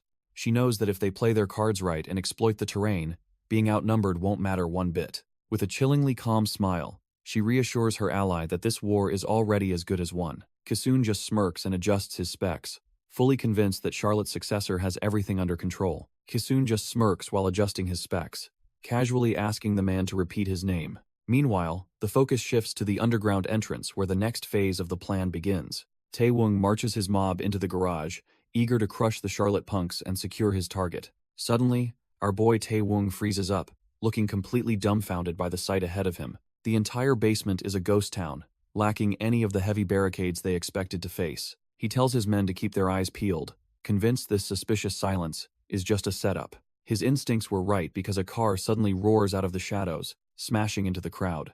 The impact sends the trash-tier mobs flying as the vehicle creates absolute carnage in the tight space. Hyukjin is the one steering the chaos, barking orders for his team to strike without a moment's hesitation. The hotel guards come screaming out of the dark, ready to finish off whoever survived the initial crash. The garage turns into a total bloodbath as the Charlotte guards clash with the disoriented world construction thugs. Our boy Tae-woong realizes brute force alone won't win this and decides to stop playing around. He reaches for his katana, wondering why they forced him to use such a lethal trick so early. He takes a low stance, mentally preparing to warm up before his eventual showdown with Ha-Maru. With a single, fluid motion, his blade bites into the metal, proving his skill is on another level. He tears through the opposition like wet paper, losing interest as the trash-tier mobs fail to provide a challenge. Looking back at the carnage, he is genuinely impressed by how well this high-quality blade handles the slaughter. A twisted grin spreads across his face as he admires his own reflection in the blood-soaked steel. Even as the guards surround him, he just laughs and asks if they think he looks cool. His gaze turns cold as he scolds the bastards for ignoring him while he is trying to speak. Ma Tae-woong carves through the guards, demanding answers while his blade does all the talking. Park Tae-soo keeps his cool, calculating that their target is likely holed up on the restricted employee floor. Our boy leads his squad up the stairs, convinced the 12th floor holds the key to their mission. A sudden crack rings out as a bullet paints the wall with the brains of his lead man. The squad realizes they are sitting ducks as a hidden sniper begins systematically erasing them from existence.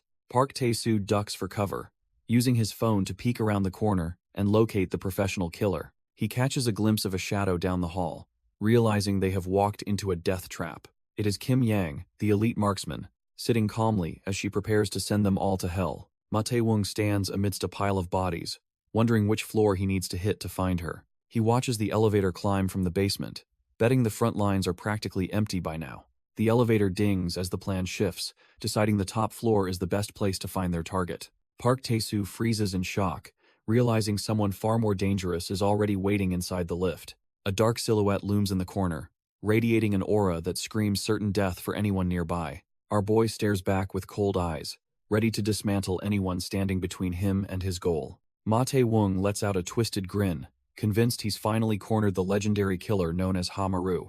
Meanwhile, the escape route at the docks sits ready, a silent witness to the brewing storm. Kang Jin and Kim Yang step into the lion's den, greeted as the ones who ended Director Hong. He takes his seat at the table, letting the executives believe he is the mercenary they are hunting. Takanaka Yoshinori introduces himself, his gaze sharp as he tries to size up the monster before him. Hearing the name Doi Ranch, our boy realizes the stakes just got a lot higher than he anticipated. Kang Jin recalls the facility he leveled back in Japan, knowing the man across from him wants his head. He suggests they bury the hatchet, since they're supposed to be allies now, but the tension is thick. Beneath the table, a finger rests on a trigger, ready to paint the room red at any second. Takanaka and the other suits are dumbfounded, demanding to know what our boy is actually playing at. Kang Jin grips a simple pen like a deadly blade, asking if the old man really wants to dance. Takanaka realizes this isn't just some lucky trash-tier mercenary. The kid is ready to kill with office supplies. Our boy dares him to pull the trigger, his cold gaze making the veteran wonder if he's even human.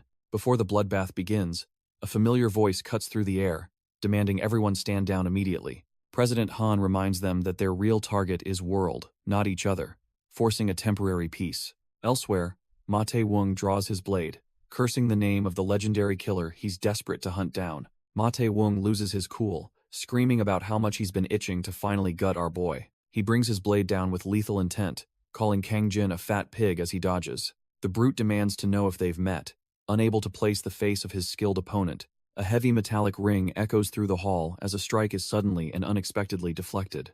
Ma Tae-woong is dumbfounded, wondering how the kid managed to block from such a disadvantaged position. He realizes the sheath was used as a shield and mocks what he considers a desperate trick. Kang Jin stares him down with cold eyes, thinking this traitor is exactly the scum he expected. The air fills with sparks as Ma Tae-woong lashes out, calling his opponent a pathetic, dodging coward. Our boy notes that despite the trash-tier personality, the man's swordplay is surprisingly disciplined and fast. Every swing carries lethal weight, proving that the vice president isn't just some loudmouth swinging for show. Ma Tae-woong realizes our boy is a real swordsman, as their blades clash with intense, lethal speed. He pauses the assault to demand an answer, asking why Kang Jin would ever commit such an act. The brute grips his hilt until his knuckles turn white, recalling how much Junho actually looked up to him. His face contorts in pure rage as he screams, demanding to know why his comrade had to be murdered. Tae-woong's mind drifts back to the hellish pig pen, where they were once treated like literal livestock. In that dark place, Hong Junho reigned as a king, sitting atop a mountain of broken, bloodied bodies. Back then, Tae-woong was nothing more than a pathetic pig trapped behind cold iron bars under his control. He thought that miserable existence would last forever, never imagining a way out of that nightmare. Suddenly, Junho shattered that reality by brutally slaughtering their captors and liberating everyone in a spray of gore. With a blood-stained axe, the man told them to trade one master for another by serving the chairwoman. Executive Choi suggests Junho return to headquarters to climb the ranks instead of staying in this dump. Junho watches them leave, deciding he'd rather stay behind to groom a new generation of lethal pigs. To Tae-woong, this man wasn't just a boss, he was a god-tier idol he desperately wanted to surpass. Driven by that memory, Tae-woong lunges with his katana, screaming for an answer about his friend's murder. Our boy Kang Jin barely manages to parry the strike, feeling the raw weight of the brute's grief. Nearby, a surveillance feed captures the tense movements of those navigating the hotel's long, silent corridors. Kim Yang waits in the shadows, feeling a bit disappointed that her current target isn't her true prey. She figures this will suffice for now, and casually tosses a canister into the middle of the hallway. Suddenly, her eyes widen in pure shock as she realizes something about the situation is deathly wrong. The smoke bomb hisses to life, thick gray clouds quickly swallowing the entire area in a blinding haze. Kim Yang curses her own smoke bomb, realizing the thick haze is making her a total sitting duck. Out of nowhere, Lee Kyung bursts through the gray veil, his blade aimed straight for her throat. She barely brings up her rifle to parry the strike as he mocks her for switching sides. He looks like a man possessed, sneering about how much the enemy must have paid for her loyalty. Before she can recover, he delivers a brutal punch that sends her reeling back into the thick smoke. The trash-tier manager pulls a handgun, offering to triple her salary if she just crawls back to him. Our girl isn't buying it and kicks the weapon away, refusing to let him dictate her life anymore. She spits back that she would never work for a rat like him, her eyes burning with hatred. Lee Kyung just sighs and begins a relentless flurry of slashes, deciding she is no longer worth saving. He lunges forward one last time, promising to send her straight to the grave with her dead neighbors. Metal screams against metal as Kim Yang realizes the monster before her knows about her old home. Lee Kyung coldly admits he sent those hitmen, confirming her worst fears while their knives remain locked. Blinded by pure rage, our girl screams and lunges, desperate to make him pay for the blood. She demands to know if those trash-tier suits were really his subordinates during the Goshiwon massacre. Twisting her body with lethal precision, she asks if he was the one who gave the orders. She slams him into the ground, demanding to know why he targeted innocent civilians who had nothing. The cold-hearted manager just scoffs, wondering why those nobodies were even worth her tears or effort. He readies his blade, claiming it was just business, and anyone in his way is already dead. Kim Yang's vision turns red as she realizes this rat doesn't feel a single shred of remorse. She grips her knife tight, promising that he won't be getting a quick or easy death today. Meanwhile, Kang Jin grits his teeth as the lobby turns into a mess, realizing he's in for a rough night. Our boy struggles to dodge the massive reach of that long sword, while the president mocks his movements. He tries to time a counter right after the swing, but the old man's technique is surprisingly polished. The trash-tier boss taunts him for constantly retreating, wondering if he's actually too scared to fight back. He realizes this guy is a multi-dimensional monster, clearly cut from the same cloth as director Hong. Takanaka lunges with a roar, questioning if this pathetic display is all he learned from a legend like Junho. Realizing evasion is a losing game, our boy decides there is only one way to break this stalemate. Recalling his past life-or-death struggles, he stops running and prepares to meet the next strike head-on. He dives straight into the danger zone, letting their blades collide in a shower of lethal sparks. The president is left completely dumbfounded as he realizes this punk actually has the guts to trade lives. Kang Jin gamble pays off as he carves a deep, bloody path right through the old man's guard. Blood sprays across the floor while our boy stays low, maintaining his momentum after that brutal opening exchange. Takanaka looks at his mangled arm and mocks the idea of his opponent being so attached to Junho. Despite the heavy bleeding, the trash-tier boss stands tall, promising to send the kid to the afterlife soon. He admits the brat has some serious spirit, especially for the man who managed to kill Director Hong. To stop the bleeding and secure his grip, he tightly binds his wounded hand to the katana hilt.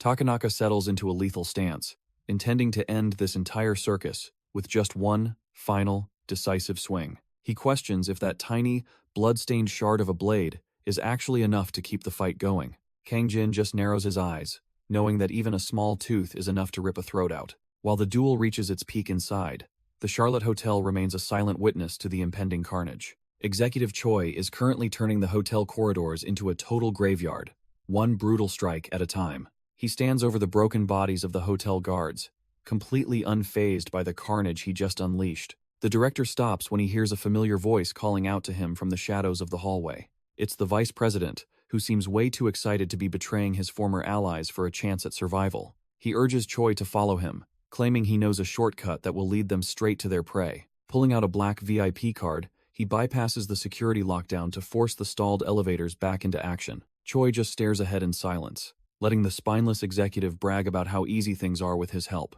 Elsewhere in the facility, the air grows heavy as someone prepares to drop in from the ventilation system. A smoke canister clatters onto the floor, quickly turning the hallway into a blind, suffocating death trap.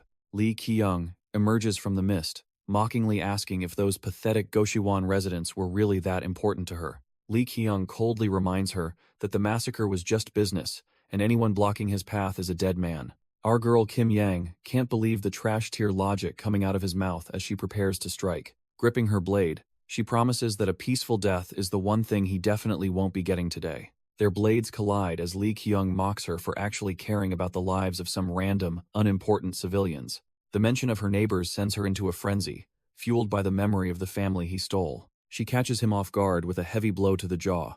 Unable to stand his twisted, mocking laughter, Lee Kyung just shrugs off the hit, asking if she is really naive enough to think her own hands are clean. He continues to tear at her heart, questioning how a cold-blooded killer could ever claim to have a family. Driven by pure rage, she lunges forward, determined to make him feel every ounce of the pain she carries. She slams her fist into his face once more, screaming that those people were the only family she had. Lee Kyung snaps, asking if she is really this heartbroken over the lives of some trash-tier civilians. He lunges with his blade, but our girl is way too fast for his sloppy, desperate movements. Kim Young counters with a devastating punch that rattles his brain and finally shuts him up. Spitting blood, he curses her out, realizing he has completely underestimated her raw, vengeful fury. She does not waste a second, flipping her knife as she prepares to end this nightmare permanently. In a brutal display of precision, she drives the cold steel right through his mocking mouth. She slashes through his face, telling him he can go apologize to her neighbors in the afterlife. Suddenly, the tough guy crumbles, pathetically begging and claiming he was only following orders from above. He drops to his knees, pleading for mercy, but she just looks down at him, completely dumbfounded. Kim Yang remembers the simple, happy meals she shared with the only real family she ever knew. Kim Yang lets out a heavy sigh, the crushing weight of her past finally catching up to her. She tells the pathetic manager to get lost, and he grovels on the floor, thanking her for the mercy. But this trash-tier rat can't help himself, his eyes darting as he prepares one last desperate betrayal. In a flash of movement, the coward reaches for a hidden weapon, thinking he can still win. Lee Kyung pulls a gun, screaming that he will never forget this humiliation even if he dies. Turns out, our girl was 10 steps ahead, already leveling her barrel right between his eyes. The coward instantly switches gears, pathetically begging for his life by claiming he has a family to protect. Kim Yang doesn't care about his excuses, her eyes glowing with a cold, murderous intent. With a single, deafening bang, she finally puts an end to the man who ruined her life. Fresh blood paints the walls as the debt for the Goshiwon massacre is finally paid in full. Takanaka and Kangjin are locked in a bloody stalemate, neither side willing to give an inch. The Yakuza boss is genuinely shocked, realizing our boy is far more skilled than he initially anticipated. He finally understands why Junho held the kid in such high regard despite his young age. For the first time in years, the cold grip of mortality settles in, as he wonders if this is his end. Instead of fear, a twisted sense of joy washes over him, a true warrior's thrill for the hunt. He admits that dying at the hands of a monster like this actually doesn't sound bad at all. Gripping his hilt, he says he's having too much fun, and decides it's time to stop now. With a roar, he lunges forward, putting every ounce of his remaining strength into one final strike. Kangjin's eyes sharpen, his focus narrowing as he prepares to meet the incoming blade head-on. The katana cuts through the air with a sharp schwack, but our boy is already moving to counter. Kangjin slips through the guard of the legendary swordsman, his broken blade proving deadlier than a full one. Our boy's focus hits a fever pitch, his red eyes tracking every micro-movement of his desperate opponent. Takanaka wears a twisted smile, seemingly satisfied to finally meet a monster capable of putting him down. Blood sprays across the lobby as the strike connects, ending the duel with a single, decisive rupture. Claiming the fallen man's katana, Kangjin decides this high-tier weapon is better off in his own hands. He doesn't stop there, driving the blade home to ensure Takanaka greets his old man in the afterlife.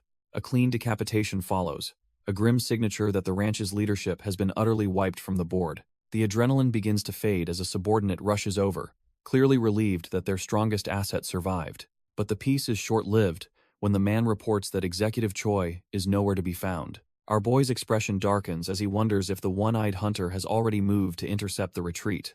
A frantic subordinate spots the intruder breaching the elevator, realizing the enemy is already moving toward the VIPs. The floor indicator hits 12, and he knows they have a massive problem on their hands now. This puts President Han in immediate danger, as the hunter is likely heading straight for her office. On another floor, Kim Yang checks her weapon while asking her colleague if the cleanup is finally finished. She crouches down, reporting that most of the trash has been swept, though the atmosphere remains heavy. Suddenly, the silver-haired Kim Soo-hyun appears behind her, looking like a ghost despite his heavy injuries. He looms over her with a murderous gaze, noting that there is still one biggie left to kill. Deep in the shaft, the elevator continues its steady climb toward the heart of the Charlotte stronghold. Executive Choi stands like a stone wall, while the vice president pathetically boasts about his insider help. This trash-tier traitor begs for Choi to acknowledge his assistance, hoping to secure a spot in the new order. Choi promises to report every detail to the chairwoman, his loyalty as cold as his steel.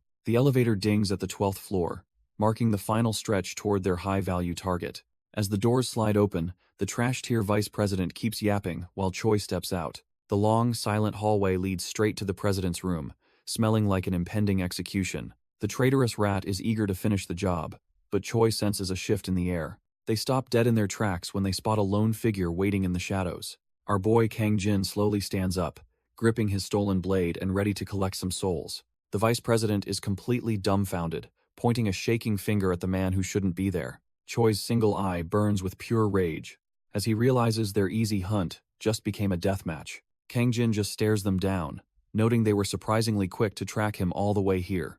The trash-tier vice president loses his mind, screaming about betrayal and demanding respect for his superior. Our boy Kang Jin just smirks, drawing his blade while promising to send them both to the afterlife. Executive Choi doesn't even flinch, his single eye locking onto the man who dared to threaten him. With a sudden flash of steel, the air hisses as a lethal strike is unleashed. Kang Jin stands his ground, taunting the veteran to finally step up and show his true colors. The atmosphere turns heavy, as Choi remains eerily silent, absorbing the weight of the challenge. Suddenly, a twisted grin spreads across his face, revealing a monster who lives for the thrill of slaughter. He rips off his heavy coat, exposing a frame built for nothing but pure, unadulterated violence. His boot hits the floor with a heavy thud, signaling the start of a fight to the death. Kang Jin lunges forward with a roar, determined to see if the legend actually lives up to the hype. As the fight with Choi rages, memories of how this cycle of death began start to surface. For our boy Lee Kyung, it all began as a fresh recruit for a company darker than midnight. He recalls the grueling hours where even 4 a.m. was too early to escape his superior's demands. By gritting his teeth through the abuse, he eventually climbed the ladder to a manager position. However, the promotion only brought more chaos, forcing him to work through lethal explosions without any rest. The situation turned sour when Kim Yang arrived, leaving him blamed for a slaughter he never intended. After nearly being vaporized in a blast, he was dumbfounded to find his workload only increasing. Sitting among the ruins with a scorched face, he realized he was nothing but a tool to them. As a subordinate lights his cigarette, Ki Young admits this trash-tier corporate life is nothing but pure garbage. He tells his man that he can no longer stomach working under a monster like Executive Choi. Ki Young realizes he is at a crossroads, where killing his boss or dying himself are the only options left. Suddenly, his subordinate presents a golden ticket, suggesting a career change might be the smarter play here. The big guy insists that since betrayal is inevitable, jumping ship to the Charlotte Group is the best move. He stares at the card for Sim Un-young, realizing this little piece of paper is his only lifeline. Our boy's eyes narrow as he weighs the risks of becoming a double agent for his former enemies. He closes his eyes, finally letting go of his loyalty to a company that treated him like trash. When he opens them again, the grime of the battlefield is replaced by the luxury of a private office. President Han greets him warmly, relieved that her new asset arrived via helicopter before her rivals could react. Skipping the pleasantries, the battered manager demands to know exactly what kind of price she is willing to pay. She just smiles, promising that as long as he delivers, she can grant him absolutely anything he desires. Lee Ki-young tells President Han he just wants a normal life after all this trash-tier corporate warfare. But his eyes burn with a different fire as he demands the right to personally end Executive Choi. Back in the heat of battle, the tension snaps as he grips his machete with a death stare. He lunges at Executive Choi, swinging his blade with the desperation of a man who has nothing left. With a practiced flick of his wrist, he shifts his grip to keep the momentum of his assault. The blade connects with a sickening thud, catching the elite monster right in his arrogant face. Choi is actually impressed, noting that his former subordinate moves way better than he ever expected. Our boy doesn't let up for a second, diving back into the fray with a wild, overhead strike. Choi realizes the machete work is dangerously sharp and mixed with irregular patterns that are hard to read. He plants his boot firmly, preparing to counter the relentless pressure before he gets cut down for real. Choi is caught off guard as Lee Ki-young presses the advantage with a sudden, heavy strike. He quickly realizes there's a specific rhythm to the madness, a lethal pattern he needs to solve. Our boy leads with a wide machete swing before pivoting into a brutal, high-speed kick. The blow lands flush against Chua's jaw, sending a shockwave through the elite enforcer's skull. Even with his experience, Choi admits he can't dodge these strikes despite seeing them coming. Lee Ki-young keeps the pressure on, unleashing a flurry of short-range chain attacks to keep him pinned. He mocks the executive for retreating, reminding him he's no longer just a voice on a phone. Diving in for the kill, he screams that the monster has finally reached a dead end. A sharp arc of steel tears through the air, drawing a fresh line of crimson across his target. Choi is left dumbfounded as blood sprays from his face, realizing his former subordinate is playing for keeps. Choi tracks every movement, realizing that while he can read the patterns, the sheer speed is overwhelming. He steadies his stance, waiting for the perfect moment to turn the tide against his former subordinate. Lee Ki-young lunges forward with a desperate wide arc of his blade, hoping to end it right here. With a sharp pivot, the elite enforcer shifts his weight, preparing a counter that spells certain disaster. He ducks effortlessly beneath the steel, confirming that his prediction about the predictable attack was spot on. A heavy fist connects with Kyung's jaw as Choi mocks how painfully obvious his movements have become. Before the traitor can recover, a massive hand clamps down on his face like a vice. With terrifying strength, Choi slams him into the concrete, shattering any hope of a successful rebellion. Blood sprays from Kyung's mouth as the world spins, his body finally failing under the brutal impact. Standing over the broken manager, Choi admits the speed was impressive, but speed alone can't save him. Kyung is completely broken, realizing his predictable speed was never going to be enough against a monster like Choi. Choi prepares to deliver the final blow, declaring that the price for betrayal must be paid in blood. As the manager stares into the face of death, he hears Choi mockingly praise his past service. Suddenly, a dark blur streaks through the air, interrupting the execution before the killing blow can land. Choi's massive fist shatters the floor, missing its target, as the unexpected projectile crashes into the scene. The elite enforcer pulls back, his expression shifting from bloodlust to genuine confusion at the sudden interference. Kim Yang finds herself sprawled on top of the dying manager, looking just as dumbfounded as everyone else. Choi realizes that if the purple mercenary is here, things are about to get a lot more complicated. A heavy footstep echoes nearby as a new threat arrives, taunting the girl about how far she can run. A drug-crazed Soo Hyun emerges, his eyes wild from the stimulants as the terrified vice president tries to restrain him. Kim Yang supports the battered manager, frustrated that she has to deal with him during this mess. She admits she finally knows he didn't kill her family and offers a rare, blood-stained apology. The manager looks absolutely trashed, realizing that even with her help, their chances of survival are slim. Standing before them are two literal monsters, with the drug-crazed director looking ready to feast on their remains. It's a grim standoff between the broken survivors and the elite enforcers who find the situation hilarious. A sudden chime echoes through the hall as the elevator reaches their floor, interrupting the lethal tension. The doors slowly slide open to reveal a silhouette that makes everyone in the room hold their breath. Our boy Kang Jin steps out with his katana ready, looking like the ultimate reinforcement they desperately needed. The silver-haired psycho just grinds his teeth in delight, thrilled to see his primary target finally show up. Driven by a stimulant fiber-fueled rage, he launches himself at the swordsman, to settle their bloody grudge once and for all. Baek charges at Kang Jin with a murderous roar, unable to stand our boy's calm and collected demeanor. The swordsman doesn't even flinch, his red eyes tracking the brute's movements with terrifying, predator-like precision. With a single, fluid motion, the katana carves through the air and takes Baek's arm clean off. Blood sprays across the hall as Kang Jin completes his follow-through, leaving the mercenary dumbfounded by the speed. He coldly acknowledges that one trash-tier threat is down, though his focus never leaves the real monster present.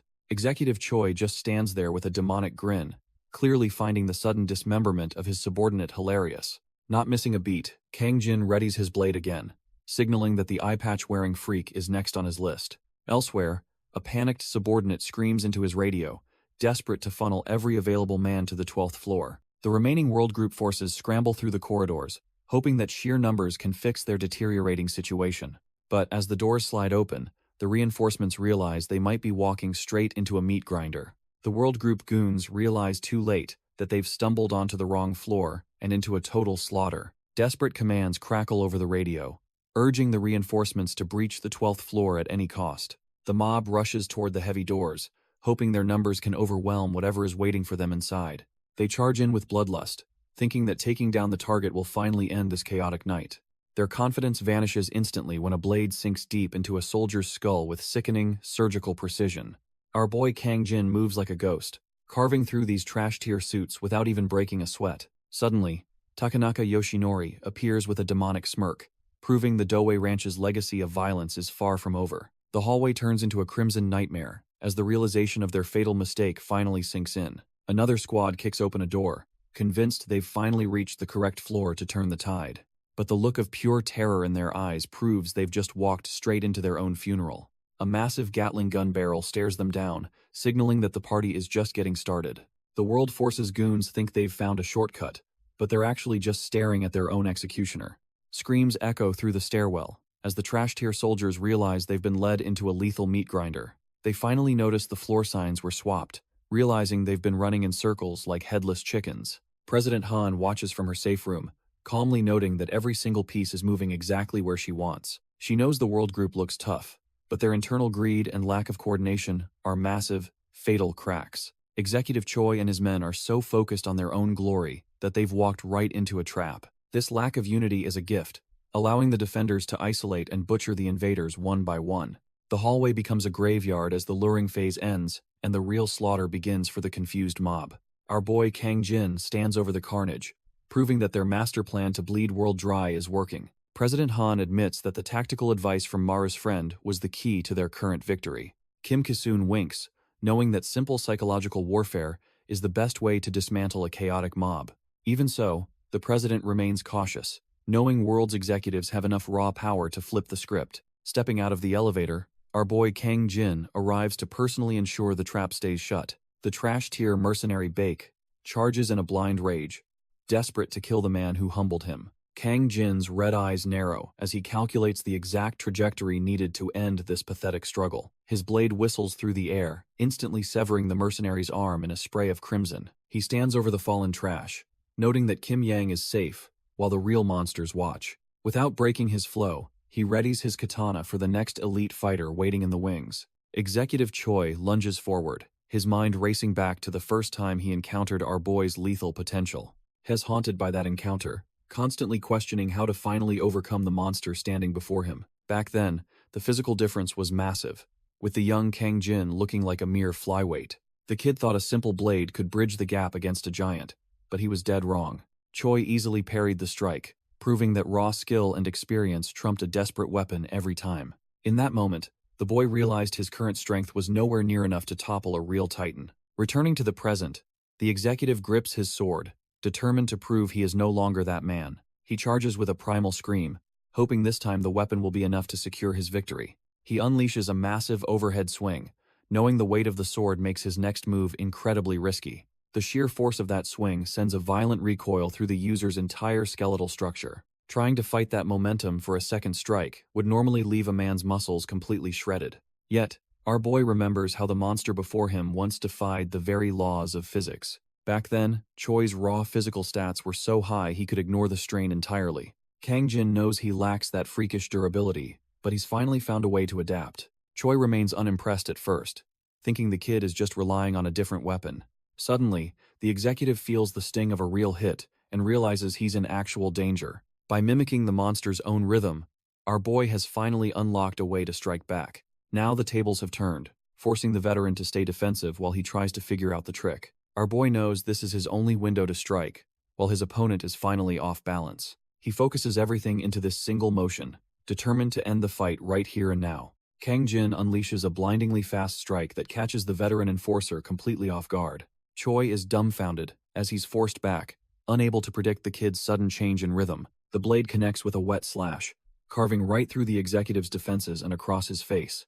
As the cold steel bites deep, the monster's iconic eye patch flutters uselessly to the floor. The enforcer's true face is exposed, revealing a gruesome old scar that's now joined by a fresh wound. Our boy just smirks, mockingly asking if that original injury was a gift from the old man. Choi grits his teeth in pure, unadulterated fury, realizing he's been utterly humiliated by a mere brat. Choi loses it completely, screaming in absolute rage as he lunges forward to reclaim his shattered pride. Kang Jin braces himself, watching the monster approach while knowing he can't afford a single mistake now. Our boy's hands are trembling violently, a grim reminder that he's pushed his body way past its limit. He locks in with those piercing red eyes, praying for just one more opening to finish this fight. The executive is a mess of blood and fury, looking more like a demon than a man. He charges like a wild animal, convinced that getting within lethal range is all he needs to win. Kang Jin tightens his grip for a final desperate swing, putting every ounce of remaining mana into the strike. The blade bites deep into the enforcer's chest,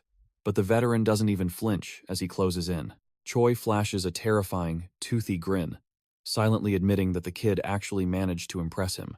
Kang Jin realizes he barely avoided a fatal counter by stopping his momentum just in time. The executive's speed is insane, forcing our boy to abandon his offensive and focus on survival. His katana clatters to the floor as the veteran mocks him for losing focus on his own footing. Kang Jin is dumbfounded as his arm completely gives out, leaving him defenseless against the coming storm. The monster lunges forward with a terrifying roar, praising the kid's effort before he ends it all. Desperate, our boy begs his broken body to move for just one more second of combat. With a sickening crack, he forces his fingers to clench, readying a final, hidden internal vibration strike. The executive swings a world-ending punch, certain that the unarmed kid is finally out of tricks. Suddenly, Kang Jin drives his palm into the giant's chest, unleashing every last drop of his power. Kang Jin thinks he finally has the monster pinned, grabbing his shirt to set up a finishing blow. But the veteran is far from done, answering the desperate grab with a brutal, bone-shattering counterpunch. The impact is pure hell,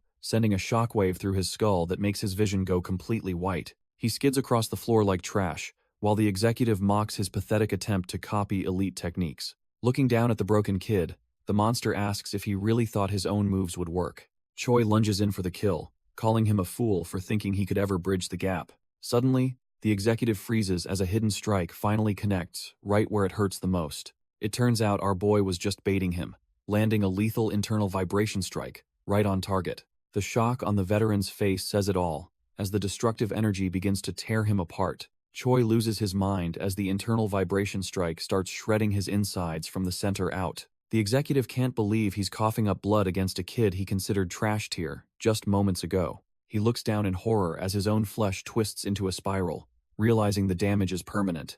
Before he can even process the pain, a hand clamps down on him like a vice grip. Our boy doesn't give him a second to breathe, slamming the elite enforcer into the concrete with everything. As the dust settles, a familiar monster with snow-white hair emerges from the shadows, breathing heavily. His signature brass knuckles are buried deep in the wall, a grim reminder of his sheer physical power. Kang Jin stands his ground, realizing the maimed mercenary has somehow returned to finish their bloody business. The tank-like beast just grins, asking if that last hit felt like absolute hell for our protagonist. Rewinding 10 minutes, the trash-tier vice president is sweating bullets as his situation turns south.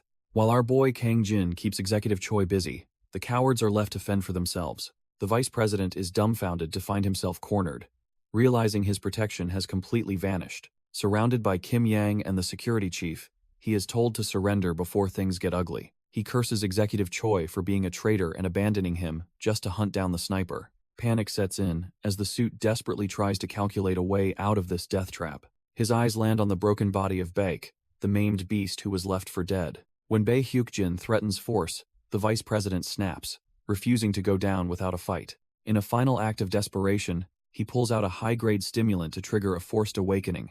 He jams the needle into the fallen mercenary's neck, forcing the monster back into the bloody fray. The green sludge hits his system, jump-starting a heart that should have stopped hours ago. Baek's eyes snap open with a predatory glow as the high-grade stimulant overrides his shattered nervous system. Kim Yang and the security chief stand frozen, completely dumbfounded by the sudden resurrection of the maimed mercenary. The beast rises like a literal zombie, his muscles bulging as the drug forces his broken body to move. Flesh and sinew begin to knot together in a grotesque display of forced regeneration fueled by pure chemicals. With a manic grin, he loses every shred of his remaining humanity to the overwhelming surge of artificial power. Before anyone can react, he lunges forward, delivering a punch that feels like being hit by a freight train. He doesn't stop there, crushing a guard's face with a strike that carries the weight of his drug-fueled rage. Kim Yang realizes he's completely lost his mind and tries to put the beast down before more blood spills, but even her elite reflexes aren't enough,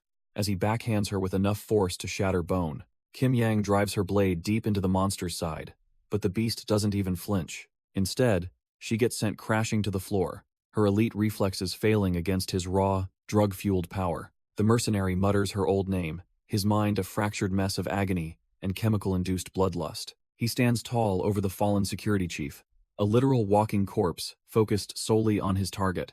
With eyes glowing a predatory purple, he vows to kill her, his humanity completely swallowed by the stimulant. Nearby, Executive Choi lunges at our boy, convinced that Kang Jin is finally at his limit. But his strike is suddenly intercepted by a massive, scarred hand that shouldn't even be able to move. Baek clamps his fingers around the executive's throat, treating his high-ranking ally like a piece of trash. He slams Choi into the ground with enough force to shatter the concrete and silence the room. Kang Jin stands there, dumbfounded, unable to believe a man whose arm he severed is still fighting. Bak towers over the scene, his mind warped as he admits that the previous attacks actually hurt. Our boy Kang Jin breaks out in a cold sweat, wondering if his allies are even still alive. He sees the security chief and the mercenary sprawled out on the floor, looking completely out of commission. Baek doesn't give him a second to breathe, lunging forward with a punch fueled by pure insanity. Kang Jin barely evades the strike, realizing he can't afford to worry about anyone else right now. He decides to do what he can, driving a blade deep into the monster's side to slow him down. Following up with a brutal slash, our boy tries to carve through the mercenary's seemingly indestructible hide. But Kang Jin is left dumbfounded when his lethal strikes fail to produce any real results. The horrific spiral wound on the man's chest begins to knit itself back together in a grotesque display. Baek just grins like a trash-tier demon, his body ignoring the laws of nature thanks to the stimulants. Baek unleashes a relentless flurry of strikes, forcing Kang Jin to focus every ounce of energy on survival. Our boy remembers Baek used to be tough, but this level of damage soaking is just plain wrong. The mercenary charges like a trash-tier demon, his eyes wide with a drug-induced mania that defies all reason. Kang Jin barely avoids a heavy blow, feeling the raw pressure of a monster that is nearly crushing him. Despite the overwhelming threat, our boy stays calm, looking for an opening in the brute's predictable patterns. He finds it, delivering a lethal slash across the throat that should have ended any normal human's life. But Baek doesn't even flinch, his eyes remaining locked on his prey as if the wound didn't exist. Kang Jin realizes too late that his logic doesn't apply here, as a massive fist connects with his jaw. Skidding across the floor, he tries to regain his footing while his head rings from the unexpected impact. He looks at the monster in front of him, completely dumbfounded by how a dead man is still winning. Baek mocks his opponent, while his severed neck starts stitching itself back together like a total cheat code. From the shadows, a phone captures every gruesome detail of this unnatural and terrifying revival. The vice president notes that while his asset was struggling before, he is now completely overwhelming his target. He grins like a madman, thinking about how happy the chairwoman will be with this performance. It turns out Baek is a walking lab experiment, pumped full of both combat stimulants and regenerative serums. The red drug pushes his physical limits to the absolute brink, turning him into a relentless killing machine. Meanwhile, the green elixir acts as a literal cheat code, instantly repairing any lethal damage he takes. These masterpieces from Charlotte Pharmaceuticals were designed by elite scientists to create the ultimate, unkillable soldier. The vice president sweats, internally pleading for his monster to finish the job before the side effects hit. Baek screams for the rat to stop running, while Kang Jin realizes the monster is only getting stronger. Kang Jin is getting absolutely wrecked and can't believe how much this monster's combat skills have spiked. Baek looks like a straight-up demon, his prowess now eclipsing even the heavy hitters like Hong or Choi. Our boy is forced to admit that in his current battered state, a head-on victory is impossible. But just as things look bleak, a cold realization flashes in his eyes because he has a plan. Instead of trading blows, he decides to play it smart and focus entirely on buying precious time. He strikes with surgical precision, slicing through the suprascapular nerve to disable the monster's upper frame. Next, he carves through the radial nerve, aiming to turn that massive arm into dead weight. He doesn't stop there, diving low to sever the peroneal nerve and take out the beast's foundation. Even a regenerating freak can't move if the signals don't reach the muscles, making him finally stumble. Kang Jin tosses aside his pride, realizing that winning the war matters more than winning this brawl. Baek is fuming, realizing that Kang Jin is just trying to stall for backup to arrive. The monster charges forward, screaming in rage as he demands to know what game our boy is playing. Kang Jin pivots his weight, acknowledging that while the beast is fast, his movements are still predictable. He effortlessly slides under a lethal kick, knowing that as long as he avoids direct hits, he can survive. Our boy uses high-speed movement to stay one step ahead, hoping the drug-fueled freak eventually burns himself out. Suddenly, his back hits a solid surface, realizing too late that he has run out of room to maneuver. Baek doesn't miss the opening, pivoting his massive frame to deliver a finishing blow that could end it all. The beast leg shatters the concrete wall as Kang Jin barely manages to roll away from the impact zone. The sheer force of the strike sends heavy debris raining down on the unsuspecting soldiers stationed below. A massive slab of stone crushes one of the world construction grunts, turning the environment into a graveyard. Baek crashes into the office, leaving President Han paralyzed as she sees Kim Ki-soon crushed under the broken door. Her eyes widen in pure dread, realizing the security perimeter has been completely breached by this white-haired demon. The beast mocks her, viewing the president as the ultimate trophy, while our boy watches from the shadows. Kang Jin curses his own exhaustion, realizing he accidentally brought the monster right to the heart of the group. He calculates the risks, knowing that a messy brawl here will surely result in the deaths of the civilians. He tightens his hold on his combat knife, deciding that he has to go for a one-shot kill. His focus sharpens to a razor edge, his mind filtering out everything except the necessity of instant death. He targets the brainstem, the vital bridge between the mind and body that governs every basic survival function. Even with high-grade stimulants, destroying this core component means the body simply stops working, no questions asked. Our boy lunges with everything he has left, aiming a lethal strike at the base of the monster's skull. The blade is a hair's breadth away from ending it all, but the monster's reflexes are utterly inhuman. Baek roars in fury, swatting the strike aside like a pesky fly, while cursing the protagonist's persistence. He seizes Kang Jin by the throat, mockingly asking if he is that eager to die first. With a brutal show of force, the beast slams him down, fully intending to crush his spirit. Our boy gasps for air, his body screaming in protest as the floor crumbles beneath his weight. Despite the agony, his red eyes flare with a terrifying focus, refusing to let the light fade out. Baek winds up a final, soul-crushing blow, certain that this next strike will be the absolute end. Suddenly, the monster's eyes bulge in pure shock as a fountain of blood erupts from his mouth. A devastating internal vibration ripples through his core, bypassing all that drug-enhanced durability in an instant. Turns out Executive Choi wasn't finished, stepping in to ground the beast with a lethal, calculated intervention. Executive Choi commands our boy to stand, refusing to let their lethal dance end on such a pathetic note. He stares him down with cold intensity, making it clear that their business remains unfinished. Kang Jin curses his luck, realizing he has to climb yet another mountain immediately after surviving a monster. Despite the exhaustion, his red eyes flare with a tactical spark as he looks for any possible opening. He calculates that Baek's massive weight actually backfired, turning the impact of the last strike into something catastrophic. Even a top-tier enforcer like Choi is starting to show cracks, his breathing becoming heavy and labored. It turns out that no matter how much of a beast he is, that chest wound is finally draining him. The man struggles to maintain his intimidating posture as his body begins to protest the sheer amount of damage. Our boy admits his own stamina is at rock bottom, yet he refuses to stay down while life remains. He tightens his grip on the blade for one last desperate gamble, ready to end this once and for all. Kang Jin steals his resolve, deciding to pour every ounce of his remaining soul into one final, desperate strike. Choi matches that intensity, both men standing on the absolute edge of total physical and mental collapse. Their eyes lock in a silent acknowledgement that only one of them is walking out of this hallway alive. With a sudden burst of speed, our boy launches himself forward, completely ignoring the agonizing screams of his muscles. He takes to the air for a high-stakes gamble, while Choi prepares to meet the incoming assault head-on. For a split second, time seems to freeze under the sterile, flickering glow of the hotel's overhead lights. Suddenly, the room plunges into total darkness, as heavy, rhythmic footsteps begin to echo through the corridor. Both fighters and President Han freeze, completely dumbfounded by the sudden and cold interruption of their struggle. Out of the shadows steps Kim Yang, backed by a squad of elite soldiers ready to seize the floor. She surveys the carnage with a chillingly calm gaze, wondering if the target has finally been cornered. Kim Yang admits their stubbornness is impressive, but warns that the time for struggle has officially ended.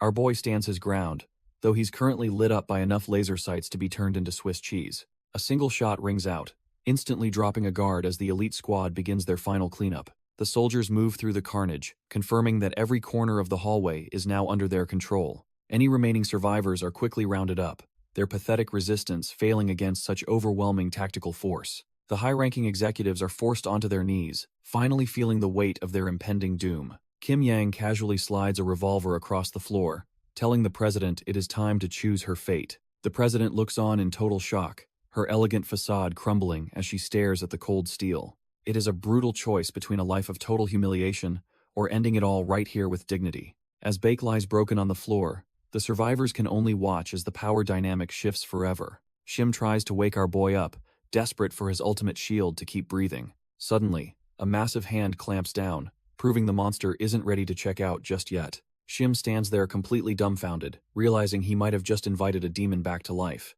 Baek glares with bloodshot eyes, his mind clearly gone, as he demands more power from his handler. When Shim tries to reason with him, the beast only gets more agitated for his next fix. The vice president claims the fight is finished, but Baek shuts him up with a bone-shattering slam. He tears through the man's clothes, hunting for the experimental stimulants like a starving predator. Without a second thought, he plunges the needle deep into his neck to force a final evolution. His muscles scream and expand as the drug turns his broken body into a mountain of pure rage. Kang Jin and the president can only watch in terror as their nightmare returns even stronger. Our boy Baek reaches a sickening peak, his muscles bulging as the experimental drug hits his system like lightning. With a twisted grin, he loses the last of his humanity and decides everyone here needs to die. The sheer volume of chemicals makes his veins throb, pushing his physical vessel to the absolute breaking point. He erupts into a blood-curdling scream, the pressure inside him so great that his very skin begins to tear. A violent shockwave of gore and debris follows, turning the immediate area into a literal slaughterhouse in seconds. Shards of glass and bone fly everywhere, shredding anything and anyone caught in the monster's immediate vicinity. Thick, dark blood drips from the ceiling, as the office is transformed into a scene from a nightmare. The walls are peppered with lethal fragments, showing just how much raw power the beast is now packing. Turns out the vice president was just trash-tier fodder, ending up pinned to the ground by jagged debris. President Han can only gasp in horror, realizing she's trapped in a room with a god-tier killing machine. Lee Kyung leans in, his life force fading as he looks at the woman he tried to protect. President Han is completely dumbfounded, unable to process that her double agent is actually dying for her. His back is a shredded mess of glass shards, proving he took the full brunt of the explosion. He finally loses his footing, slipping away while the president tries to catch his heavy, limp frame. Our boy hits the floor with a sickening thud, the light finally leaving his tired eyes for good. It turns out his journey ends here, leaving behind nothing but a blood-soaked floor and broken promises. Han screams for him to wake up, her composure shattering as she realizes the cost of this war. She simply can't understand why someone like him would throw away his life for a cold-hearted leader. Kim Yang watches the scene with chilling indifference, her heart hardened by years of mercenary work. She mockingly asks if Han is mourning the dog she raised while Executive Choi stands by, shredded. Kim Yang watches with a chilling gaze as the dying man gasps out his final words regarding the chairwoman. Our boy finally collapses into a heap of gore, his body giving out after taking the full force of the blast. Kim Yang doesn't even blink, her expression remaining as cold as ice while she observes the light fade from him. President Han desperately clutches his mangled body while being forced to choose between immediate surrender or joining him in death. Tears stream down her face as the weight of her failure finally crushes whatever resolve she had left in this war. The sound of him hitting the floor is sickening, a final thud that signals the end of his long service. She screams for him to wake up, refusing to accept that her most loyal shield has been broken beyond repair. Kim Yang tells the weeping woman, there is no need for such dramatic sadness over a tool that simply broke. She cruelly reminds the president that it is only natural for dogs to die protecting their owners in their world.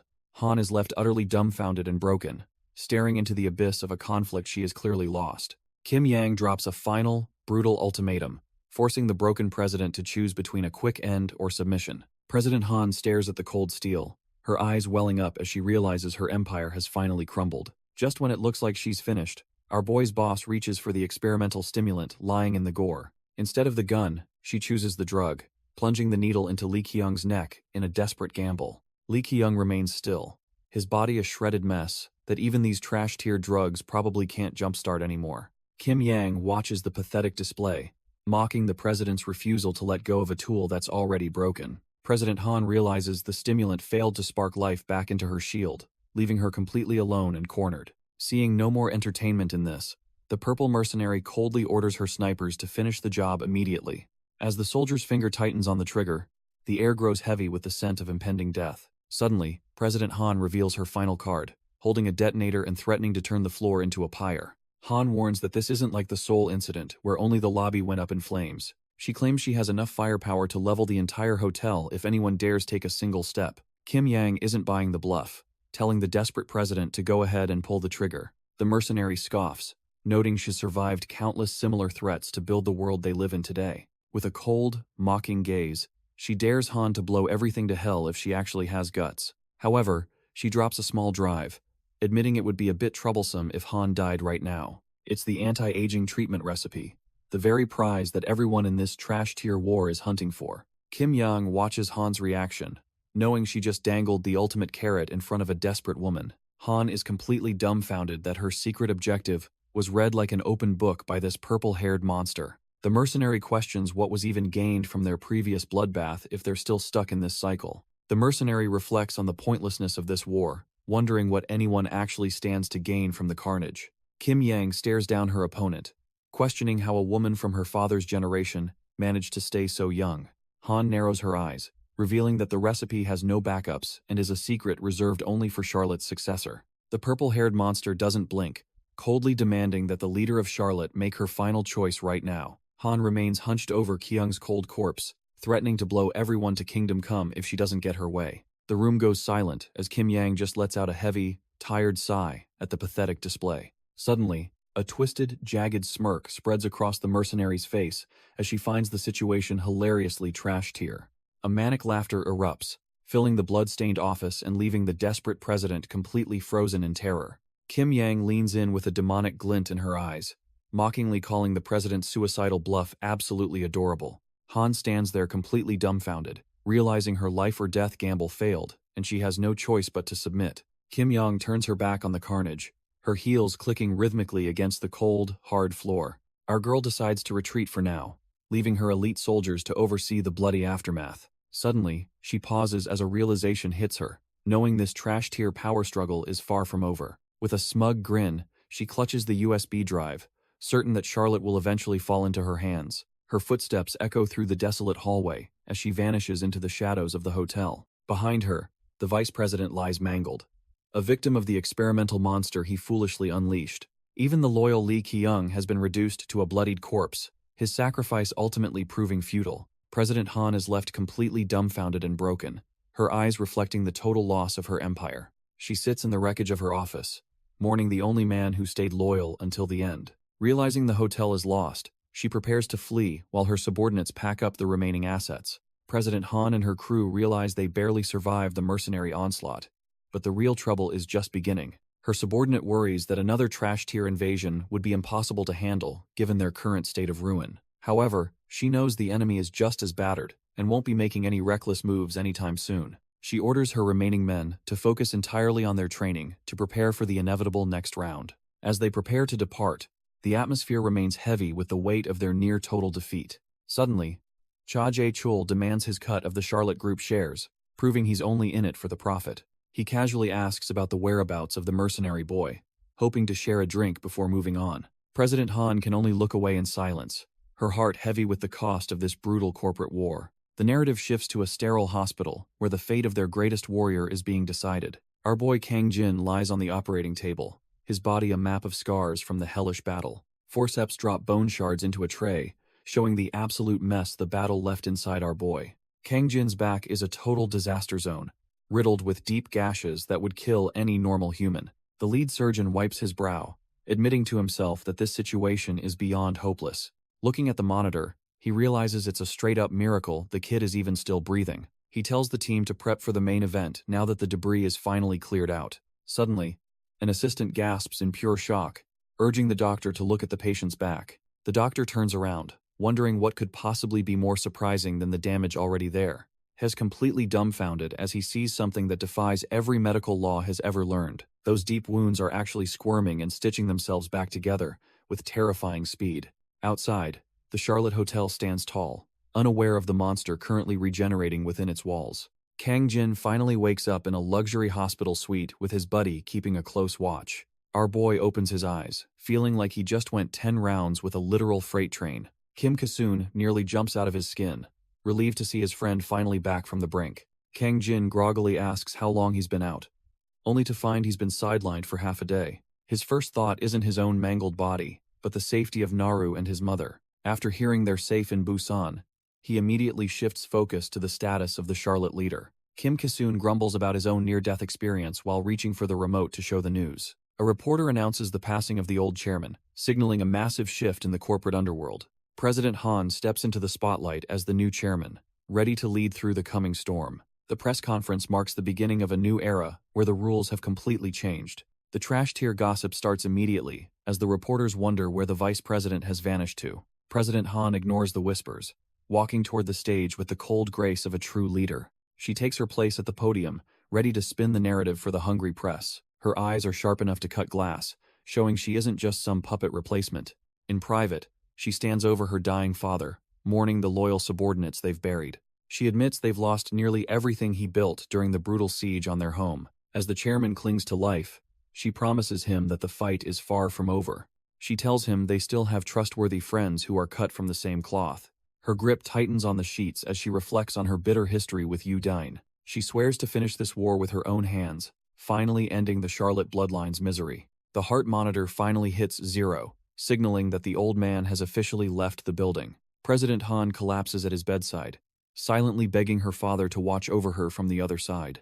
She masks her grief with a cold professional front, telling the world how brilliant their company used to be. Back then, they were the kings of the hill, thinking their wealth and power made them completely untouchable. That arrogance eventually caught up to them, leaving behind a mountain of corpses and a legacy of blood. Seeing her father like this is a brutal reminder that the price of their pride was way too high. They became a total laughingstock, with the family name dragged through the dirt by every bottom feeder in town. She felt the crushing weight of despair while looking at the broken bodies of those who died for her. Somehow, the Charlotte stronghold is still standing, though it's been through a literal hell to get here. She realizes it started when our boy Kang Jin reached out, proving he was cut from a different cloth. Even when things looked bleak, the loyalists of Charlotte refused to give in to the trash-tier invaders.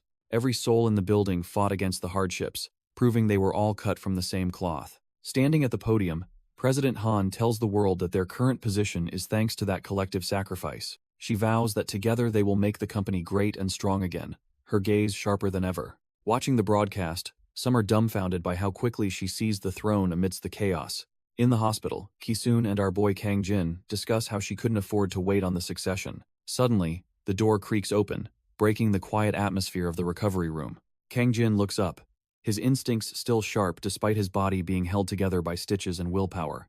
It turns out, President Han rushed straight to Busan the moment her inauguration ceremony was finished. She leans in close to check on him, and he admits he is only feeling about 50-50. President Han pulls our boy into a tight hug, clearly relieved he survived that absolute bloodbath. Kang Jin is left speechless and blushing, feeling the weight of her genuine worry for his life. Suddenly, his eyes widen as a violent surge of pain ripples through his battered and broken body. He collapses in agony, feeling like his very muscles are being shredded from the inside out.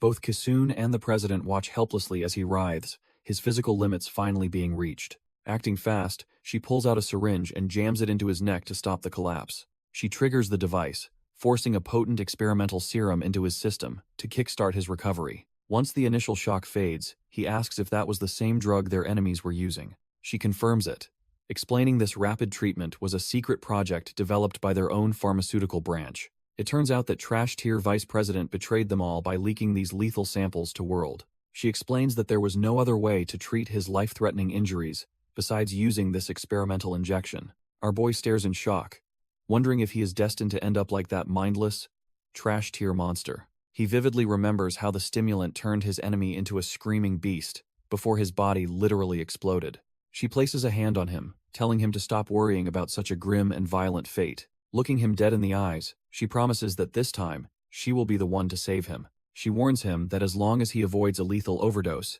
he should remain stable for a while. She adds that their pharmaceutical branch has already developed a proper way to treat him later on. With a cold resolve, she tells him to get ready because it is finally time for them to depart. Outside the window, the calm Busan Sea masks the violent storm currently brewing within the corporate underworld. He stares at the horizon, his reflection showing a man who has fully accepted his new, dangerous reality. The scene shifts from the Busan coast as the team prepares for their upcoming operation in Japan. Meanwhile, at the World PMC hideout in Virginia, a different kind of storm is currently brewing.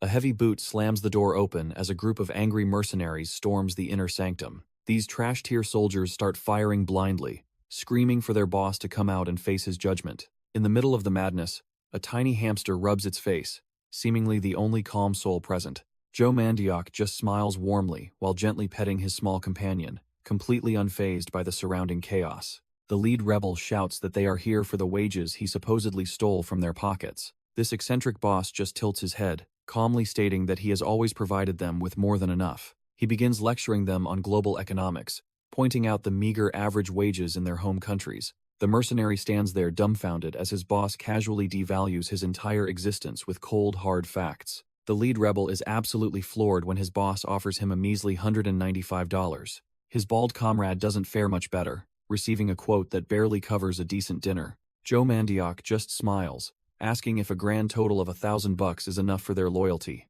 Infuriated by the blatant disrespect, the mercenary slams his boot down to demand some actual respect. The whole squad levels their rifles, tired of being treated like trash-tier labor by their eccentric leader. The lead rebel screams at the top of his lungs, demanding every cent of the confiscated loot. He cocks his weapon with a lethal click, proving he isn't bluffing about painting the room red. Joe Mandiok just hums to himself, seemingly weighing the pros and cons of this sudden workplace mutiny. He finally sighs and drops a heavy briefcase, acting like he has no choice but to comply. The rebel smirks, convinced the legendary world group has finally gone soft since their big boss died. Joe Mandioc reaches for the briefcase, his expression darkening as he prepares to show them true negotiation. The latches click open, revealing that our boy wasn't planning on paying anyone in cash today. It turns out bringing out his inner torturer is quite unpleasant. But these trash-tier rebels left him no choice. He pulls out a pair of heavy pliers, wearing a manic grin while demanding they apologize for their greed. Moments later, he calmly reports to Udane via phone, while blood drips onto the expensive floral arrangements. He assures the chairwoman that nothing is wrong, even as his hands remain stained with fresh, warm blood. As the blood drips from his tools, he confirms he understands his next set of cold-blooded instructions. The room is now a graveyard of mutinous soldiers, proving that crossing a world group executive is suicide. Amidst the carnage, a tiny hamster wanders over to the lead rebel's cooling and bloodied corpse. The little creature starts nibbling on the dead man's lip, adding a bizarre, gritty end to the failed mutiny. Joe Mandioc picks up his tiny pet, cooing about how hungry the little guy must be after the carnage. He smiles like a total psycho, promising the hamster a real feast once they finally touch down in Japan. 3 days later, the dust has settled at the Charlotte stronghold, but the peace is just an illusion. President Han gathers the survivors, admitting that while the immediate mess is cleared, a new crisis has arrived. She warns the team that Udane is moving way faster than anticipated, leaving them no room for error. The World Group sites are locked onto Japan, specifically targeting the Charlotte Pharmaceuticals branch located across the sea. It turns out their enemies are after the secret recipes for high-grade combat stimulants and rapid healing agents. If they don't act now, the chairwoman will strip Charlotte of its last assets and leave them with nothing. To counter this, Han has already secured backup from Dowei Ranch and wants our boy to lead the counterstrike. She tells Kang Jin to handle his physical side effects on-site, and he simply nods, ready for action. Kisun gives a cheeky wink, more than happy to play the tactical genius for the lady in charge. President Han turns her attention to the purple-haired mercenary, but the vibe is definitely tense. Kim Yang makes it clear she's no lapdog and has zero interest in Charlotte's trash-tier corporate wars.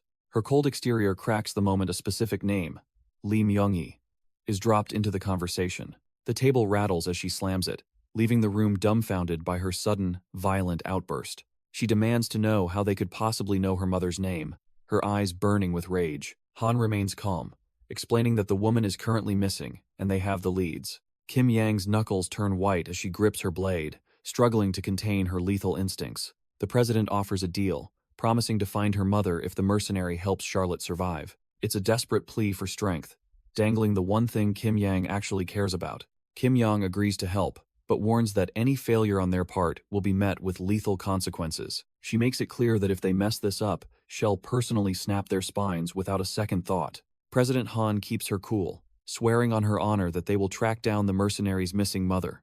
Suddenly, the doors fly open as a group of panicked staff members scream about a massive, game-changing emergency.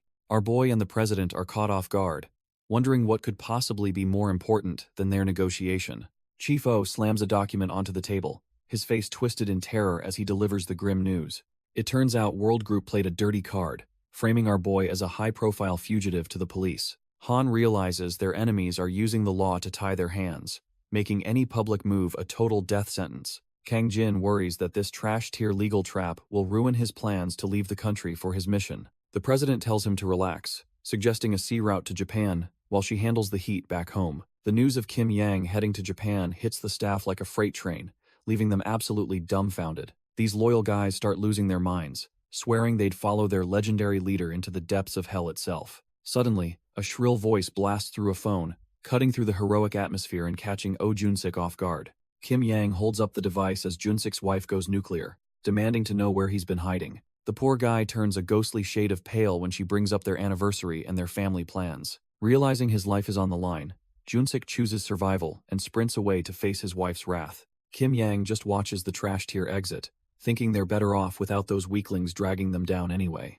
President Han sighs in exhaustion, deciding it's best to finalize their escape plan for the very next morning. As the night passes, the weight of the upcoming mission hangs heavy over the quiet hotel corridors. Our boy says his final goodbyes to his mother, promising her he'll make it back from Japan in one piece. Kang Jin ruffles Naru's hair, telling her to look after their mother while he handles business in Japan. His mother offers a warm smile, reassuring her son that they will be perfectly fine without him worrying. Suddenly, she shifts gears and shamelessly asks him to bring back an expensive designer coat from his trip. Even Naru joins the hustle for a luxury cardigan, leaving our boy struggling to explain this isn't a vacation. He finally retreats into the hallway, sighing at how their obsession with high-end brands never seems to fade. Despite the headache, he realizes their materialistic demands mean they finally have some much-needed peace of mind. As he walks through the quiet hotel, his thoughts drift toward the grim reality of returning to Japan. Staring out at the moonlit ocean, he reflects on the irony of being forced back to a place he hated.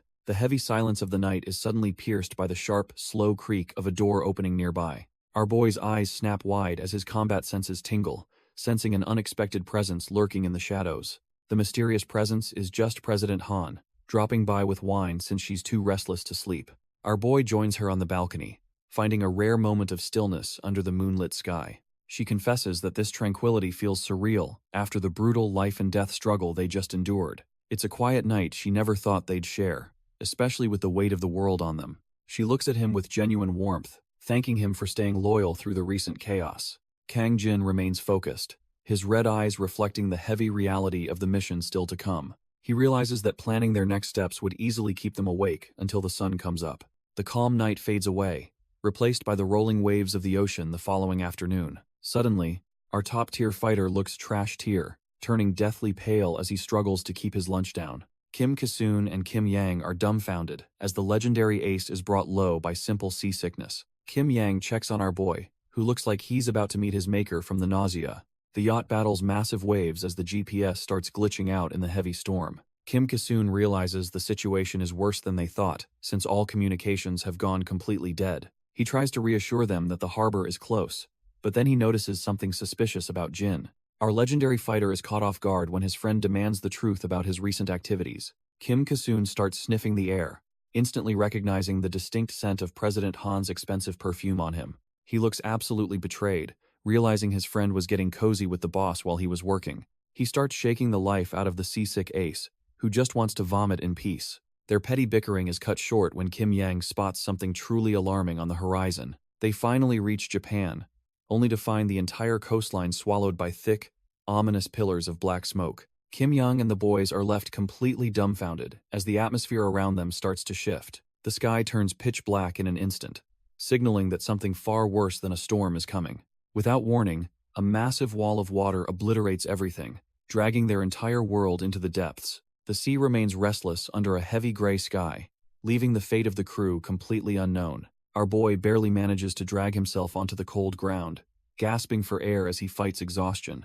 He wonders if Japan is cursed, having just survived a hellish combination of an earthquake and a tsunami. Just as his strength fails, a hand reaches out, offering a lifeline in the middle of the wreckage. It is Takanaka, looking remarkably composed while commenting on the miracle of our hero's survival. Jin immediately asks about the others, desperate to know if his friends were swept away by the tide.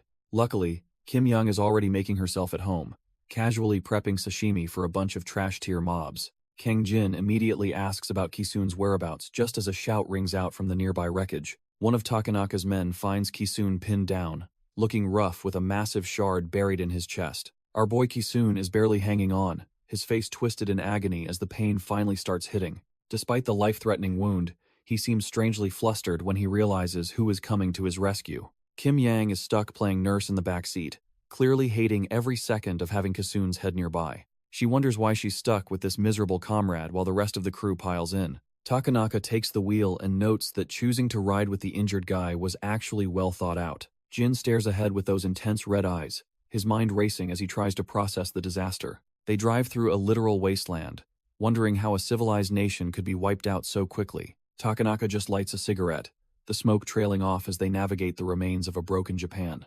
Takanaka lights a cigarette as dusk settles, reflecting on the moment everything started falling apart. He figured it was just a standard earthquake, but the shattered skyline tells a much darker story. Takanaka and Jin stare at the ruins, realizing this total devastation is the final result of the chaos. Civilization collapsed in a single day, leaving the streets to burn as the social order completely dissolved. The wreckage is everywhere, proving that even the strongest structures were no match for the disaster. Passing by the remains of buried families, the weight of the tragedy finally starts to sink in. They only reached the port through pure luck after that monstrous tsunami tried to swallow them whole. Takanaka wonders if any medical facilities survived the carnage, fearing they might be driving toward a graveyard. Our boy Ki-soon clings to hope, banking on the hospital's earthquake-proof design to keep him from flatlining. Even with a shard in his gut, Kisun confirms they are heading straight for Donan Hospital. Takanaka smokes, hoping the Charlotte-owned Donan Hospital is still standing, so they can finally get some help. They drive through the graveyard of a city, praying this facility hasn't been reduced to rubble like everything else.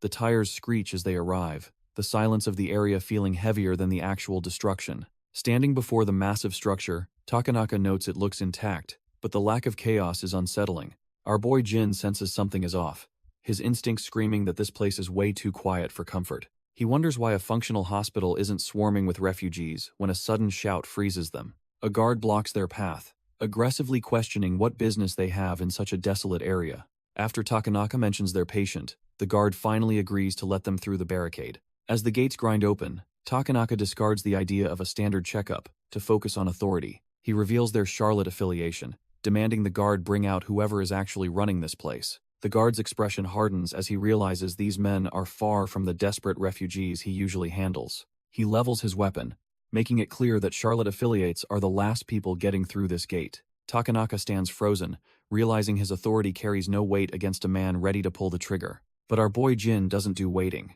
his hand already blurring toward the hilt of his blade. A cold arc of steel silences the guard instantly, proving that Jin's patience has officially hit rock bottom. His eyes glow with a manic intensity, his killer instincts fully taking over as the situation turns bloody. The alarm goes up instantly, with more trash-tier security rushing out to swarm the lone intruder. Jin calmly notes there are 7 gunmen, his mind already mapping out the most efficient way to drop them. Without a hint of hesitation, he lunges forward, a whirlwind of death ready to tear through the barricade. Elsewhere, a doctor finds Jin's biological data utterly baffling, while Yu Dane monitors her ace's terrifying progress. The doctor is completely floored, noting that our boy's muscle mass is way beyond any normal human. Jin looks back, wondering why his body feels so different after waking up from that disaster. Turns out, the experimental treatment reacted uniquely with his biology, turning him into a literal walking weapon. He knows the unstable drugs will eventually have a price, but right now, he only cares about results. With his new strength, Jin tears through the facility, deciding to burn through every ounce of this power. The trash-tier guards open fire, screaming in terror as they realize they're facing a total monster. He moves like a ghost, his blade becoming a blur that the human eye can't even track. Before the security can even blink, Jin is already inside their guard, his red eyes glowing with malice. The hallway turns into a slaughterhouse as limbs fly, proving Jin's destructive power is on another level. Takanaka stands there absolutely dumbfounded, realizing Jin's speed and violence have become something truly inhuman. Jin is mid-rampage when the massive monster Beck lunges at him with a heavy axe. Surveying the corpses, our boy realizes his physical stats have reached a level that feels completely alien. Takanaka is clearly impressed, praising Jin's stance and wondering how he mastered the Japanese blade so quickly. It makes no sense, because this hospital belongs to Charlotte, yet the guards attacked them without hesitation. Looking at the smoking ruins of the facility, it's clear something much darker is happening inside these walls. Takanaka starts bragging about his legendary katana, but a sudden, blood-curdling scream cuts his ego trip short. Kim Yang is spotted hauling a wounded Kim Ki-soon away from a literal horde of local lunatics. Jin is left completely dumbfounded as he tries to process the absolute chaos unfolding right before his eyes. The crowd looks like desperate refugees, but they've turned into a mindless mob of savages attacking everyone. One of the crazies drives a blade into a victim's throat, proving this isn't a protest, it's a massacre. One of the hospital staffers is completely paralyzed with fear as the situation spirals out of control. A member of the savage mob growls like a beast, his body surging with a terrifying, drug-induced power. Before the poor guy can even scream, the mindless horde swarms him and pulls him to the ground. The scene turns into a total bloodbath as the savages start tearing the man apart with their bare hands. Takanaka is ready to charge in, but our boy Jin stops him, knowing they can't save everyone here. Jin warns him that these monsters are strong enough to rip them limb from limb if they get surrounded. Kim Young keeps running with everything she's got, hauling the unconscious Ki-soon toward the relative safety of the building. Deep inside the facility, the entire gruesome massacre is being broadcasted live on a wall of security monitors. Turns out Oh Junsik is the one watching, and he's absolutely loving the sight of Charlotte's people getting butchered. He laughs at the group's desperation, mocking them for running into a place that's far worse than hell. Jin stands ready to face the mob, while a mysterious voice cheers for the mindless savages to rip him apart. Watching through the security screens, the hospital director's eyes widen in total shock at what he is witnessing. Our boy Jin doesn't hesitate for a second, carving through the test subjects like they are nothing but trash-tier obstacles. The director's excitement turns to pure rage as he crushes his popcorn, mourning his precious, hard-earned creations. He glares at Jin's image on the monitor, realizing this brat is far more dangerous than any ordinary intruder. Suddenly, his anger melts into a twisted obsession, shouting that he absolutely must have Jin for his own collection. Miura frantically orders his top enforcer to catch the intruders before his own life is put in any danger. The security director, Noribe Hiroshi, stands tall and demands to be addressed by his proper name and nothing else. He reminds the eccentric doctor that he isn't some lowly subordinate, but a specialized elite dispatched for this job. Miura just laughs off the cold shoulder, knowing that despite the attitude, Hiroshi always gets the job done. Noribe Hiroshi accepts the grim task, promising to bring the intruders back alive despite the mounting chaos. Miura Shinzo just dances around like a manic creep, teasing the cold director for actually following his orders. The twisted doctor prepares a special reward, brandishing a glowing syringe filled with his latest experimental nightmare. Meanwhile, our boy Jin isn't playing around, instantly severing limbs to stop the mindless mob's relentless advance. He realizes these trash-tier subjects don't feel pain, so he shouts that total dismemberment is their only hope.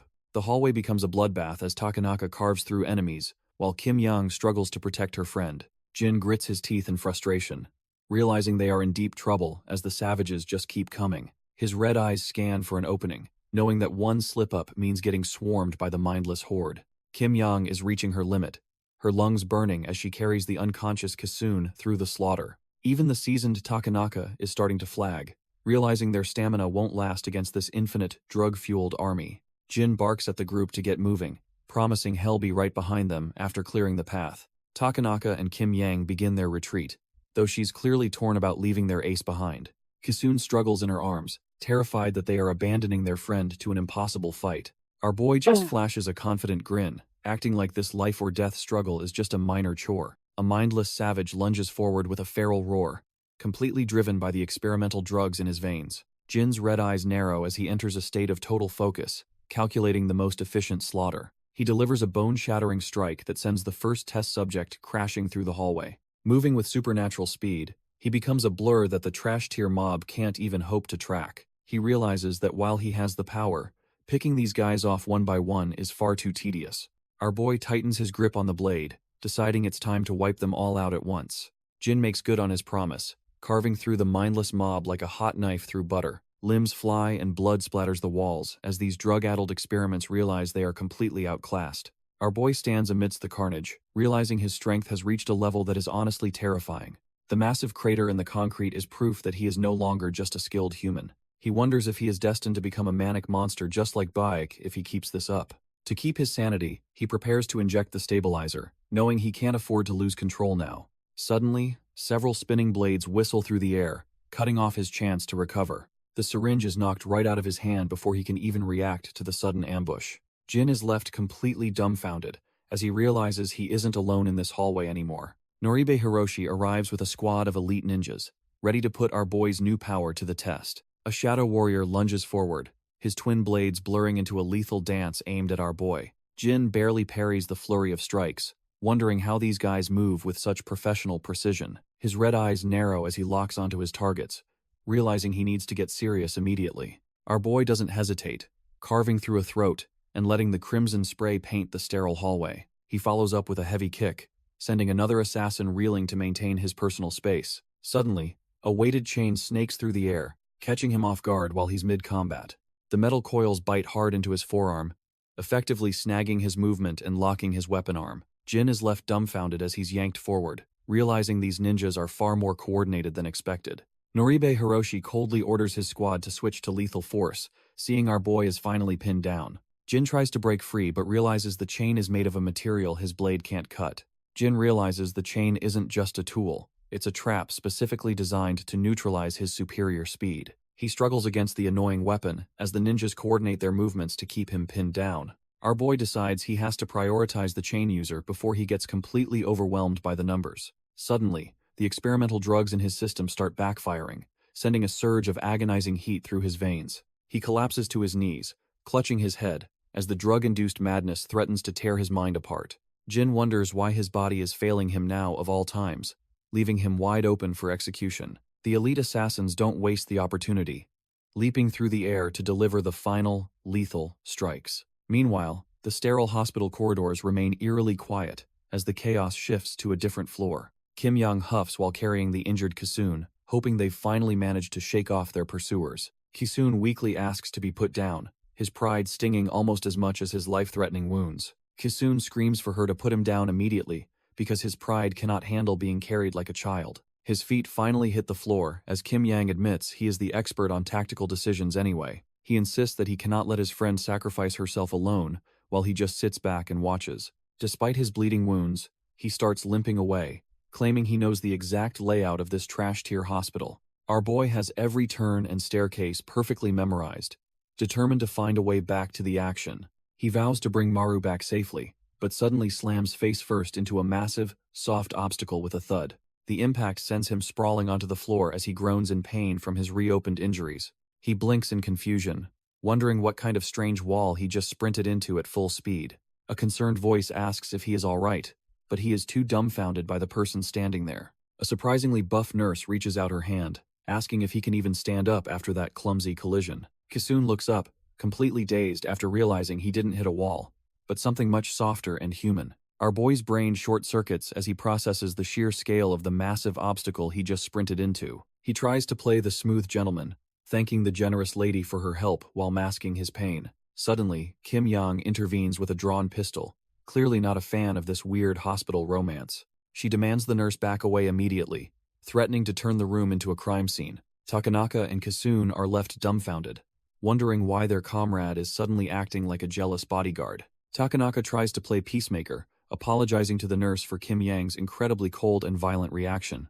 This just makes Kim Yang explode in a rage, screaming at them to be open-minded about the situation. The nurse ignores the drama, her professional gaze narrowing as she spots something truly alarming on the boy. Kisun tries to act charming, but the nurse warns him that his wound is dangerously deep and needs treatment. The nurse urgently tells the group to follow her to the operating room before the situation turns fatal. Suddenly, a smoke grenade clatters onto the floor, engulfing the entire hallway in a thick, blinding haze. Noribe Hiroshi stands dumbfounded in the fog, realizing that their target has completely vanished from under their noses. He admits that our boy is no ordinary guy, having escaped with a body in that brief moment. Noribe orders his ninjas to scatter and search the hospital, strictly warning them not to engage him alone. The director realizes there is another troublesome monster, besides Takanaka, lurking within these blood-stained hospital walls. Meanwhile, Kang Jin hides in a dark room, sighing as he feels his exhausted body reaching its limit. He realizes that escaping that trap forced him to use his last resort,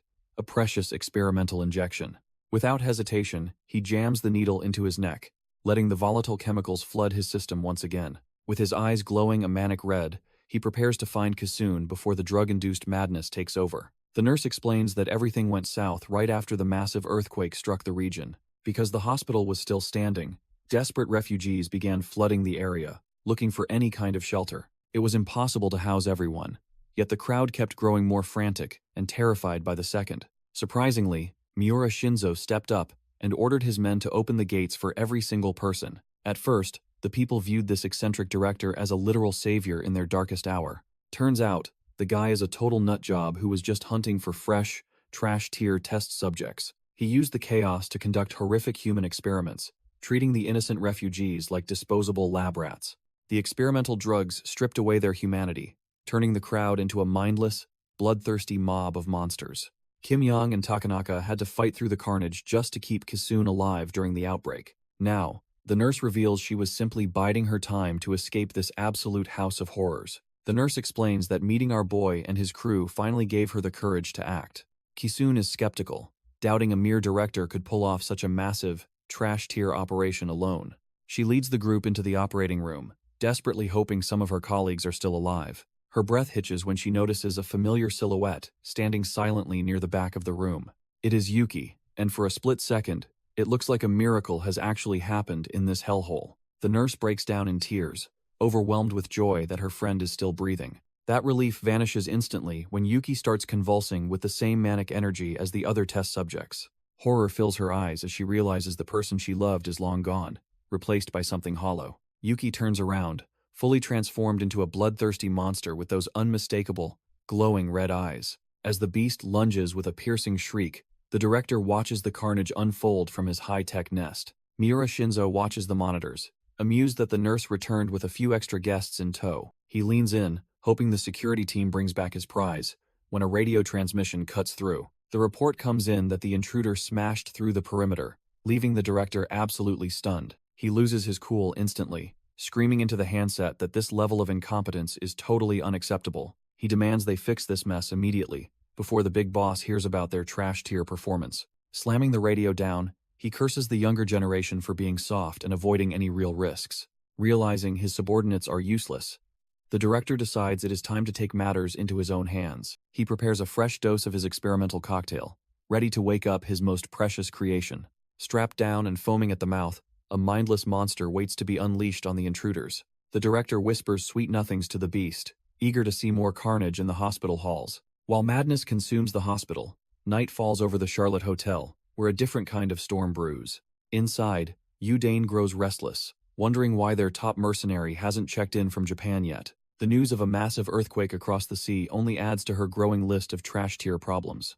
Her aide confirms that the displaced refugees are being handled, but she knows something much darker is brewing. She realizes they can't lower their guard for a second while the world group is still breathing down their necks. Suddenly, shouting erupts from the hallway, and her subordinate realizes their high-end security has been breached. Before they can react, a heavy boot smashes the door open with a thunderous crash. The chairwoman stands dumbfounded as she stares at the man who just waltzed into her private office. Noribe Hiroshi enters with a cold gaze, identifying her as the high-ranking leader he came to find. Meanwhile, his elite ninjas sweep the hospital floors, ensuring no one escapes the upcoming bloodbath. One Yamatsuki ninja scans the corridor, convinced that nothing suspicious is happening on his watch. He quietly creeps into the room, hoping to catch his prey while they are still vulnerable. The assassin readies his chain sickle, feeling confident that this hit will be a total walk in the park. He swings the blade with lethal intent, expecting to feel it sink into soft flesh. His eyes widen when he realizes the bed is empty, making his heart skip a beat.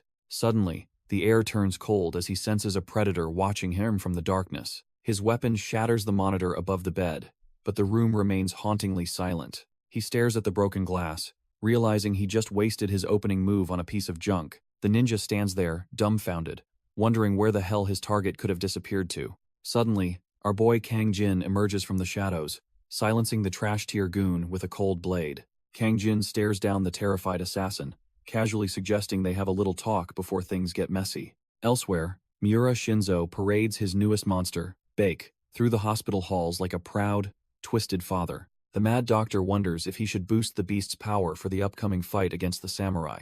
Suddenly, Miura stops in his tracks as he senses something or someone approaching from the shadows. A feral refugee leaps out, completely lost to the drug-induced madness that has consumed this hellhole. Miura puts on a pathetic act, mockingly screaming for someone to save him from the mindless trash. His fear is a total lie, replaced instantly by a grin that shows just how much he enjoys the chaos. With a single, bone-shattering blow, Bake pulverizes the attacker's skull, proving his strength is on another level. The doctor cheers, as his pet monster begins a systematic slaughter of the insolent refugees, blocking their path. More mindless subjects swarm in, but they're just fodder for the unstoppable juggernaut Miura has unleashed. Bake continues his brutal warm-up, tearing through the trash-tier refugees like they are nothing but wet paper. Our boy Jin overhears the disgusting nickname and can't believe the level of insanity he just walked into. The mad director spins around, dumbfounded that someone actually managed to sneak up on his little murder party. Jin does not waste time and demands to know if this freak is the one running this hellhole. Instead of fear, Miura breaks into a manic grin, claiming their meeting is a twisted thread of fate. Jin is completely repulsed, realizing he is dealing with a psychopath who is far beyond any hope of redemption. He lunges forward to end the madness, aiming his blade straight for the doctor's smug, wrinkled face. The blade whistles through the air, barely missing as the eccentric director flinches in a rare moment of panic. Suddenly, the beast Beck intercepts the strike, sending a bone-crushing blow that knocks Jin clean off his feet. Jin hits the floor hard, realizing that getting to the director means going through a literal mountain of muscle. Our boy Jin is absolutely dumbfounded by the sheer, crushing power radiating from his opponent. Bake has become a literal mountain of drug-fueled muscle, completely transcending his former trash-tier mercenary status. Meanwhile, the rest of the crew regroups in the carnage, mourning a life lost to this madness.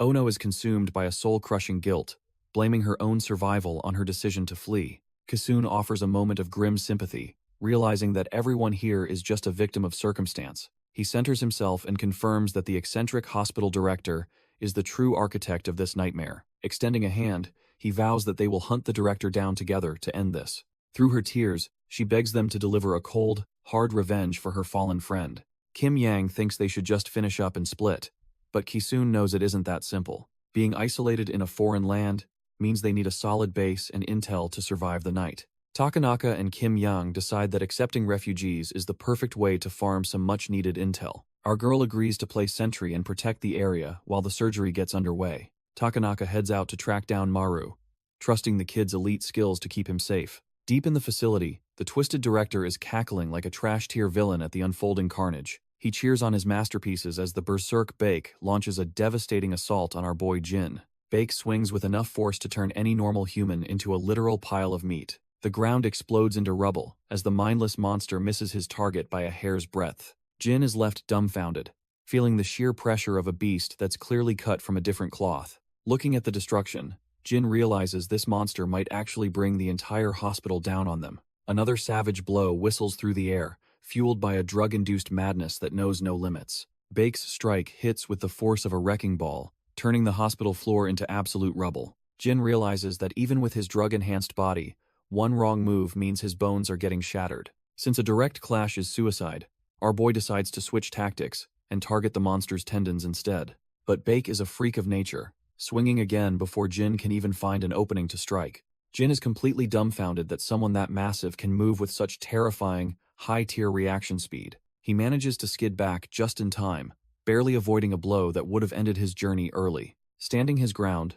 Jin prepares himself for a fight against a beast that has completely lost its humanity. Bake's face is a mask of pure, drug-induced madness, showing he's nothing more than a mindless killing machine. Our boy readies his blade, knowing he has to be perfect to survive this trash-tier experiment's onslaught. He notes the monster is barely conscious, realizing that a single opening will definitely result in a fatal counterattack. Bake raises his massive arms for a finishing strike, forcing Jin to scramble for safety. The floor shatters under the monster's weight as our boy barely avoids being turned into a pancake. Jin realizes he needs to close the gap quickly, or he'll be stuck on the defensive forever. He prepares to carve a path through the chaos, knowing one mistake means certain death. Just as he moves to strike, a sudden look of pure panic flashes across his face. His foot slips on the jagged debris, completely ruining his balance at the most critical moment. Bake's massive, gore-covered fist looms over him, ready to end Jin's journey right then and there. Suddenly, Miura shrieks for his big brother to stop, terrified that his prized experiment might actually kill Jin.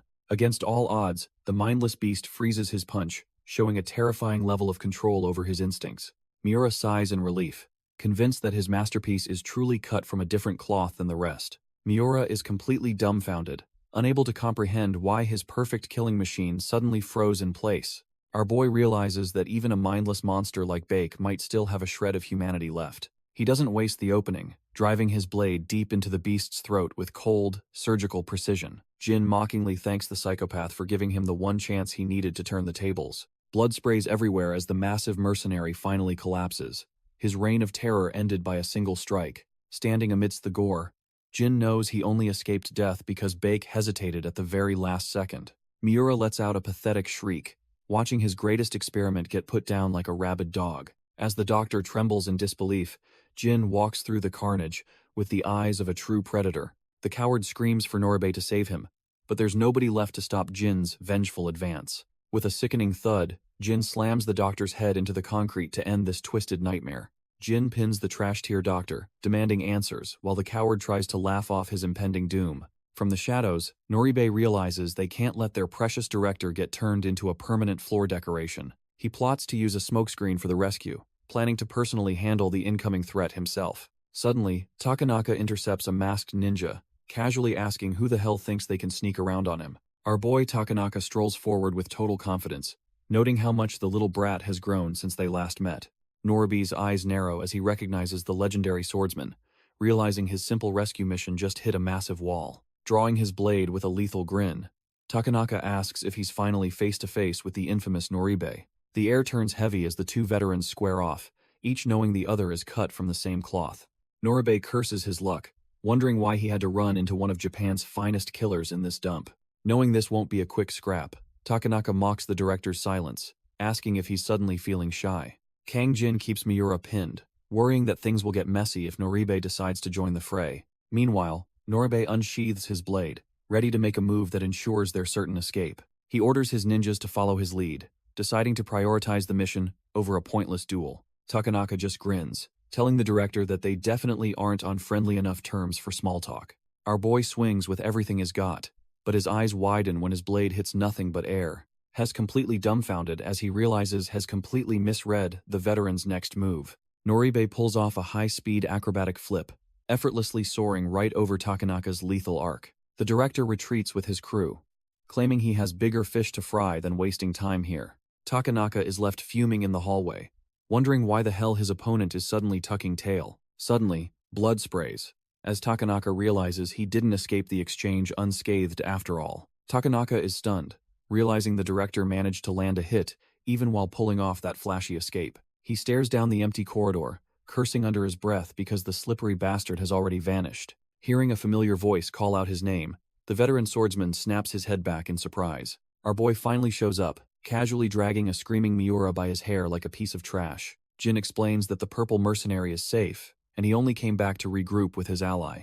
When Jin points out the blood on his shoulder, Takanaka just plays it cool and asks about the captive. Jin introduces the terrified director, mentioning he just finished a very brief and very painful interrogation session. With a cold gaze, he reveals that they finally have a lead on the cure, located in Tokyo. The scene shifts to a car swerving through the wreckage of a city that's seen much better days. Kim Yang is stuck behind the wheel, absolutely fuming about having to navigate through this literal wasteland. Kim Yang is losing her cool because this Japanese car is a total nightmare for her to handle. She tells Jin to floor it, warning him that any fatal crash will be entirely his fault. Rewinding 5 hours, the boys have Miura tied up and ready to spill every single dirty secret. Miura explains that with the branch leader Shimchan dead, a massive power vacuum is waiting to be filled. Takanaka looks skeptical as he asks if the man making a move is the infamous Kadama. He explains that Kadama Kichi is a counselor and Charlotte collaborator, but his true nature is much darker. Turns out, he's actually the King of Shadows, and holds massive influence within the entire Japanese government. Miura just starts cackling, asking if they finally realize the sheer scale of the mess they are in. He screams that crossing Kadama is a death sentence, and they are all as good as dead. A radio crackles to life inside the car as Takanaka tries to get a hold of the group. Our boy picks up, worrying that using the director's radio might lead the enemies right to them. Back at the hospital, Takanaka checks in while the nurse tends to his wounds after the interrogation. He tells them to head straight for the basement of Takaichi Pharmaceuticals to find a rapid cure. The intel suggests Kadama is hiding out at a remote mountain facility called Yamatsuki New Pharma. It's a race against time since the drive from the hospital takes at least an hour. Jin promises to hurry, knowing Kadama's reinforcements will swarm the hospital in less than a day. They finally arrive at the towering Takaichi Pharmaceutical building, looking for that life-saving medicine. Our boy clicks on his flashlight, realizing the entire place is pitch black despite the sun being out. Our boy figures the earthquake killed the power, and this windowless tomb isn't letting any light in. Their boots crunch over debris as they realize the entire facility has been absolutely trashed. While it looks like everyone evacuated, Kang Jin warns that they're still deep inside the enemy's den. Suddenly, both of them freeze, as their flashlights catch something that makes their blood run cold. The walls are painted in fresh, violent crimson, looking like a scene straight out of a horror flick. Kim Yang finds the whole setup incredibly strange, wondering why there's so much blood but zero noise. Kang Jin breaks out in a cold sweat, realizing that despite the carnage, there isn't a single body. She tries to brush it off, suggesting the cleanup crew just buried the trash tier remains already. But their hearts skip a beat when a pale, blood-soaked hand suddenly appears among the rubble. They finally find the missing bodies, but they're all piled up like trash in a gruesome mountain of flesh. Kim Yang is completely dumbfounded, wondering how anyone could have slaughtered this many people so quickly and silently. The horror peaks when a giant cockroach scurries out, casually perched on top of a severed human eyeball. Our boy's heart sinks as he realizes these aren't average pests.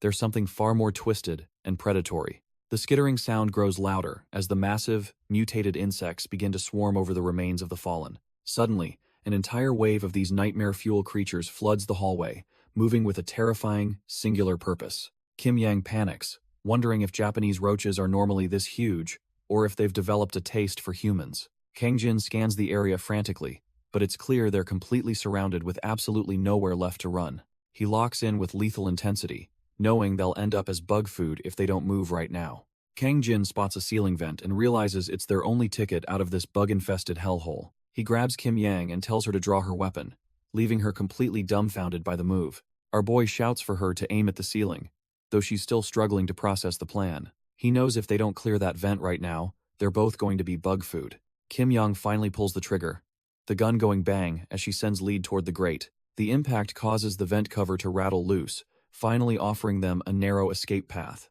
Using his monstrous strength, Kang Jin kicks off the wall to launch them both into the air. He carries Kim Yang like she weighs nothing, soaring toward the opening as the swarm closes in below. His hand clamps onto the ledge with a grip of iron, securing their exit from the nightmare corridor. Kim Yang is left breathless and completely dumbfounded, wondering how our boy managed to jump them into the vent. Looking down, they see a literal sea of cockroaches busy turning the fallen corpses into a gruesome buffet. They realize the basement is unreachable, as long as those trash-tier bugs are blocking the only way forward. Suddenly, the radio on his chest crackles to life, as a voice desperately calls out for the purple mercenary. Kang Jin snaps back into the comms, irritably letting the other side know he is still very much alive. Kim Ki-soon sounds skeptical, wondering if the experimental drugs are making them hallucinate about giant man-eating insects. Kim Yang chimes in to confirm the nightmare, describing the horrific corpse mukbang that is keeping them pinned. The brainiac asks if they are near the pharmaceutical labs, his mind already spinning with a potential solution. A devious look crosses Kim Ki-soon's face as he realizes they have the perfect tools to exterminate the swarm.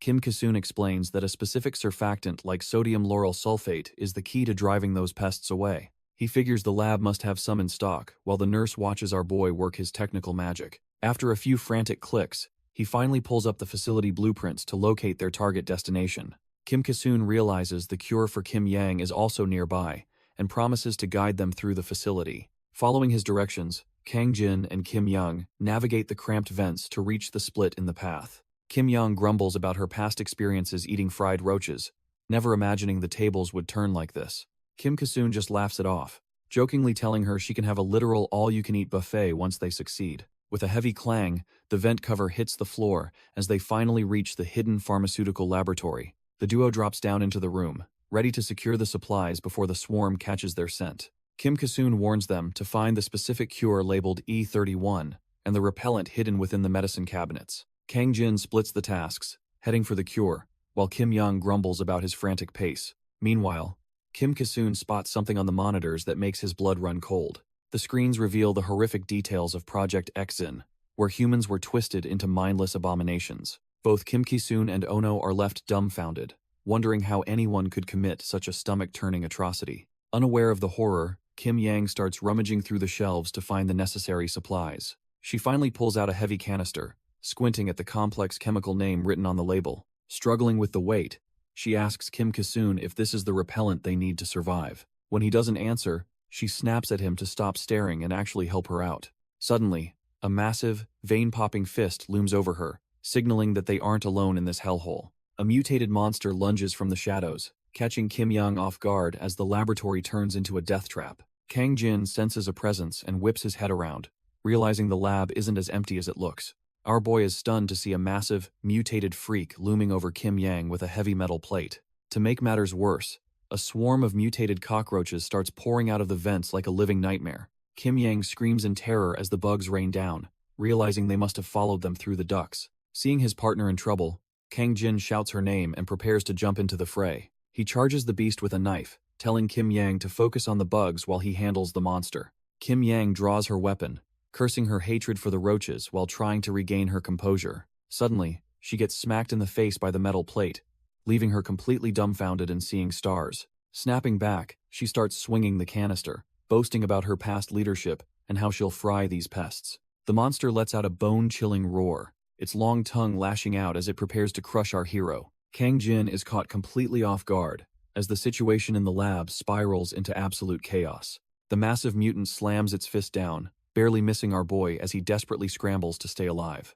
While keeping his distance, he asks Kim Ki-soon over the radio what kind of freakish experiment they've found. It turns out those Dakeiichi pharmaceutical bastards were actually using innocent humans as lab rats this whole time. Kang Jin is visibly shaken, realizing the level of depravity required to turn people into mindless killing machines. Before he can process the horror, the beast connects with a heavy blow that sends him reeling and spitting blood. The monster lets out a deafening roar, proving its raw power is far beyond anything he expected to face. His radio clatters to the floor as the sheer impact of the strike leaves him struggling to stay conscious. Dropping to one knee, he gasps for air while trying to ignore the agonizing pain blooming in his chest. He realizes several ribs are definitely shattered, making him wonder if he can even survive the next heavy strike. Kim Yang screams out in pure desperation, her voice echoing through the chaotic, blood-soaked hospital halls. She glares at the trash-tier swarm of roaches, wishing she had enough firepower to vaporize every single one. The mutated bugs keep pouring in, making it impossible for her to provide backup for our boy. Her mind races as she frantically looks for a way to clear the path before it's too late. Suddenly, she spots a glass cabinet that might hold the key to turning the tide against the swarm. On the other side, Kang Jin stands his ground against a massive mutant that lets out a bone-chilling roar. He wonders how he can possibly kill a beast that seems completely immune to standard physical trauma. His red eyes narrow as he analyzes the monster's movements, refusing to let fear cloud his tactical judgment. He notices a fatal flaw in its stance, realizing the creature's entire left side is wide open for attack. Without hesitation, he readies his knife to exploit the opening and put this mindless biological weapon down. Kang Jin exploits the opening, darting past the beast with a lightning-fast strike. Fresh blood sprays against the cold concrete as his blade finds its mark. While the beast howls in agony, our boy thinks he finally has the upper hand. However, he knows any delay in this hellhole is a death sentence for him. He lunges forward, determined to end this trash-tier experiment once and for all. His focus sharpens to a razor's edge as he pours everything into one final blow. Suddenly, agonizing spikes burst from his own back, catching him completely off guard. His eyes widen in pure shock as his body betrays him at the worst possible moment. The monster seizes the chance, delivering a crushing blow that sends him reeling. He's slammed into the floor with enough force to shatter bone, leaving him utterly dumbfounded. The impact is absolutely devastating, sending shockwaves through the room as everything comes crashing down around him. Our boy is left broken and battered, staring down the massive silhouette of a nightmare he cannot escape. He hacks up blood onto the cold floor, the sound of his own desperate coughing echoing through the debris. He tries to force himself up, but his nervous system is fried and his body refuses to listen. He has faced trash-tier zombies and mountain-sized freaks like Bake before, thinking he knew what true horror looked like. Even the stitched-up abominations from his past seem like child's play compared to the pressure he is feeling now. But as he stares death in the eye, he realizes the game has changed entirely in this dark moment. This thing is not just a mutation, it is a mindless engine of slaughter with a bottomless hunger. He wonders if this pathetic hospital floor is where his story ends, falling to a creature with no soul. Then he remembers that a real monster like Bake carries a different kind of weight and terrifying presence. Bake's dying words echo in his mind, reminding him that even the most terrifying monsters are ultimately just human. The giant tells our boy to hold on to his humanity until the end, a final request that haunts him. He stares at the memory of that massive frame lying cold, wondering why a killer would say such things. Seeing that peaceful smile on a corpse makes him question if there was more to the beast than rage. He reflects on the endless blood on his hands, wondering if he has already crossed a point of no return. A feral mutation looms over him with a hungry gaze, but he is too lost in thought to react. He stands there dumbfounded, questioning his own existence while a literal engine of slaughter breathes down his neck. His red eyes burn with intensity as he wonders if he is a man, a murderer, or just another monster. A sharp crack rings out as a bullet shatters the nearby vials, finally snapping him back to the present. Kim Yang screams at him to wake up, frustrated that he is spacing out in the middle of a war zone. Kim Yang screams at our boy to snap out of it because the cure is right in front of them. Kang Jin finally locks eyes on the vials, realizing this might be the only way to stop the madness. But he is not alone, as a mutated freak from the refugee mob prepares to crush him into paste. Meanwhile, back in the control room, fingers fly across the keys in a desperate attempt to gain eyes. Kim Kisoon frantically asks if the radio is dead, while trying to hack the hospital security network. Ono freezes in place, her heart skipping a beat as she senses a cold presence behind them. Her eyes widen in pure terror, realizing they have been found by something far worse than the mindless monsters. Suddenly, the room is swarming with Yamatsuki ninjas who have successfully cornered the defenseless pair. The assassins lunge forward with lethal intent, leaving the nurse with nothing but a scream of despair. A cold blade glints in the dark, ready to finish the job and silence the Charlotte survivors forever. Takanaka bursts into the fray, his blade carving through the shadows to paint the floor red with ninja blood. Our boy stands tall, reminding the trash-tier assassins that threatening a lady is the height of bad manners. But the atmosphere shifts as Noribe Hiroshi steps forward, backed by a wall of elite Yamatsuki killers. Noribe doesn't care for pleasantries, coldly demanding that the old swordsman back off before things get ugly. Takanaka just flashes a bloody grin, his yellow eyes gleaming with the thrill of a real challenge. He makes it clear that in this hospital of horrors, the only intruder here is the Yamatsuki director. The ninjas remain perfectly still, waiting for the signal to swarm and finish what they started. Noribe's patience is paper-thin, his gaze burning with a hatred that has clearly been brewing for a long time. Despite the odds, Takanaka looks right at home, thriving in the chaos like a true beast of the underworld. The silence in the room is deafening, serving as a final warning before the steel starts singing once again. The Yamatsuki ninjas finally make their move, swarming the room like a pack of hungry, trash-tier wolves. Takanaka Yoshinori stands his ground amidst a pile of corpses, realizing he is completely surrounded by these assassins. The old swordsman scoffs at their lack of respect, clearly annoyed that these youngsters don't know their place. Suddenly, a massive refugee mob mutant slams into the ground with enough force to shatter the very foundation. Kim Yang screams out in pure shock, realizing that the situation has spiraled into a total nightmare. The monster stands tall in the settling dust, a mindless beast fueled by Miura's twisted experimental drugs. Glowing red veins pulse across its back as the chemical cocktail pushes its physical limits to the breaking point. With a sickening thud, the creature's body finally gives out, painting the entire room in a gruesome red. Kang Jin is barely hanging on by a thread, his breath coming in ragged gasps as he recovers. Knowing he needs one last push, our boy jams a syringe into his neck to keep his heart beating. Kang Jin is pushed to his absolute limit, his vision blurring as the adrenaline finally starts to fade.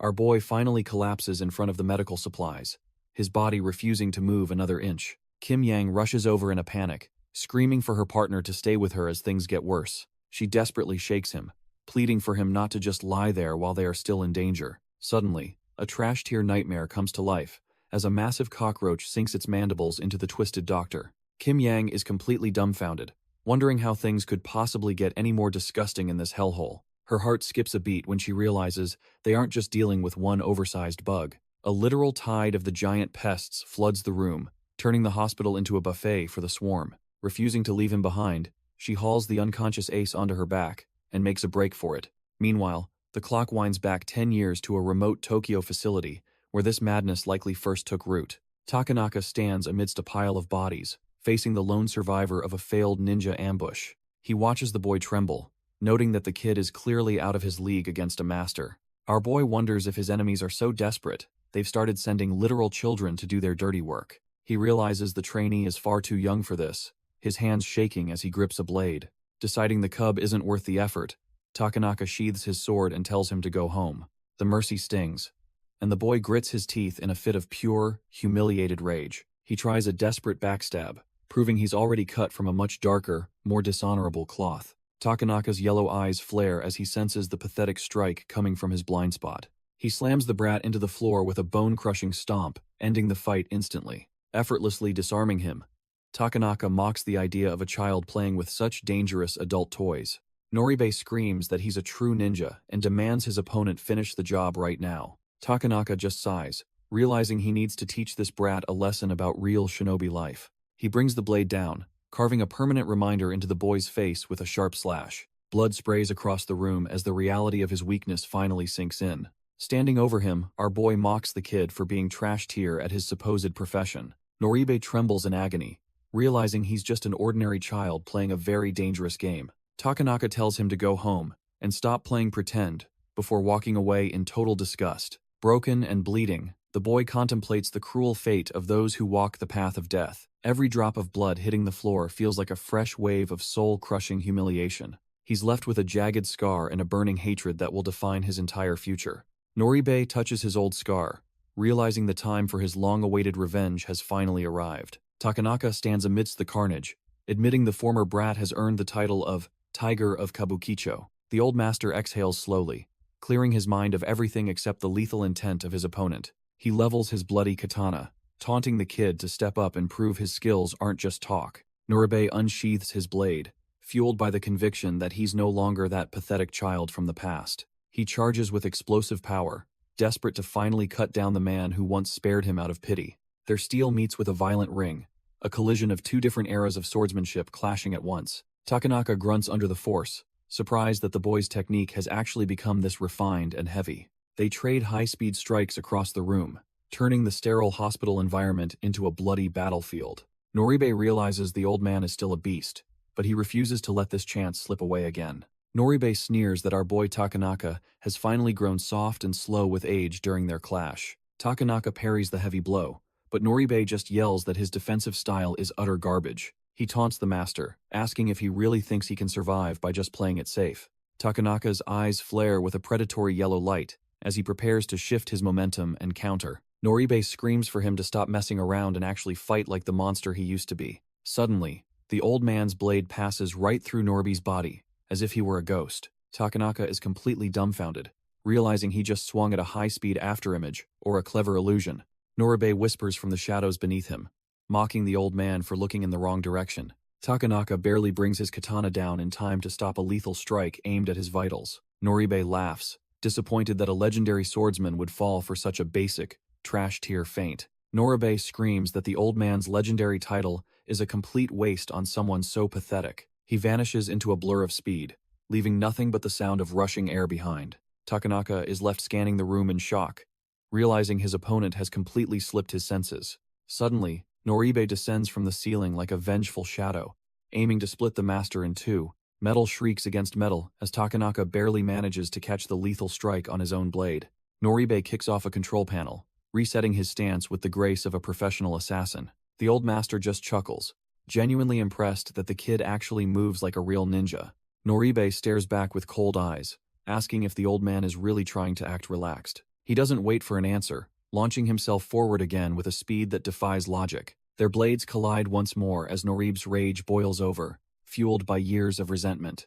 Noribe keeps the pressure on, his blade screaming against Takanaka's as they dance around the high-tech consoles. The two swordsmen lock eyes, each trying to find a single opening in the other's ironclad defense. Sparks fly as their katanas grind together, a deadly test of strength where neither side is willing to budge. Noribe puts his entire weight into a heavy downward cleave, desperate to break the old master's legendary composure. He tightens his grip on the hilt, feeling the steel vibrate as he prepares his most lethal follow-up. In a flash of silver, Noribe finally breaks through, his blade carving a bloody path right across Takanaka's face. The strike is precise and brutal, leaving a deep gash that mirrors the resentment Noribe has carried for years. Standing tall, Noribe tells the old man that he has finally returned the debt from their previous encounter. Takanaka just grins through the gore, asking if Noribe truly believes he was spared by design back then. He shuts that theory down instantly, making it clear that mercy had absolutely nothing to do with it. Noribe raises his blood-stained blade, declaring that this long-standing grudge ends right here and now. Takanaka just chuckles through the blood, mocking how Noribe's ego has grown even larger than his skills. Suddenly, Noribe's eyes go wide as he realizes his own clothes have been shredded without him even noticing. He grits his teeth in pure rage, realizing the old master is still playing mind games with him. Takanaka catches his breath, internally admitting that the younger man's technical skills have actually surpassed his own. He recalls their previous clash, wondering if there's any way to bridge the gap against such a monster. His tactical mind kicks in, calculating that standing perfectly still might be his only chance to bait an opening. The blades clash in a blur, but Takanaka realizes the raw difference in speed is still dangerously high. Gripping his hilt tight, he acknowledges that Noribe is moving better than he ever did in his prime. Even so, the old tiger sinks into a low stance, ready to show why experience beats raw talent. Takanaka stares him down, his eyes burning with the focus of a man who has seen 1,000 deaths. The old tiger's spirit flares up, showing that even a wounded beast is still the king of the jungle. Noribe spits out insults, calling him a walking corpse who should have stayed in the history books. He loses his cool and charges, demanding that the old man stop acting like he is still in charge. Screaming that he will end it right now, he lunges forward with a strike meant to take Takanaka's head.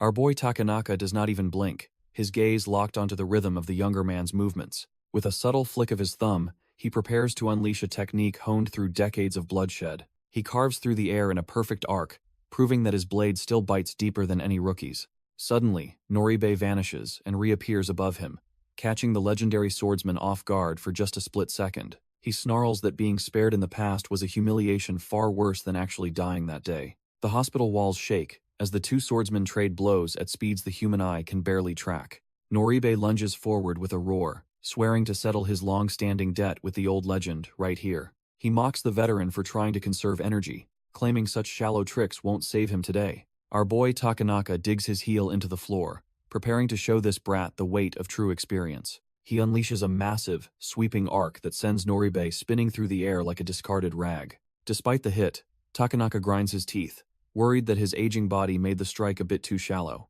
Noribe sticks the landing and admits that the old man's ability to close the distance is still terrifyingly fast. However, the younger director isn't done yet, his eyes cold as he prepares his next lethal maneuver. He leaps high into the air, shouting that the gap in their current power is simply too wide. Takanaka watches the descent, his face strained as he realizes this fight is pushing him to his limit. A blade tears right through a hand, signaling a brutal shift in the duel's momentum. Noribe catches our boy mid-air, skewering his palm to stop his momentum cold. He grips the hilt tight, ensuring the blade stays buried deep in the veteran's flesh. Noribe offers a cold apology, knowing this move just sealed the old man's fate. He is driven by years of humiliation, and today is finally his chance for bloody payback. As Takanaka's eyes flare with golden rage, Noribe vows to erase his past shame forever. The impact is so violent that Takanaka's katana is sent spinning wildly into the air. The blade clatters into the floor, leaving the legendary swordsman completely disarmed and vulnerable. Takanaka clicks his tongue, realizing he is back to square one without his trusty steel. Noribe is stunned, realizing the old man intentionally sacrificed his hand just to land a counter. Takanaka grimaces, noting that losing a limb is a generous price for a veteran like himself to pay. He firmly believes it is worth the sacrifice if it buys a tomorrow for the survivors behind him. Noribe just exhales a cold breath, his patience for the old man's heroics finally reaching its limit. He flashes a trash-tier grin, mockingly asking if Takanaka truly believes his sacrifice will change anything. Takanaka is suddenly dumbfounded as he realizes the killer's killing intent has shifted away from him entirely. In a blur of speed, Noribe vanishes from the old man's sight, moving like a predatory shadow. The teal-haired assassin lunges toward the defenseless nurse and the injured boy with murderous intent. Takanaka curses his rival's name, realizing he was baited into an opening he can't easily close. He screams for Noribe to stop, desperate to save those who have nothing to do with their grudge. Noribe's gaze remains cold and unwavering, proving he is cut from a much more ruthless cloth. Takanaka is hit hard, blood spraying from his mouth as he realizes he was too slow to react. Noribe's blade carves through the old man's chest, leaving him wide open while the others watch in horror. His blood-slicked katana clatters to the floor, a heavy sound signaling the end of his legendary defense. The teal-haired killer looks on with cold eyes, reflecting on how nothing has changed since their last encounter. He stands over the fallen legend, mocking him for being just as soft as he was years ago. Deciding the duel is over, Noribe turns his back to finish off the defenseless witnesses nearby. Suddenly, a blood-soaked hand grips his ankle as Takanaka desperately tries to stall the inevitable slaughter. The old man pleads for the lives of the innocent, claiming they belong to a different world entirely. Noribe just stares back with utter contempt, questioning if his rival actually expects him to show any mercy. He violently kicks the hand away, dismissing the pathetic request as he prepares to end the job. Noribe turns his back on the fallen legend, coldly stating that death is the only mercy he will grant. Kim Kisun and the nurse can only watch in paralyzed horror as the killer slowly stalks toward them. He pauses, his mind racing back to the sheer carnage left behind by the one who slaughtered the mutants. It finally clicks that someone actually managed to put down Takaichi's ultimate test subject, which seems utterly impossible. A twisted, predatory grin spreads across his face as he realizes a worthy opponent might actually be nearby. The nurse freezes when he singles her out, her heart hammering as she waits for the final blow. She stares into the eyes of a demon, realizing her life is no longer her own to keep. He tosses her medical cap aside and tells her she still has a very specific job to finish first. Meanwhile, a car screeches through the ruined city streets as a desperate scream pierces through the heavy silence. Kim Yang loses her cool, screaming at our boy Kang Jin to stop faking sleep and start helping. The radio crackles with a frantic voice begging for Maru to answer, but the silence is absolutely deafening. Kim Yang panics, realizing our boy is still out cold while her allies are trapped in literal hell. She screams into the receiver, demanding a real explanation, because this nightmare just can't be true. The radio confirms the worst. The legendary swordsman has fallen, and Gisun is now a captive. She's completely dumbfounded, unable to process how their strongest shield could be broken so easily. Suddenly, Kang Jin snaps awake with a murderous glare, demanding to know exactly who took his friend. Rewinding 30 minutes, Nurse Ono desperately tries to patch up Takanaka's shredded chest, refusing to give up. Tears stream down her face as she realizes her medical skills are useless against such a fatal wound. Takanaka looks up with fading eyes, gasping out a final favor before his light finally burns out. Back in the present, the group stands over his cold body, fueled by a burning desire for revenge. Ono hands over the blade, explaining it was the swordsman's final way of apologizing for his past mistakes. Our boy takes the bloodied weapon, silent as he absorbs the gravity of the legend's passing. He focuses on the grim reality that the enemy ninja has successfully made off with his close ally. The nurse reveals that the high-ranking doctor ordered the abduction, wanting the captive brought back completely alive. Kim Yang is dumbfounded by the story, finding it suspicious that a weak nurse survived while a warrior fell. She demands a real explanation, suspecting that this whole situation might be a calculated setup. Ono frantically explains she was only spared to lure the mercenary Maru straight to the enemy's pharmaceutical lab. Jin starts moving, ignoring the suspicion, while Kim Young asks if they're really dragging the captive doctor along. He confirms they are taking the trash-tier director because they need someone who knows the way to headquarters. Even if their hostage plans a betrayal, Jin doesn't care. He's already prepared to end anyone who interferes. Our boy decides it isn't too late to kill the trash-tier director after they reach their destination. They arrive at the massive Yamatsuki Pharmaceuticals building, a tower that practically screams corporate evil. Deep inside, Kim Kisun is strapped to a chair, frantically shouting for the man behind his abduction. He demands the coward stop hiding, only to see a pair of chilling eyes staring back from the dark. The figure finally makes his presence known, greeting the terrified captive with an eerie sense of familiarity. Kisun tries to act tough, claiming he won't be a hostage, but the man just laughs it off. After reviewing the data, the stranger admits he's been watching Kisun's career with great interest. He explains that Kisun is exactly the kind of elite talent he needs for his grand plans. The man steps forward, sounding genuinely pleased to finally meet the man he's been tracking. He introduces himself as Kadama Kichi, a high-ranking politician who clearly plays a much dirtier game. Kadama leans in with a sickening grin, asking the kid if he's ready to stop being a victim. Meanwhile, the sun sets over the massive Yamatsuki Pharmaceuticals building, where a different kind of nightmare is brewing. A desperate crowd of refugees has swarmed the perimeter, clawing at the gates for any sign of help. Parents scream for someone to save their dying children, their voices lost in a sea of collective agony. Our boy Kang Jin cuts through the chaos with Kim Yang and the nurse, keeping his guard up. He scans the area with those cold red eyes, looking for any tactical advantage in this trash-tier situation. Two guards stand behind the iron bars, looking completely unfazed by the human suffering right under their noses. Jin doesn't waste time, ordering Kim to follow him while the nurse stays behind to handle the mob. The nurse looks absolutely dumbfounded, wondering how she can possibly manage hundreds of starving people with zero backup. Jin calmly explains that using just a few medical supplies will be enough to keep the crowd occupied.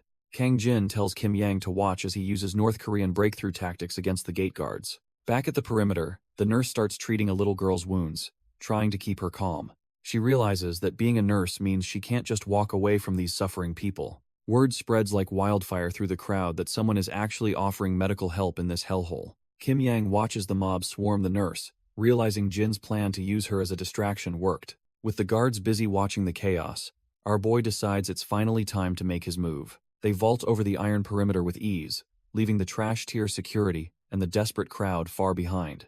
Meanwhile, Kadama Kichi looms over a captive Kim Kisun, claiming he already knows every single one of his secrets. Kim Kisun looks completely dumbfounded as the Shadow King reveals he's been tracking the war between Charlotte and World. The smug official wonders why Kim Kisun is being so stubborn when a partnership would benefit them both. Kadama figures that since his life has been laid bare, their little chat should be much smoother now. Kisun acknowledges his captor's status as a high-ranking politician and the undisputed king of Japan's dark underworld. However, our boy Kisun finds the man across from him to be incredibly strange and unsettling. He starts listing off a series of infamous serial murder cases spanning decades across various Japanese cities. Despite the different timelines and motives, Kisun has managed to find the one terrifying thread connecting them all. He stares into the eyes of the monster, realizing every single one was a pure, psychopathic bloodbath.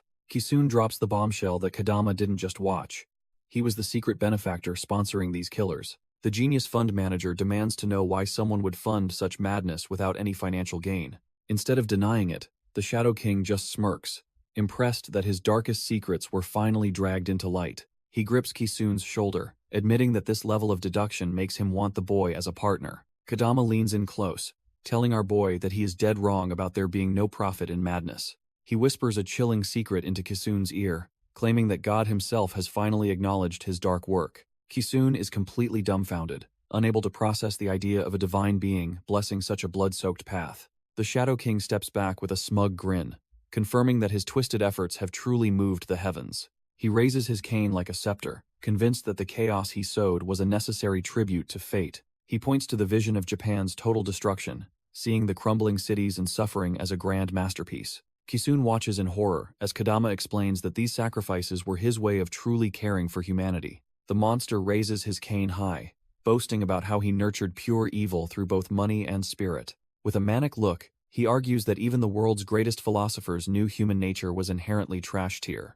He concludes that the real joke is how everyone spends their entire lives desperately trying to deny that truth. Kodama mocks the idea of a society where evil is punished and the good are actually rewarded. He gets right in the face of the captive, screaming that such a world is just a fairy tale. The exertion is too much for the old monster, and he suddenly starts hacking up a lung. He collapses into a violent coughing fit on the floor, leaving the tied-up genius to watch this display. After catching his breath, he mutters about how disgusting the concept of goodness truly feels to him. He argues that taking from others is far more natural than the trash tier idea of sharing. His eyes bulge with madness as he claims that abandoning people is the only true way to live. To him, killing is the ultimate expression of power, far superior to the burden of saving anyone. He slams his cane down with a thud, insisting that destruction is simply easier and what everyone craves. Finally cooling off, he sighs in relief while our boy just stares, completely horrified by the lunacy. Kodama claims his help was intentional,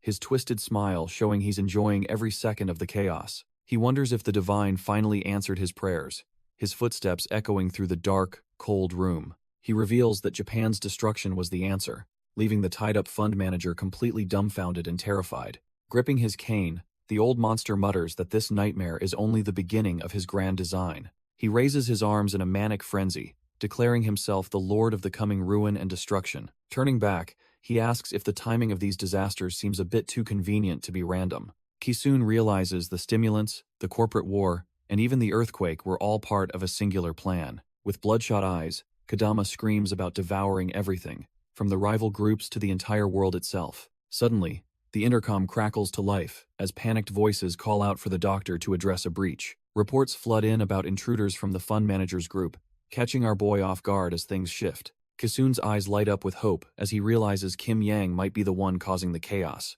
Kodama dismisses the breach as a minor nuisance, ordering his men to simply slaughter anyone standing in their way. He screams into the mic, furious that his subordinates are incompetent enough to ruin his meeting with Kisun.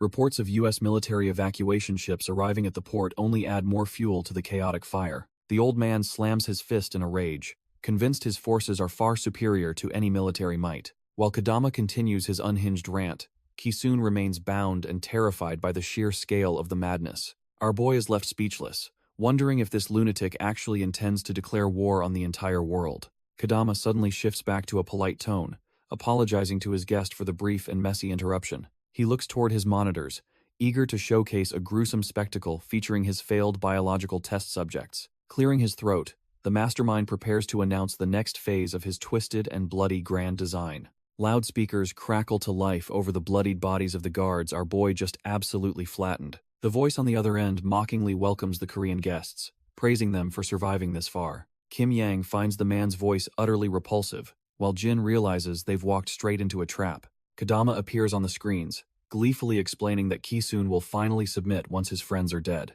With a manic expression, the Shadow King slams his fist onto a massive red activation button. Suddenly, the ground beneath their feet begins to tremble, as a heavy mechanical grinding sound echoes through. Our boy and Kim Yang watch in disbelief as the facility's massive perimeter defenses start to shift. The heavy industrial walls of the pharmaceutical building slowly slide open, revealing the dark, ominous interior. The desperate mob outside is dumbfounded, mistakenly believing the facility is finally offering them some salvation. As the main gates groan open, the crowd rushes forward, completely unaware they're walking into a slaughterhouse. Kang Jin and Kim Yang watch in horror as the desperate refugees charge blindly into the facility. Deep within the shadows of the opened wall, hundreds of glowing red eyes suddenly flicker to life. Massive, mutated rats with blood-red eyes leap from the darkness, their screeching filling the industrial air.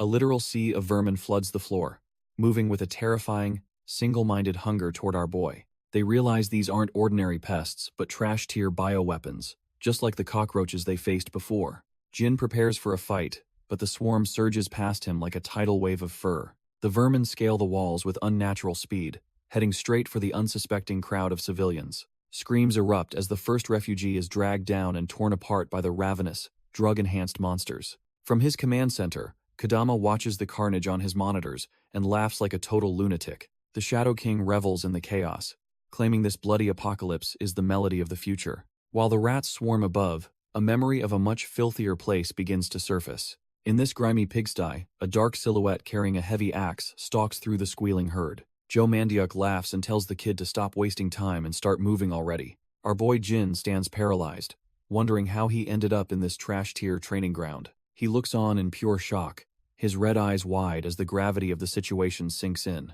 Mandiuk mocks his hesitation, noting how even the animals are smart enough to back away from him. The eccentric executive cackles that the pigs can sense the end of the line is near. Jin is left sweating, terrified of what Mandiuk considers to be even more fun than this. Mandiuk finally loses his patience and signals a nearby staff member to get things started. A gloved hand clicks a button on a remote, triggering a mechanism that spells certain disaster.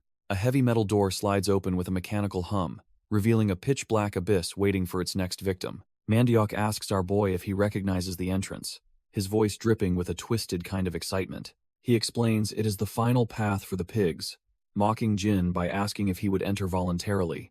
Mandiuk just stares him down with a cold, predatory gaze, questioning if the boy truly believes his own words. To prove a point, Mandiuk tells him to watch as a staff member stands ready among the livestock. The masked worker raises his hand, signaling the start of a grim demonstration that Jin cannot look away from. The animals begin to panic, their primal instincts screaming that something terrible is about to happen in this hellhole. With a sharp, piercing whistle, the staff member commands the herd, treating the living creatures like disposable trash. Suddenly, the floor trembles as the pigs lose their minds and begin a frantic, desperate stampede forward. They charge blindly into the darkness of the tunnel, proving that even with death ahead, they have no choice. Kang Jin is completely dumbfounded by the sheer insanity unfolding before his eyes in this twisted facility. Joe Mandiuk just grins like a maniac, explaining that the real fear isn't death, but the butcher himself. He stands tall in the center of the arena, treating this whole nightmare like a grand performance for our boy. Suddenly, a tide of mutated giant rats surges forward,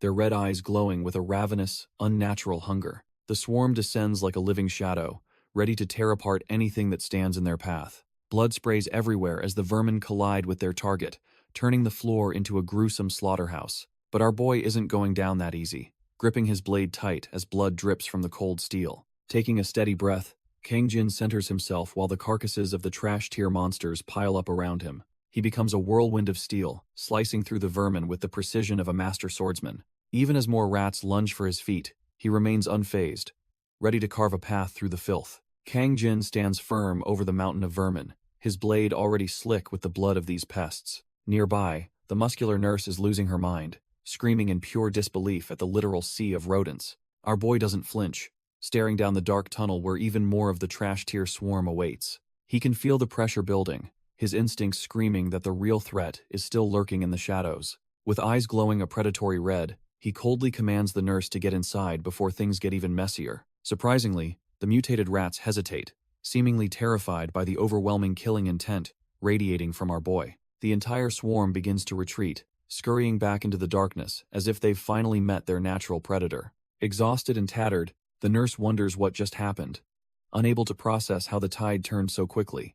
Kang Jin doesn't offer explanations, simply stating they need to move out before the next wave hits. He marches forward without looking back, reminding her that every second is precious in this hellhole. Kim Kisoon sits bound and helpless while Kadama watches the facility monitors with a chilling, detached calmness. The Genius Fund manager desperately calls out for his ally, praying she hasn't fallen in the chaos. Kadama finds the entire spectacle fascinating, his twisted mind already calculating the next phase of his game.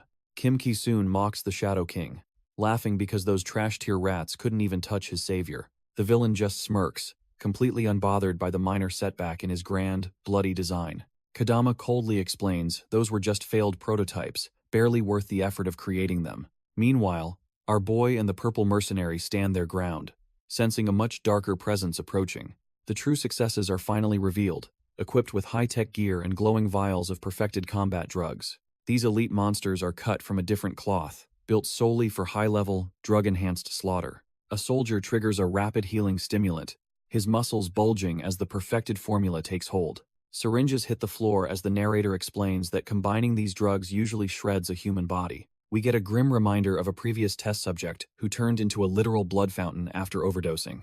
Our boy and Kim Yang find themselves surrounded by these new, high-spec monsters who have solved the instability issue. With the stimulants pumped directly into their veins, their combat prowess hits a level that's honestly just unfair. To stop their bodies from exploding, their suits are packed with a rapid healing formula that keeps them together. This is Project Zero Risk, a nightmare scenario where the enemy's victory is basically a mathematical certainty. Kang Jin plants his foot, shattering the concrete, as he prepares to push his own limits against these freaks. Kim Yang is completely dumbfounded, unable to even track their movements as they blur into pure violence. The air screams as blades and batons collide in a lethal dance that defies human reaction speeds. Kang Jin unleashes a massive horizontal slash, realizing he can't hold back a single ounce of strength here. Kang Jin sticks the landing with a heavy impact, checking if his allies are still in one piece. He doesn't wait for an answer, instantly carving through the armored freaks with a surgical, blood-spraying strike. Our boy coldly warns them to stay out of the way if they don't want to get caught. Suddenly, his eyes widen as he notices something completely unnatural about the way the enemy is reacting. The deep gashes he just opened are literally knitting themselves back together using high-speed regenerative fibers. He realizes he's facing three monsters who possess the same terrifying physical stats as the elite director Kim. Tightening his grip on the blood-stained hilt, he knows he has to end this before their recovery outpaces him. With a burst of explosive speed, he lunges forward to take all three bioweapons down in one go. Meanwhile, the captive genius mocks his kidnapper, explaining that these drug-enhanced suits won't be enough to stop him. He confidently claims that Kang Jin has already survived a much deadlier overdose during his time in Korea. Kim Ki-soon grits his teeth, refusing to be intimidated even with a blade pressed against his chest. Kadama just scoffs, thinking a Korean thug and his elite weapons aren't even cut from the same cloth. He looks down with pure disgust, claiming that comparing Korean trash to Japanese tech is a massive insult. Back in the fray, our boy's blade screams as it clashes against the heavy force of the enemy. Despite his insane recovery speed, the sheer weight of the assault finally forces his knees to the ground. Surrounded by these masked freaks, he realizes his monstrous stamina has a breaking point in this hellhole. He looks up, dumbfounded, as a bio-soldier looms over him like a reaper, ready to deliver the strike. He coughs up a spray of crimson as the impact rattles his internal organs, pushing him toward death. Far from the chaos of the hospital, the quiet harbor hides the movements of those escaping the madness. Someone sighs in relief, clutching a small hamster cage while thanking their lucky stars they actually made it. A high-ranking executive tallies the massive financial losses, while casually carrying his pet hamster through the harbor. He suddenly stops, mid-sentence, his sharp eyes catching something suspicious lurking in the dark waters nearby. He spots a mysterious vessel docked at the pier, and questions if it actually belongs to their fleet. Turns out, the ship is marked with the World Group logo, confirming it's definitely not one of theirs. He brushes off the confusion, focusing instead on the hundreds of billions they just watched go up in smoke. His expression darkens as he demands his men move faster, his patience for this failure wearing thin. With a twisted, manic grin, he vows to recoup every single cent lost in this disastrous operation. Meanwhile, our boy is still trapped in a brutal dance of death against a relentless swarm of masked freaks. These aren't just thugs, they're elite human weapons from Japan, chemically altered to be the ultimate killing machines. Kang Jin realizes that while the drug boosts his recovery, these monsters are built for pure, unadulterated slaughter. Kang Jin realizes that at this rate, he is basically being treated like an immortal test subject for violence. A masked freak lunges forward with a spiked club, determined to crush our boy into the hospital floor. The blow connects with sickening force, making him cough up a spray of blood as his vision blurs. This gruesome scene is being streamed directly to a control room, captured in cold and digital detail. Kim Ki-soon can hardly watch the screen, his heart sinking as he sees his friend being pushed to the brink. He desperately argues that sending 3 elite soldiers against 1 civilian is nothing short of a cowardly massacre. Kadama just laughs at his sudden moral compass, mocking the genius for his pathetic plea for mercy. The stout leader looms over the tied-up captive, clearly relishing the absolute control he holds over their lives. With a manic expression, Kadama claims he has the power to end all this suffering right now. Kim Ki-soon remains silent, his face twisted in a mix of rage and utter desperation for a way out. Kadama tries to bribe our boy Ki-soon, promising to wipe the slate clean if he just switches sides. The trash tier leader even offers to ignore the fact that Ki-soon once pointed a blade at his throat. Ki-soon is dumbfounded as he realizes Kim Yang's presence here wasn't part of the original plan at all. Meanwhile, Choi is losing his mind, unable to believe that Jin actually managed to slaughter a high-level test subject. A poor nurse is caught in the crossfire, trembling as she's forced to deliver a chilling message. Her eyes are wide with pure terror, knowing that one wrong move means her life is forfeit. A discarded medical cap carries a grim ultimatum, demanding Jin head to Yamatsuki to save his friend. Ki-soon is absolutely fuming, sickened by how this monster treats human lives like disposable pawns. Kadama just laughs, mistakenly thinking the genius has finally broken, and decided to join his twisted cause. Ki-soon just stares him down, wondering how a man who can't even control his own dogs expects to rule. Kadama is genuinely confused, wondering if Ki-soon is really trying to mock his authority right now. Ki-soon's gaze is cold as he points out how Kim Yang reached this remote mountain location so easily. He reveals that a traitorous ninja was the one who leaked their secret location to the enemy. Noribe's betrayal serves as a grim reminder of how easily their secrets were sold out. Kadama's face contorts in pure rage, realizing his trash-tier security has been a total joke. Ki-soon doesn't back down, claiming they aren't exactly cut from the same cloth when it comes to leadership. Kadama tries to save face, insisting that the ninja was just a mercenary he bought with cold cash. Our boy just smirks, knowing that relying on money-hungry dogs is an even bigger disaster for the chairman. Kadama's eye twitches with a murderous intent, humiliated that a paid killer would dare ignore his direct orders. Ki-soon finally calls him out by name, mocking how the great Keiichi Kadama is being looked down upon. Kang Jin gasps for air, his body reaching its absolute limit as he desperately grips his sword. He realizes this new threat is on a completely different level than the trash-tier mobs from before. He recalls the first type of failure, those who traded every ounce of sanity for explosive, raw power. Other test subjects managed to keep a shred of reason, while their physical forms were pushed to the extreme. Some even lost their humanity entirely, turning into mindless beasts that exist only to slaughter everything in sight. But these world forces are the perfect breed, combining cold logic with enhanced bodies and rapid recovery. Our boy locks in, his red eyes burning as he prepares for the most disciplined fight of his life. The masked soldiers charge with perfect coordination, their heavy clubs swinging with lethal, calculated precision. Their weapons collide with a sharp clang as he realizes these guys are systematically trained killing machines. Even with his elite skills, being surrounded by such high-tier bio-soldiers makes survival look like a total nightmare. Kang Jin barely ducks under a heavy swing, feeling the wind from the club graze his hair. He slides across the floor, realizing these guys aren't just strong, they're perfectly synchronized.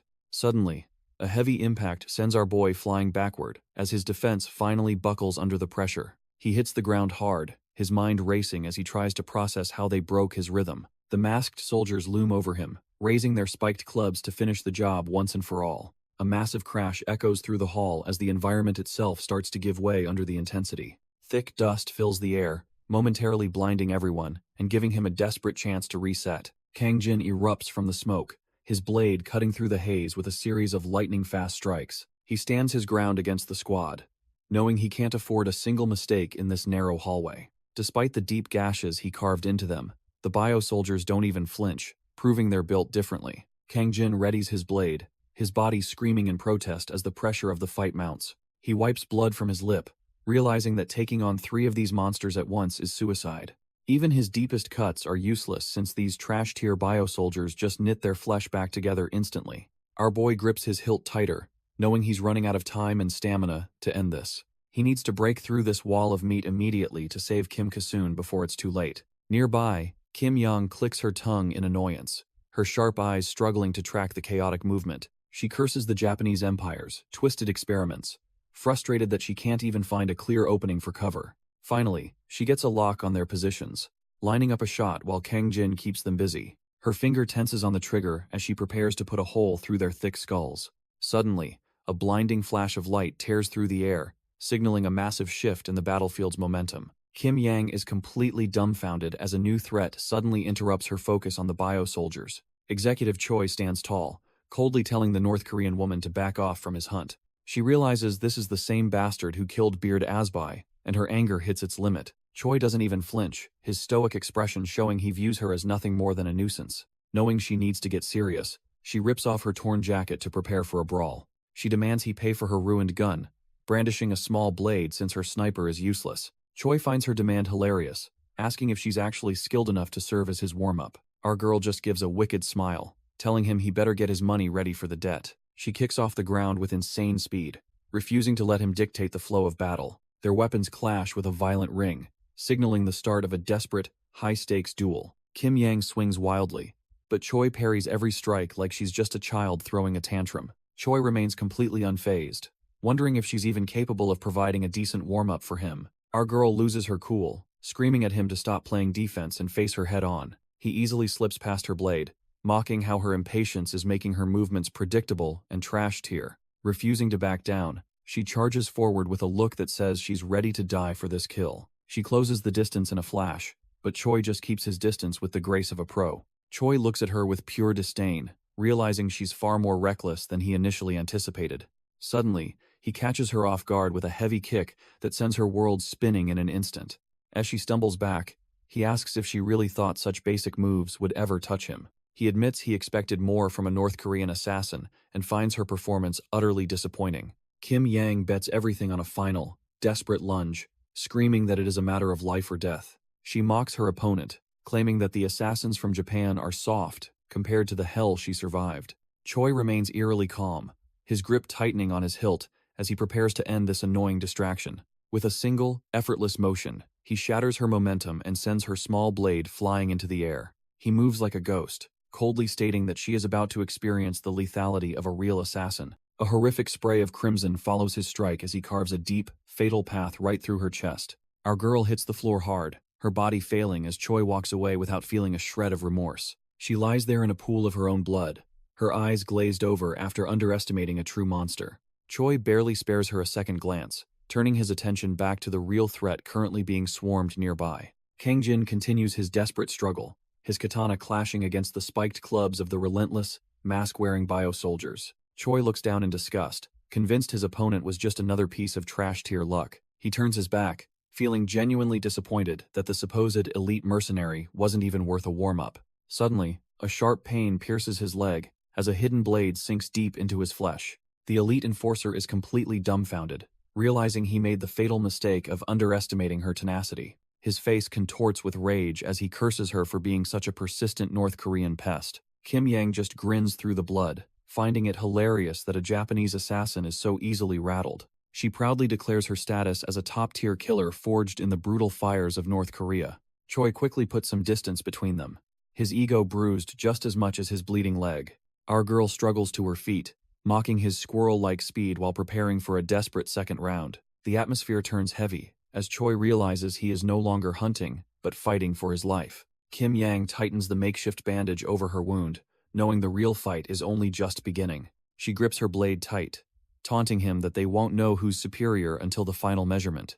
Our girl lunges forward, daring the elite enforcer to show off that legendary speed he was bragging about. Choi grits his teeth, realizing his injured leg is a massive liability that might actually get him killed. He knows he has to end this immediately before his mobility completely fails him in this trash-tier brawl. Suddenly, he lets fly a volley of throwing knives, hoping to catch her off guard with a ranged distraction. Kim Yang easily bats them aside, laughing at his flashy but ultimately cheap tricks that fail to impress. Taking advantage of the opening, Choi closes the distance with a desperate, high-speed lunge that catches her slipping. The blade bites deep into her shoulder, drawing a fresh spray of blood as she reels from the impact. Choi stands his ground, silent and deadly, finally regaining some of his lost composure as the tables turn. Kim Yang mocks the enforcer, noting his leg is useless and his blade has finally stopped listening. Choi's face twists in a manic grimace, his pride taking a massive hit from her trash-tier insults. He snaps and lunges forward, screaming for the North Korean assassin to finally shut her mouth. Suddenly, a spiked club tears through the air, cutting off his path with a violent, heavy swing. Choi freezes in total disbelief, his eyes bulging as he realizes the attack came from his own men. A masked soldier from the World Forces strikes with lethal intent, forcing the executive into a defensive struggle. He grits his teeth while blocking the heavy blow, demanding to know why his own subordinate is attacking. Kadama's voice crackles over the speakers, coldly stating that mercenaries who act alone are no longer needed. The boss is done playing games, ordering his elite forces to kill the man he once trusted. Kim Ki-soon watches the chaos unfold with a satisfied look, realizing the hot-headed leader fell for his trap. Kim Ki-soon smirks, knowing the executive is a simpleton who can't help but react when his pride is bruised. Our boy Kang Jin watches the chaos erupt as the battlefield turns into a total mess of internal betrayal. He is left dumbfounded, realizing the world group's elite are actually trying to put their own leader in the dirt. Since the trash tier leadership is busy self-destructing, Jin decides it is the perfect time to capitalize on the distraction. He lunges into the fray, relieved that he has one less high-level threat to worry about for now. The masked soldiers close in, their movements radiating the raw, artificial power of those experimental drugs. These are not just mindless drones. They are professional killers who have perfectly adapted to their enhanced physical limits. A heavy, spiked club tears through the air, carrying enough momentum to crush anything in its path. Jin blocks the strike, noting that while one is manageable, their sheer physical pressure is no joke. The relentless assault comes in fast, making him realize that merely defending is starting to drain his stamina. The masked freak isn't slowing down. In fact, he is actually picking up speed with every single swing. Our boy barely manages to intercept the blow, but the raw kinetic energy behind it is absolutely monstrous. The impact rattles his internal organs, forcing a spray of blood from his mouth as the pressure mounts. He realizes this bizarre fighting style is designed to accelerate the longer the exchange continues, pushing him back. While he can time the initial strike, the follow-up attacks are coming in at a breakneck, lethal pace. The club whistles through the air again, a blur of black metal fueled by those experimental combat drugs. Dealing with a group was a nightmare, but focusing on just one allows him to finally read the rhythm. Suddenly, the mechanics of the soldiers' movements click into place, revealing the secret behind that impossible acceleration. He tracks the subtle shift in the enemy's grip, predicting exactly where the next crushing blow will land. With his vision sharpened by adrenaline, Jin locks onto the opening and prepares to end this trash tier dance. Kang Jin lets his blade sing, cutting through the air to keep the masked freaks at bay. He ducks under a heavy swing, knowing a single hit from that club would shatter his ribs instantly. The floor cracks behind him as he narrowly avoids a strike that was meant to end his life. Our boy tightens his grip, channeling every ounce of focus into the cold steel of his katana. With a sudden burst of speed, he carves upward, painting the room red with the soldier's blood. He settles into a low stance, noting to himself that he finally caught one of them. The heavy metal club clatters to the ground as its owner finally loses his grip on life. He doesn't waste a second, stepping over the fresh corpses to find his next target in the chaos. He leaps through the air like a predator, outmaneuvering the next trash-tier soldier with ease. His red eyes burn with a cold fury, signaling that the real slaughter is only just beginning.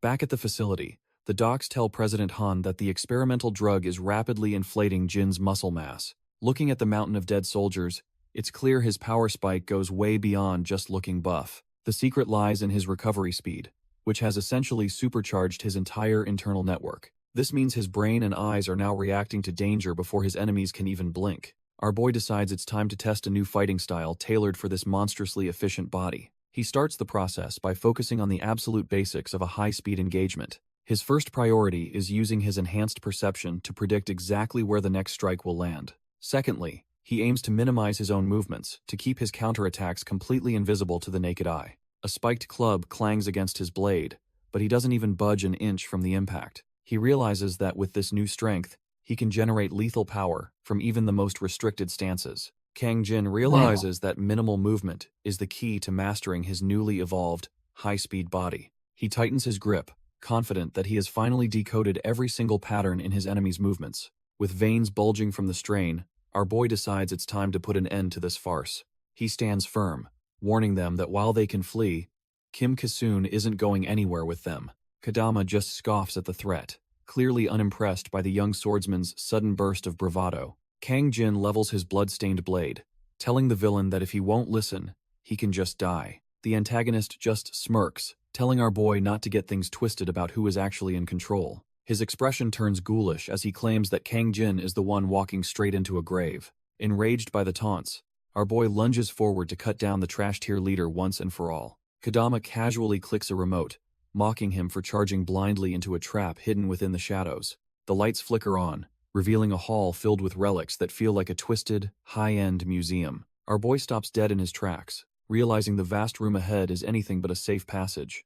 Kadama sneers from the shadows, mocking him by saying even the brightest places hide the deadliest secrets. With a malicious grin, the trash-tier leader presses his remote to initiate the final phase of his trap. Just as Kang Jin takes another step, he feels the floor shift ominously beneath his heavy boot. A heavy mechanical click echoes through the hall, signaling that he's walked right into a lethal ambush. He looks around completely dumbfounded, wondering what kind of insane machinery he has just accidentally awakened. Suddenly, massive spinning blades erupt from the floor, turning the entire room into a literal meat grinder.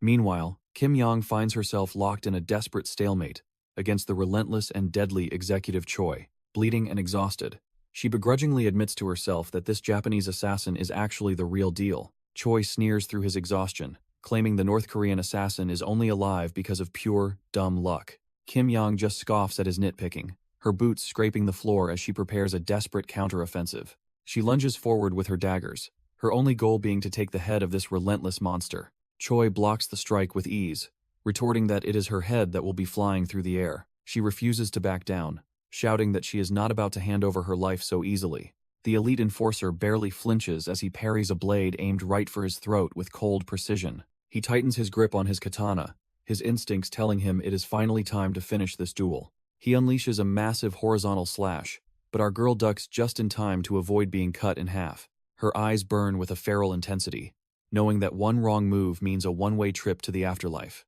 Choi mocks her lack of creativity, leaping in to crush her for trying the same trick twice. Kim Yang glares with murderous intent, warning her opponent that his arrogance will be his ultimate downfall. She seizes a momentary opening, driving her blades into the enforcer's chest with frantic, blood-soaked strikes. Choi lets out a guttural roar of agony as the mercenary's desperate assault finally draws significant blood. The two warriors collide in a chaotic blur, neither willing to yield an inch in this deathmatch. Choi manages to plant his foot, shifting his weight to launch a counter that catches her off guard. With a brutal surge of strength, he delivers a crushing kick that sends her flying back like a rag doll. The impact is devastating, leaving her gasping for air as the world begins to spin into darkness. Choi stabilizes himself on the floor, his breathing heavy as he realizes just how close he came to death. He stares down his prey with cold eyes, his body trembling from the sheer strain of the encounter. Our girl collapses onto the cold floor, coughing up blood while her weapon lies just out of reach. Choi gasps for air, admitting to himself that this little mercenary is far more brutal than he anticipated. Our girl just spits out a mouthful of blood, telling him to keep yapping, because his talk doesn't faze her. He grinds his boot into her fallen blade, declaring that her fate is already sealed regardless of her spirit. Choi raises his katana with trembling hands, convinced that her desperate struggle won't change the final outcome. Despite her shredded state, she squares up and tells the executive to worry about his own pathetic condition instead. She notices his leg is shaking like a leaf, mocking him for barely being able to stand on his own. The two broken warriors stare each other down across the lobby, both pushed to their absolute physical limits. Every breath is a struggle as they lock eyes, knowing the next exchange will likely be their last. Choi puts everything into a final, desperate swing, hoping to end this nightmare once and for all. He lunges forward with a murderous roar, determined to cut her down even if his body gives out first. Choi curses his failing body, realizing his grip on the situation is slipping away like sand. Before he can recover, our girl lunges forward with a desperate tackle that catches him completely off guard. His katana spins out of his reach, clattering across the floor as he loses his only advantage. The force of the impact sends them both crashing into the lobby floor in a mess of blood. He tries to steady himself, but his gloved hand just slaps against the cold tile with no strength. Struggling against the wall, the executive gasps for air while his vision begins to blur from the trauma. He looks up in pure shock, realizing that the assassin he underestimated is still standing. Yang looms over him like a vengeful ghost, her eyes burning with a terrifying, murderous intent. In a final act of desperation, he grabs her, pleading for her not to leave him in this darkness. His strength finally fails, and his bloodied hand slips away as he sinks into a trash-tier defeat. Yang grabs the executive by his hair, her knuckles stained with the blood of a man she utterly despises. Choi can barely process the situation, his vision swimming as he stares up at his impending doom. Even though she is battered and bleeding, the purple-haired assassin won't let her prey crawl away just yet. She coldly demands he show some spine, her voice dripping with the same venom as the blood on her chin. The once proud executive is reduced to a whimpering mess, begging for mercy from the ghost of his own making. Her eyes burn with a manic intensity, daring him to try one last desperate move before she ends it. Suddenly, a hidden trap whirs to life, the metallic spinning sound cutting through the heavy tension of the room. Our boy barely manages to dodge the lethal mechanism, realizing he was a hair's breadth away from certain death. Kadama watches the chaos through the monitors, mocking the bond between the assassin and her captive friend. Fueled by pure rage, Jin vows to tear the mastermind apart for turning this hospital into a twisted playground. Jin eyes the distance, calculating that he needs to cover 20 meters to reach his captive friend. He recalls jumping 5 meters while carrying a whole person, so this solo leap should be easy. Our boy tenses his muscles, his grip tightening as he prepares for an explosive burst of speed. With his katana ready, he focuses every ounce of strength into his legs for the final dash. Meanwhile, Kadama just sneers at the monitors, calling Jin a complete idiot for playing into his hands. The mastermind clicks a button on his remote, signaling that the real nightmare is finally about to begin. A heavy floor panel slides open with a mechanical thud, revealing another layer of this twisted hospital trap. Jin stops in his tracks, wondering what kind of trash-tier trick the bastard is pulling this time. His eyes widen in pure shock as he realizes the trap isn't actually meant for him. A nearby survivor groans in agony, becoming the latest pawn in Kadama's sick game of psychological warfare. A terrified woman hangs from the ceiling, her desperate cries for help echoing through the cold, sterile room. Our boy looks up, dumbfounded to see a familiar face dangling like bait in this twisted gallery. Jin shouts out to Ono, his mind racing as he wonders how she got caught in this mess. Ono tearfully explains how Kadama's goons snatched her, begging the guys to focus on saving Kisun instead. Kisun can't believe his eyes, his heart sinking as he realizes the scope of Kadama's cruelty. Suddenly, a mechanical whirring fills the air as another hidden entrance slides open with a heavy thud. The sound of rolling wheels grates against the floor, signaling the arrival of the mastermind himself. Kadama rolls a bound Kisun into the room, completely unfazed by the genius's heated insults and curses. The trash-tier villain smugly reminds them that the clock is ticking, and points toward a hidden timer. Jin quickly scans the room, realizing that every second he wastes brings them closer to a total disaster. The timer ticks down, leaving less than 3 minutes before everything goes south. Kadama explains with a twisted grin that once the clock hits 0, the nurse is a goner. He forces Kim Ki-soon to choose between his own skin and the life of a friend. Poor Ono can only weep, as she becomes a pawn in this sick game of life and death. Our boy Kang Jin grinds his teeth so hard they might shatter from the pressure of his rage. He glares with blood-red eyes, cursing the Tremish-tier villain for even suggesting such a choice. Kadama just scoffs, claiming that the lives on his scale do not carry the same weight at all. As the doors begin to close, Kim Ki-soon desperately screams for Kang Jin to prioritize saving the nurse instead. The mastermind's cold gaze lingers, savoring the psychological torment he is inflicting on everyone in the room. He promises that if Kang Jin fails, the innocent woman will be torn to pieces without a second thought. Our boy Kang Jin curses his own helplessness, realizing this entire twisted game is happening because of him. The heavy security door slams shut with a final thud, cutting off any hope for a quick rescue. Meanwhile, Kim Yang looms over Executive Choi as he pathetically begs her to stop and admits his defeat. She stares him down with cold eyes, telling the trash-tier executive to bring everything he has left. With a surge of adrenaline, she throws a heavy, blood-stained fist to begin his final descent into hell. Executive Choi lies broken on the floor, watching helplessly as her shadow looms over his shattered ego. Her fist connects with a sickening crunch, proving that she is definitely not cut from the same cloth. She winds up for another strike, her muscles coiled and ready to deliver a world of absolute pain. Another brutal blow rains down, turning the executive's face into a messy pulp of regret and shattered bone. His hand twitches feebly in a growing pool of crimson, showing he is barely clinging to his life. The sound of meat hitting bone echoes through the hall as our girl finally finishes her brutal work. Kim Yang catches her breath, feeling the heavy toll this high-stakes brawl has taken on her battered body. Her stomach growls like a beast, proving that even top-tier assassins need a snack after a long day. She looks down at the broken executive and casually asks if the trash-tier loser has any food on him. The man stays silent, his lifeless eyes staring into nothing, while a fly lands on his cold face. Silence fills the massive room as she sits atop her defeated foe, reflecting on the absolute carnage she caused. With a heavy sigh, she pushes herself up. Knowing the mission is far from over for Charlotte's mercenary, she stretches her aching limbs, focused on regrouping with her comrades before the situation gets even worse. Looking at her tattered state, she realizes she can't exactly show up looking like a total mess. Suddenly, she spots a glorious energy bar tucked away in the tactical gear of a fallen soldier. Kim Yang devours the energy bar, finally getting some fuel back into her system after that brutal fight. She quickly loots some tactical camo pants from a fallen soldier, making sure she's geared up for combat. After tightening her belt, she feels much more like herself and ready to jump back into the fray. With a mouthful of food, our girl prepares to head out, knowing the clock is ticking for everyone. While she moves, the facility's heavy ventilation fans whir, masking the sounds of the chaos unfolding below. Our boy grits his teeth in rage, realizing Kadama has actually taken Ono hostage as psychological leverage. He looks at the timer and realizes he has less than 3 minutes to pull off a miracle. He stares up at the suspended nurse, calculating that the jump itself isn't even the real problem. He focuses on the specialized rope binding her, noticing a distinct pattern that triggers a dark memory.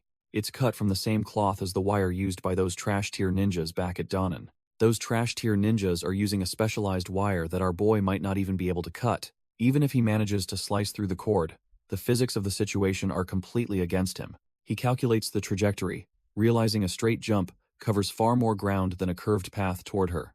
Factoring in gravity, he sees that reaching her would cost him the momentum needed to clear the gap.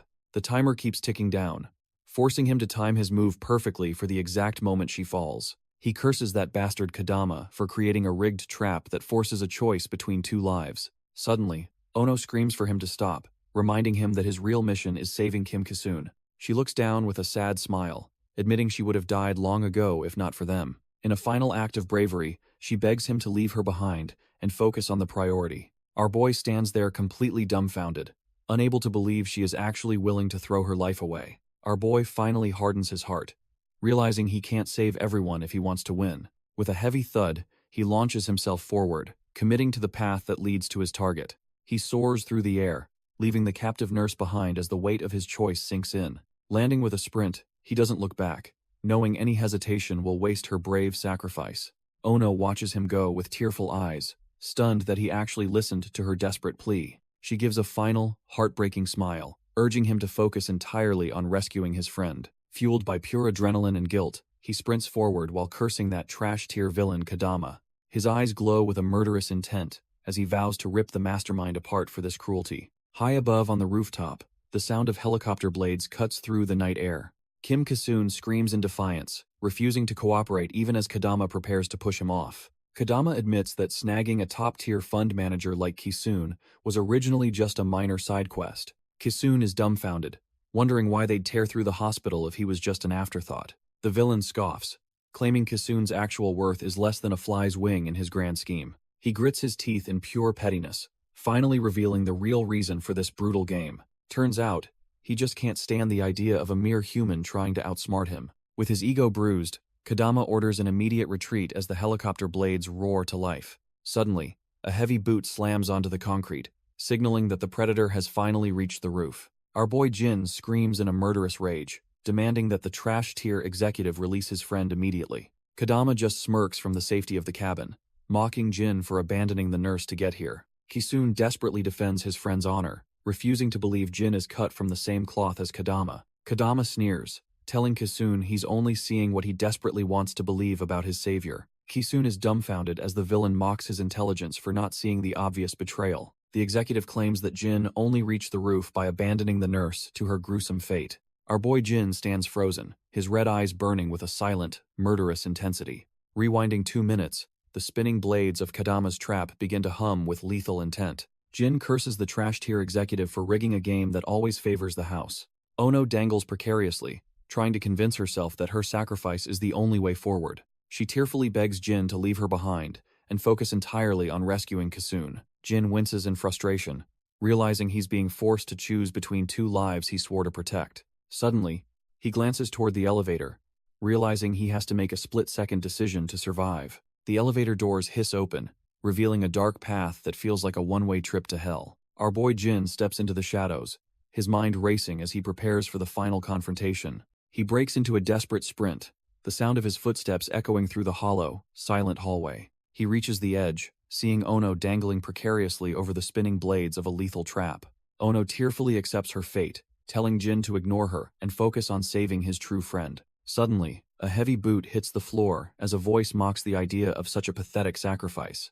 Ono looks up in pure shock, dumbfounded by the presence of someone she never expected to see. Jin narrows his eyes, sensing a familiar, deadly pressure radiating from the darkness behind him. Kim Yang smirks, asking how anyone could be trash-tier enough to discard a human life so easily. The purple mercenary finally makes her entrance, looking like she is cut from a much deadlier cloth. Jin explains the only way to win is timing her move for when the timer hits 0. Yang gives a confident salute, telling him to focus on saving their sharp-tongued friend instead. He puts his faith in the mercenary and heads off to settle the score with the mastermind. The fury is palpable as he grits his teeth, cursing Kadama for being such a cowardly bastard.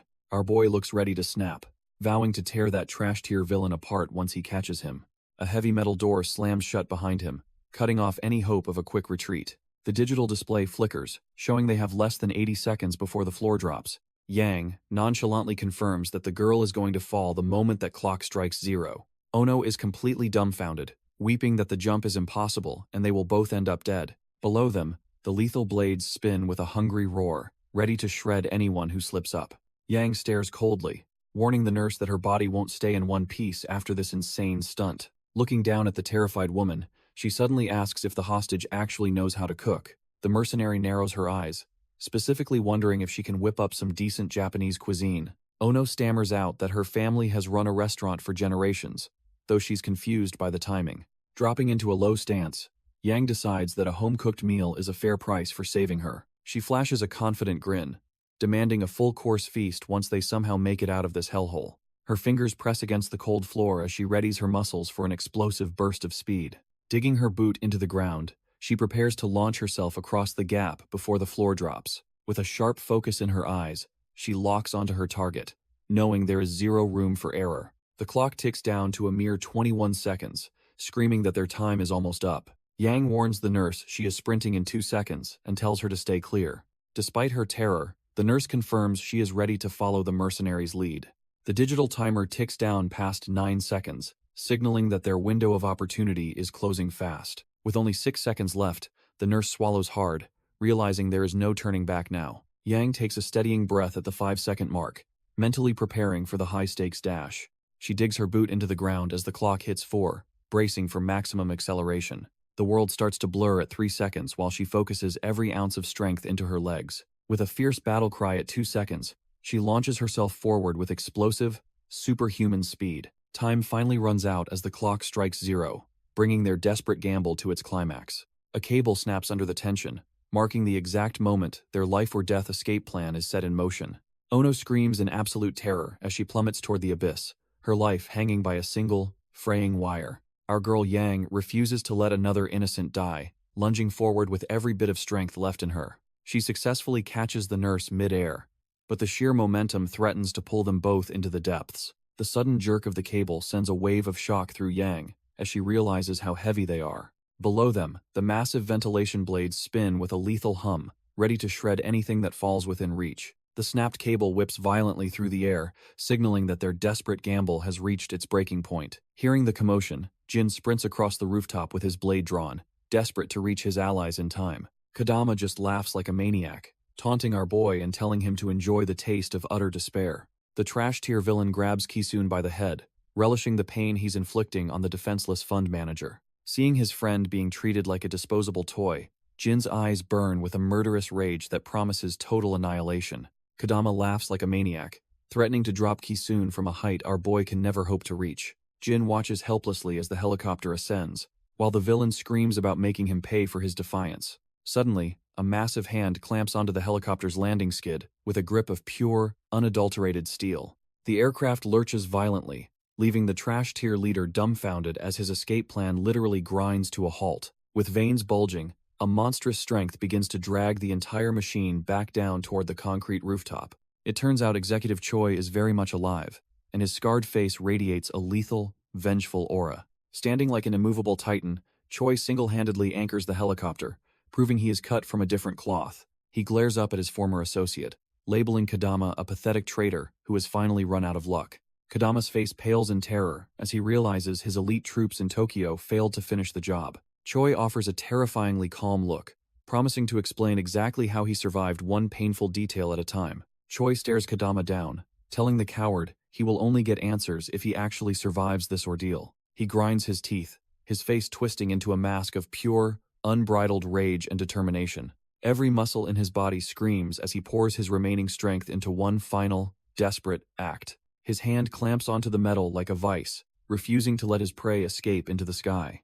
With a roar of fury, he demands Kadama die for his betrayal while yanking the bird down. Inside the cabin, Kadama and Kisun are tossed around like rag dolls, while the world tilts into chaos. The helicopter slams into the concrete with a deafening crunch, turning the escape craft into a metal coffin. Our boy Kang Jin can only watch in total disbelief as the rooftop erupts in a violent explosion. Shards of glass and twisted steel rain down, marking the end of Kadama's short-lived flight. The wreckage settles into a smoldering heap, proving that no one escapes Choi's reach once he is focused. Kang Jin is absolutely dumbfounded, barely processing how Executive Choi just tossed a whole helicopter like it was trash. His heart sinks as he screams for Kisun, fearing the worst after that metal-crunching impact. Thick smoke chokes the rooftop as the dust settles over the mangled remains of the escape craft. Amidst the wreckage, Kisun struggles to move, his body battered and his mind reeling from the violent crash. Our boy rushes over, relieved to find Kisun alive but clearly shaken by the sheer insanity of the situation.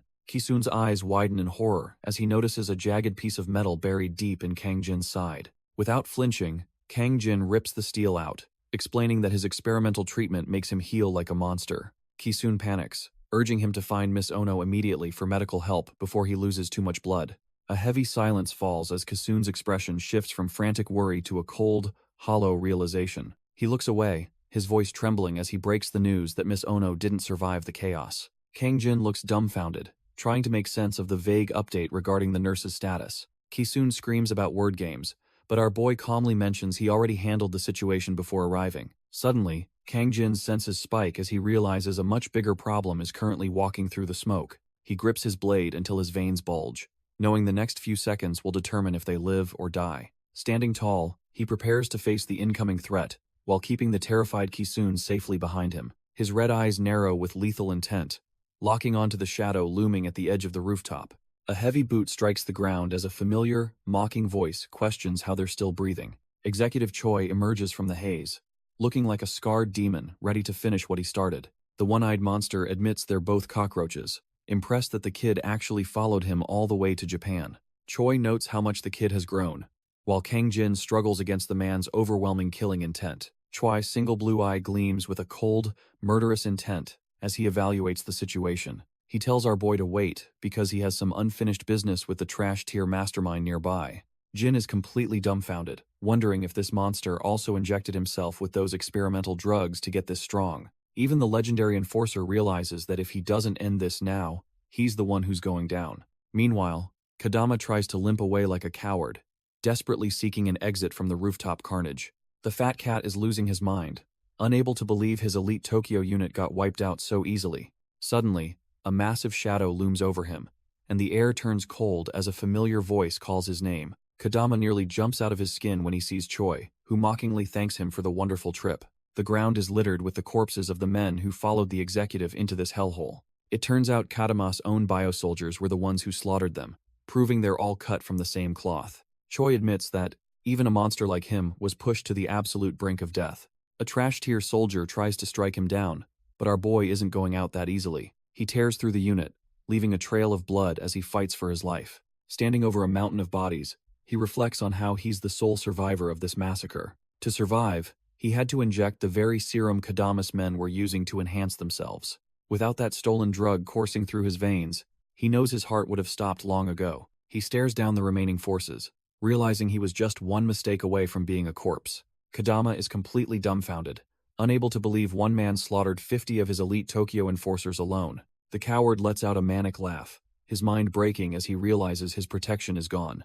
Seeing no other way out, he desperately tries to cut a deal and asks Choi to join him. Choi shuts the coward up, demanding to know why he dared to betray Chairman Yu in the first place. He stares him down, making it clear that a satisfying answer is his only chance at surviving another minute. Kadama just scoffs at the idea of loyalty, claiming he was never actually on anyone's side to begin with. It turns out the former vice chairman, Shim Eung-gyu, had discovered his secret experiments and demanded the samples. They struck a shady deal where Kadama would gain total authority over Charlotte's Japan branch after the takeover. This meant he could finally produce his twisted army of bioweapons at a massive scale with zero restrictions. His ultimate plan was to use his monstrous creations to put the entire world beneath his feet. But everything crumbled when Eung-gyu died, and that woman, Shim Eun-young, snatched the chairwoman's seat for herself. He slams his cane in fury, remembering how she immediately started exposing his masterpieces to the entire world. Choi listens as the trash-tier villain rants about how Chairman Yu also tried to seize his precious data.